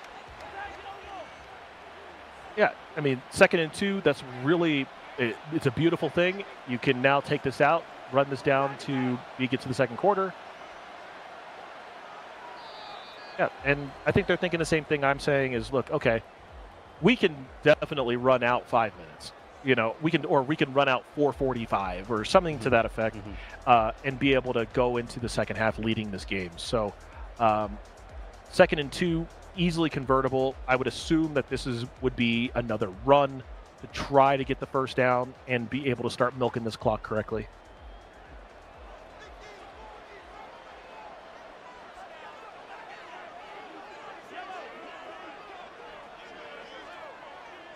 Back in the gun. That's Micah Hyde. Nightmares of offense is the league over right there. Pacheco kind of getting caught up a little bit on his own bend. Now dashes right, goes up, gets the first down. Yep. And they're doing it exactly how I would do it. So very happy to see it. Very methodical. We're sub 10 seconds on the clock. And now it's just a matter of doing our thing. Like, they haven't been able to stop us before, so let's not let them stop now. And, ooh, nice way to turn a play that could have been, 0 or -1 into 3-yard gain. Yeah, it gets like a step up and then kind of falls in for another 2 yards right there. And they've not garnered a lot, but they've garnered first downs, which is what Zach Brock wants. Back to Rob's point, and the enemy right now is time. Mm-hmm. Well, it's not even. It's only the enemy for the Bills. Like, Kansas City is loving it because they've got possession. They can run this down, and there's plenty of field in order to do it. They've been very smart with what they've been able to do on the play. Another good play, just throw the football away. Don't try to force it. You've got 2 downs because you're going to go for it on 4th down no matter what. So 7 yards should be somewhere in this playbook. You've got a couple of those plays to call. Spread out across and a solid bit of pressure right there. Almost. I believe that was DeMar Hamlin, number 24, that came up and another half step ahead. This might have been going back the other way. 4th and 7. We know what's on the docket. Not a punt. Not a punt. No, sir. We're in 3 wide. We haven't seen a punt today, have we? Outside of like the required to get possession back after the reset. Yeah. You got to get Travis Kelce on one of these drag routes across the field. It's wide open. I mean, if he's going to control Hyde, he's going to try to blitz or do it himself. You should be able to take advantage of this matchup but he's going to have Travis Kelce back to block, and it doesn't really matter because another wide open wide receiver when you've got an offensive lineman named Kelce now, but the real offensive lineman, Kelce, plays for Philadelphia, should not be playing in Kansas City. Yeah. Wait, he did announce retirement, didn't he? He did not. He did not? Oh, I Nope. thought he was. No, people just kept trying to say that he was, but we're going to hope that Jason Kelce, my boy in Philly, will come back for one more season. Oh yeah, absolutely. Would love it. Great personality, fantastic center as well. 2nd and 11 here for the Kansas City Chiefs. Offense, 2 minutes 40-something seconds. This isn't really going to be a concern quite yet. In fact, if they can eat up a minute and a half of this, that's ideal. Yeah, I mean, this is. Oh wow. Okay. Speaking of Travis Kelce, that's what I'm saying. Like, if you got to take advantage of your matchups, I understand that you've got your plays that you love and all this other stuff, but again, if the middle linebacker is going to be controlled by the player, that is a hard matchup. It is hard to be a linebacker and chase after Travis Kelce and do it correctly and guess his route. So, especially if you're playing zone, and if he doesn't just run like a go route or something like that, it's really rough to try to like turn your player, when he turns, you got to guess correctly which way it's going to go. And so there's a lot of things that go into that. So, and as you see now, you see him moving over to the left, and now he's wide open, but goes the other way with it to Valdez-Scantling. And now the clock is going to just tick, tick, tick, tick, tick. And continue to you don't tick want to rush, there. though. Just let this milk it, my boy. It'll happen naturally. 4 up on the line. Micah Hyde right behind. Be burning off at least the next 10 seconds or so. Pacheco with a 1-yard run is what the book says, what the analytics say. Yeah, I mean, look at that. You got 1, 2, 3, 4, 5, 6 guys on 5. So play call says run. Yep. The sheet says give it to the running back. Yep. Math is easy. Math is easy. 5.9 yards per rush here. I swear, do not snap this before 30 seconds. That would be, I might fall out of my chair.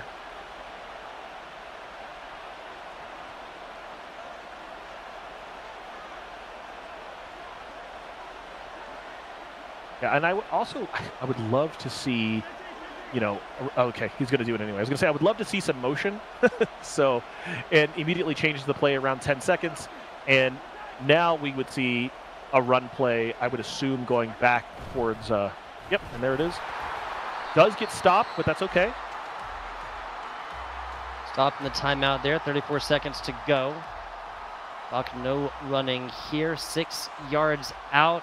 I mean, we saw Noah Gray and kind of the misdirection that just having him on the field when Travis Kelce is also here can yield. That was him in the fullback, or the halfback position, Pacheco in fullback position. It was a handoff to Gray. Of course, that was a lot closer right here, but getting that big tight end involved, not something I would be against. Here in the 2nd and goal play, comes in motion with 12 seconds to go. Now, Travis Kelce should be, if he were to get this towards the middle. Oh, but they're going to go with that little screen again that we saw previously. Nice touchdown, 31 seconds. But this is nothing to be trifled with. You don't want to just play like complete prevent defense because they can get a field goal here. They can get a touchdown. We've seen it over and over again that this last 30 seconds are the hardest to kind of get them off the field for. Really hard time in the game to manage. And 31 seconds for Josh Allen and the Bills is that is not just a handful. It is not just 2 plays or nothing like that either. That was such a good play to Rashee Rice earlier because, you know, we could see Zach Rock had realized that corners were off of the line of sight a little bit. So the danger to that play, of course, is a cut to the middle by a quarterback or safety to grab this one and head down the opposite side of the field. That possibility was just not even really in the cards right there. It wasn't even really on the field. And so even if you complete this and you just get a yard or 2, that's still positive plays versus the worst thing that could happen, which is obviously pick 6 going down the other way. All right, now we see some audibles. We're going to see this little drag to Y. Like, that is, yep, that's good defense. You definitely want that to be happening. Now 2nd and 8, still have 26 seconds. You'll feel a little bit better if they're on the other side of the 50, sub 20. But we know that Stephon Diggs and Allen can create magic.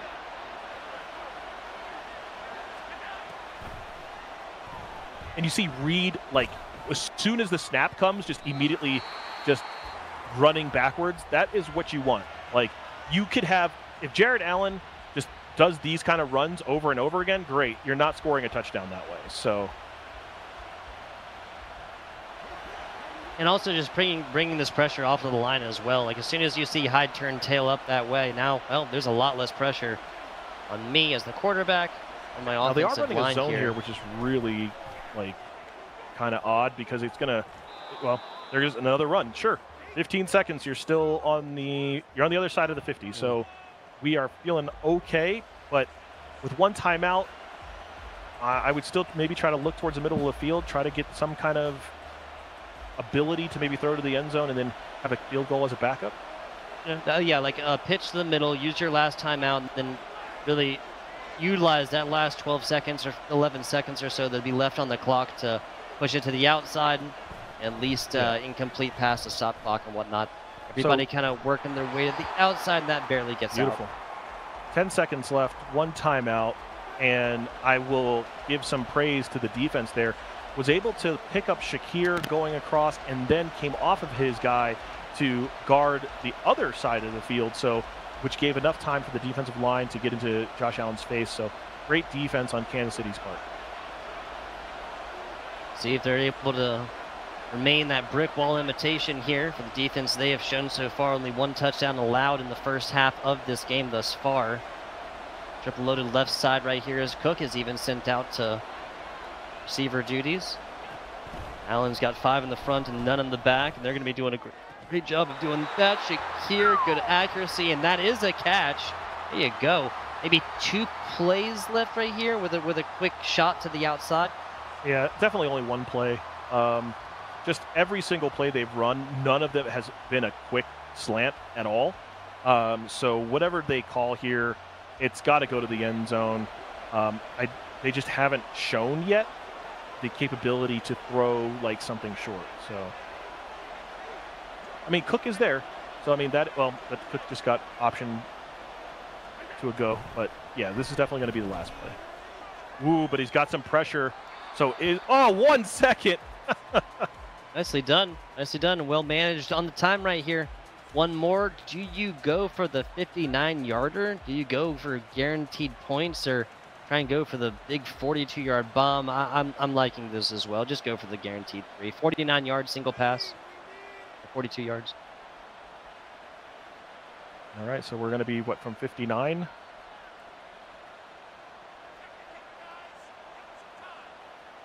We got shown as. This is the first field goal attempt we've seen in quite a while as well. That's good power. That's decent accuracy. Ooh, it's good. Wow, there you go. Okay. 4-point game coming into the second half. 14 points for the Kansas City Chiefs. 10 here for the Buffalo Bills. Controlled by not quite Powell. Great defense for Kansas City to force that field goal. Obviously, they were really close to just the field goal not even being able to happen. But we've seen, again, these 30 seconds, 35 seconds, that kind of stuff been going on towards the end of the half. And they are kicking off, so Buffalo will have an opportunity to take a lead here. We'll just see. Can Kansas City actually get a stop? Can they get an interception? Can they get a fumble? Something to change, or to flip the field. But so far, so good. They did let only 10 go by in the first half, but most of that was because of just possessing the ball. So it depends on how long the Buffalo Bills take the score here. But Kansas City can just go with the same game plan they went in the first half, which was, cool, you get 7, we get 14, or you get 10, and we get 14. So if that continues, it'll be 28-20, and Kansas City will be taking it home today. And no Castro math, but even we can do that one. Diggs right here struggles to get up to the first and gets 9.5 or so. But yeah, this is the proportions that are going to win Zach Rock the game. If not quite, Powell doesn't come in here, really interrupt that pattern that has been laid out thematically thus far. Yeah, and whoa. Okay, that's what happens when you start trying to throw on the run. Yeah. Inaccurate bullet. If that's not Josh Allen in a nutshell, I don't know what is, my man. Yeah, and we've seen that Buffalo has now turned to this, rolling to the right with Allen, trying to essentially give the option of just running or throwing it down the field. So we're going to have to see if Kansas City can kind of cut this off with their defensive ends. Is this the first carry that Cook has gotten? It's one of the first carries, man. Yeah, it's only second rush, and James Cook, you got to incorporate this man a little bit more. Yes, he doesn't catch the ball as much as Isaiah Pacheco does. Yes, Josh Allen spreads the ball around a lot more with his receivers and whatnot, but got to get James Cook involved. This is a dangerous threat. Dawson Knox goes out for a 1-yard loss, actually. Not 100% sure what the idea was there.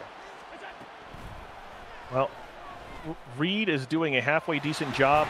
As soon as I say that, isn't able to, get that, put a body in that lane to stop that pass. But Buffalo staying in this. Been walking down the field. Last minute of this game or so. Audibles upon audibles called here at the line of scrimmage. Now steps back, short pass as Dawson knocks the tight end yet again. Little hot foot, little happy feet right there as he hops, gets around a little bit and purchases himself another yard or so. Yeah, and it's sad because that blitz was, you look over here on 73, he got to block 2 people. Like the computer just ran right at the lineman instead of towards the hole. So that just feels bad. Madden 24 Gonna Madden 24. First and 10 here for the Buffalo Bills. Score here will get a lead that Not Quite Pal has not enjoyed in quite a while, Rob. Yeah, here we are. 10-yard line. This is where it becomes a little bit difficult to score because we've said this before. Not as much, length in the field, but ooh, what is this? Oh, that is great. That's a sack, essentially. Intentional grounding. Yeah. Inside the pocket, goes all the way out. Another penalty here. So this is this is game one that a lot of penalties just kind of decided the pacing of that game. A couple illegal contact there right on the line of scrimmage. Now, third penalty across 3 games here for Josh Allen. Yeah, and it could be helpful because it does give him a little bit more room to work, but you'd love get another one of those. Bring it back to, 3rd and 30. Well, yeah, barring a turnover, at least there'll be scoring capabilities from the field goal here, but something tells me that's not something that Not Quite Pal is going to be content with. The rush up, about 5 yards on that one. This really does not improve that much from 2nd and 20 to 3rd and 15. Yeah, and we're just going to kind of have to see, will he have time to let some of these plays develop? And now he's sticking in the pocket. Much better. Ooh, nice juke from Knox. Who cares about intentional grounding? Yeah. This is Dawson Knox. Now 2 touchdowns here on the day. Tight ends showing supreme here in this matchup. The deciding factor between Not Quite Pal and Zach Rock, 1-1-2-3-3. Yeah, so now we are in a situation where if you are Kansas City, you need any sort of points, but you want to do it within 2 minutes and 19 seconds. You want to make sure, because we haven't seen Buffalo really hold the football, so we're not quite sure if they're going to be able to do that in that way, but we know that Kansas City definitely can. But you would like to, again, turn this is just a 2-for-1, but you want it at 7 minutes to be a 2-for-1 in your favor. That's all.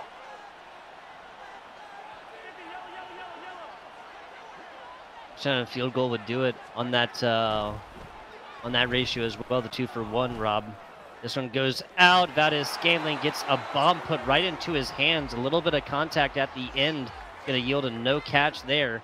Has allowed 91 passing yards so far. The Buffalo Bills have been back to the drawing board here for Patrick Mahomes and the Kansas City Chiefs. Yeah, 2nd and 10. Still, like I said, there's still a lot of time in this clock. That's a dangerous pass. That's the best way to put that. Huh. Yeah, that covers, that has catchability on the inside. Once it actually gets to where his receiver is at vertically, it's, 3-4 yards outside. Mm-hmm. In the out of bounds, yeah. So bad pass right there. You're going to be glad that incomplete is going to be the end result of that play. Yeah, and we've said it before. You put somebody in enough 3rd and 10s, and good things will happen. And now you've got a 4th and 3. 4th and 3. No punts here. That'd be a good name for a Madden League, the No Punt League, something like that. The NPL, We're playing here on the day, folks. Going back to heavily loading the left side. Travis Kelce closer off the line. Well, Hardman, Valdez-Scantling right next to him with Pacheco playing bodyguard in the back. Now Pacheco going out for receiving duties, tossing it out right into the ground, and that's a turnover on downs. Hey, big defensive play. We have seen very few turnover on downs at this part of the field, so Buffalo's got to be feeling very good because now they get to, look, if they score within 127, now they could be up 2 possessions with 5 minutes. Everything is looking rosy right now. There you go. Everything's turning up roses, especially if you're James Cook and you just got a 6-yard reception to make this first down much more possible. Yeah, and don't forget situation. That our player right now who is playing with Buffalo had previously been playing with Kansas City. It's very true. Very true. Kansas City first 2 games, now switched to Buffalo. I mean, that's just a matchup that's been played across Madden a billion times so far, it seems. Perhaps that's just a matchup and the comfort pick. James Cook, telling you, man, You get the man involved, good things will happen. 3 rush attempts for 9 yards on average each. It was crazy with that play because he let the defensive line or the defensive players get a little bit too close to the offensive lineman and then whoop, just bounced to the outside. Fourth quarter we go right here. No reason to snap that ball. Well, it's still in the third. The last little bit, last breathing room here for the Kansas City Chiefs will be started, and that's going to be dictated by touchdown or not. I don't see a field goal being the end result of this one as long as they have an honest shot at even getting 7. Yeah, touchdown will be very good. They still want to use some of this clock, but man.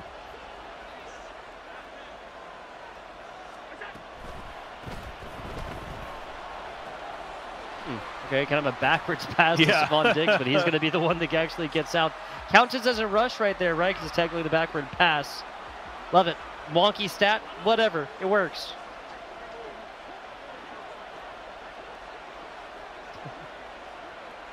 And just kind of walking through 88 right there. All good. All gravy. Everyone just setting up. Madden gonna Madden. Allen calling a couple audibles. This is an offensive line just really crested around him as of right now. 73 and 29. We're in an angle back, and this is going to create a much better pocket. Now Allen gets some space, and we know what that's going to happen there. He gets hit a couple of times after he's actually initiated the sliding motion IRL. They'd be freaking out right now. Yeah, and that's actually as good of a play as you can get because, man, like being able to get a first down and keep this clock moving is the 2 things that you're absolutely looking to do. Ooh, James Cook getting clipped down in the back. That's a loss of 4 or so right there. And no first down capabilities either because they were they were first and goal at about the 10-yard line, my man. Yeah, Buffalo hasn't been stopped, so I'm not actually like too terribly concerned about it. It's just a matter of like don't take any sacks, right? Like turn it up or throw it away. Good boy. Yeah. Don't let them intercept it and run it back for a touchdown. Something crazy like that is exactly what 98 almost did there, Rob. You called it best, man. That was the, obviously getting this ball out so you avoid the sack is not bad, but that's already happened once that a player was able to get under it and run it back for points earlier. That was the Shaviot Nick and Elijah Freeman matchup earlier. Another matchup that went all the way down to the third game as well, folks. Here we are, 3rd and goal. Oh, there's a blitz, and somehow gets that to count as a pass, and now it's 4th down, and lots of yards. I think they have to go for field goal. Okay, yeah, they selected right there, but I mean, being up by 6 means nothing against the Kansas City Chiefs squad that has proven they can march right on down the field. They get 7 with 0.01 left on the clock. We're gonna have another 1-point game, just like we saw in game number 1, Rob. Yeah, and Buffalo has been playing good defense. This is going to be their chance to prove it. Like, can you, for 3 minutes and 17 seconds, can you hold them?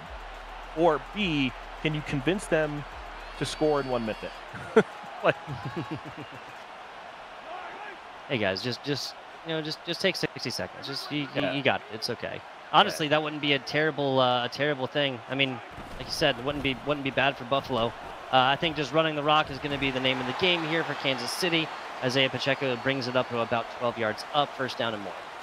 Yeah, Kansas City just obviously wants to score a touchdown with 1 second left on the clock or 0 seconds on the clock. It is hard to get it to that point exactly because you also still have to score to win this game, but they are put in the position where they're on the 48-yard line, so they have a lot of room and a lot of things they can do here. So it is looking kind of grim for Buffalo simply because of that. They can't force them to score, and Kansas City is not doing the silly thing, which would be to rush.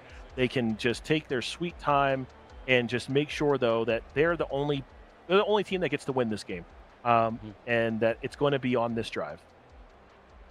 So in the 46, they have 4 technically, really only like 2 first down capabilities on here unless they intentionally cut them short. 2nd and 5 right now would provide them a lot more wiggle room, but taking this down to the 2-minute warning is what I would do. As the clock stoppage comes, as it does, 2-minute warning we come with Both teams with a laundry list of timeouts.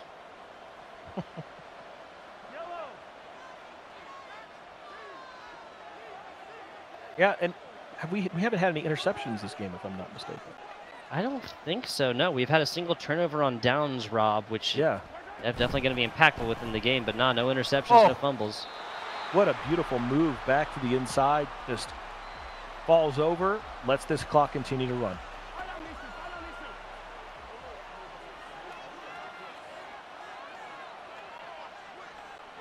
Another 20 seconds or so. Yeah, should not snap this before the clock says about 128, 125. Yeah, once it gets to about 125 though, then they gotta just be like, hey, we still got to score here, okay, guys? We still have 40 yards. This isn't automatic from 40. Checo takes this one again. Yeah, they gotta hurry now. Yeah, there you go. Realizing their own timeouts would not be a bad move, given that there's really not much in the way of like comeback capabilities if they, when they score. The ball back. I thought that was Pacheco intercepted. somehow catches it against the back of his right knee or something like this. Okay, hey, happens. It happens. Yeah. I mean, great play. And now, you want to. Okay, look, if you're down 4, so a field goal still ties the game. So you really just can't just do anything, but you do need to score. And there's your timeout. You've got 2 timeouts for Kansas City, 22 seconds.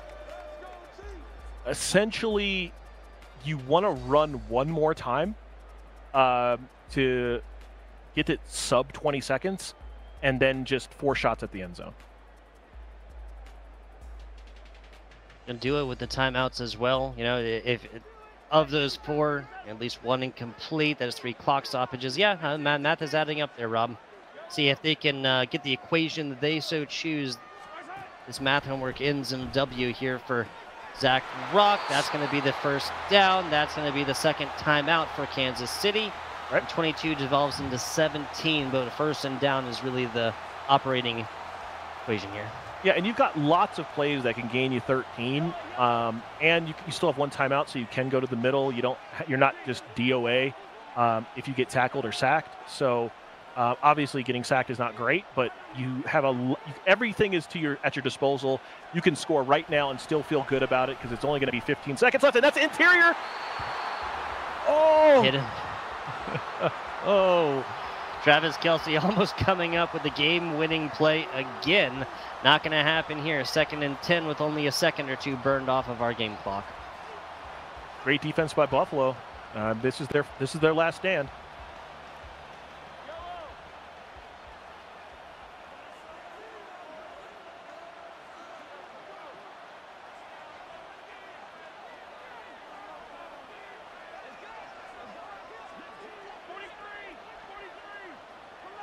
All right, they know that they're in zone.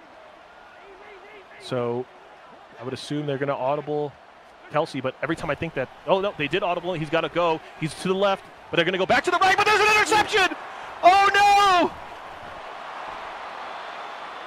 There it is. I'm going to say that's probably our game. Knees, timeouts, it doesn't matter. Not quite. Powell has come all the way back to get this one done with a pick just outside of the end zone.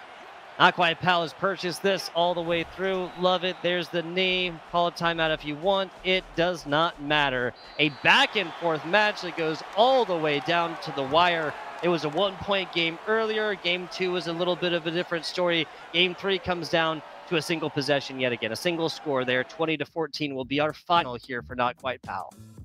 Great defensive play on behalf of the Buffalo Bills. Excellent. Obviously, we talked about it. Turnovers are the name of the game. But, also big congratulations to Kansas City in that game. They played an outstanding game, had an opportunity to be able to win it at the very end, did everything they needed to do with the clock, but just couldn't get that last completion through. So close to being able to make sure that they had an opportunity to win that game, and I'm just very happy to see what happened there. Yeah, it was an incredibly, incredibly exciting. Like you said, all of the pieces were in place, and they did everything they needed to, like to kind of come into this one. But then, just again, we said it. Oh, there's not been any interceptions. Yeah. There has been a turnover on, but well, all goes all the way down yet again. Big, big congratulations to Not Quite Pal for taking this one down in best of 3 that went all the way down to the wire. I don't know how many lead changes there were exactly in the last game. There was like 4 or something like that in the first game right there. Pretty much every time somebody was scoring, they were taking the lead overall. Big congratulations, Not Quite Pal. Yeah, I mean, fabulous game 3. Awesome way to be able to end a great day of Madden. Awesome to be able to hang out with you, Tugboat. You know, we loved some Madden, and you know, and the games are super exciting. That last game, you couldn't ask for too much more. But again, it is to be noted that our player who was playing Kansas City did change to Buffalo and ended up getting the game-sealing pick on defense. So, you know, hats off to him, winning with a different team and doing it a little bit different than everybody else. Absolutely. Absolutely. A lot of times I feel like you just read the other thing, right? You like the Josh Allen offense, everything, and you bring it all the way back, and then clutch time, you bring in the Kansas City Chiefs. You bring in the 2-time Super Bowl winners from the last 2 years to come on in and clutch it up for you. But not the case here today. Not the case here today, and all the respect in the world for that one. But that's going to be about it for us, folks. I want to remind you guys that the Army National Guard makes competitions just like this one possible. We want to give them a little bit of a shout out. Now, soldiers in the Army National Guard show up for the community, state, and country when they are needed the most because they're civilians, and they're a soldier because guard service is part-time. There is not a 9 to 5 they're regularly clocking into. And speaking of 9 to 5s, you can obviously work while still within guard service, not just working, also go to college and further that higher education, Rob. Yeah, and this wouldn't be possible without the guards. So thank you again. Thank you to everybody who played today. Thank you to all of our guardsmen across the country, across, you know, just everywhere, being able to help out and being able to come up, you know, be called up when we need you. So other than that, you know, it has been a fabulous time. Thank you to everybody at home. And Tug, we are going to see you another weekend, right? Yes, sir. Yes, sir. I'll be back. I believe Navant will be back next weekend as well. I want to give a big shout out to our production staff here on the day. Big shout out to Rally Cry. That's Aster. That's Fiji. That's there's a laundry list of awesome people behind the scenes that make competitions just like this one possible. Rob and I are just 2 guys screaming about esports, screaming about Madden in our rooms without our production staff, guys. So seriously, big shout out. With that, I don't have anything else. Rob, do you have anything else for the good people before we do bid them adieu? No, that's it. Have a great night, and you'll see Tug and everybody else next week.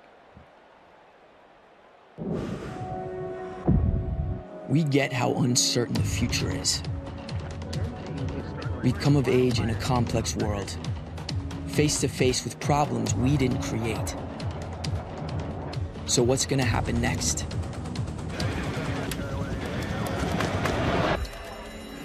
We are.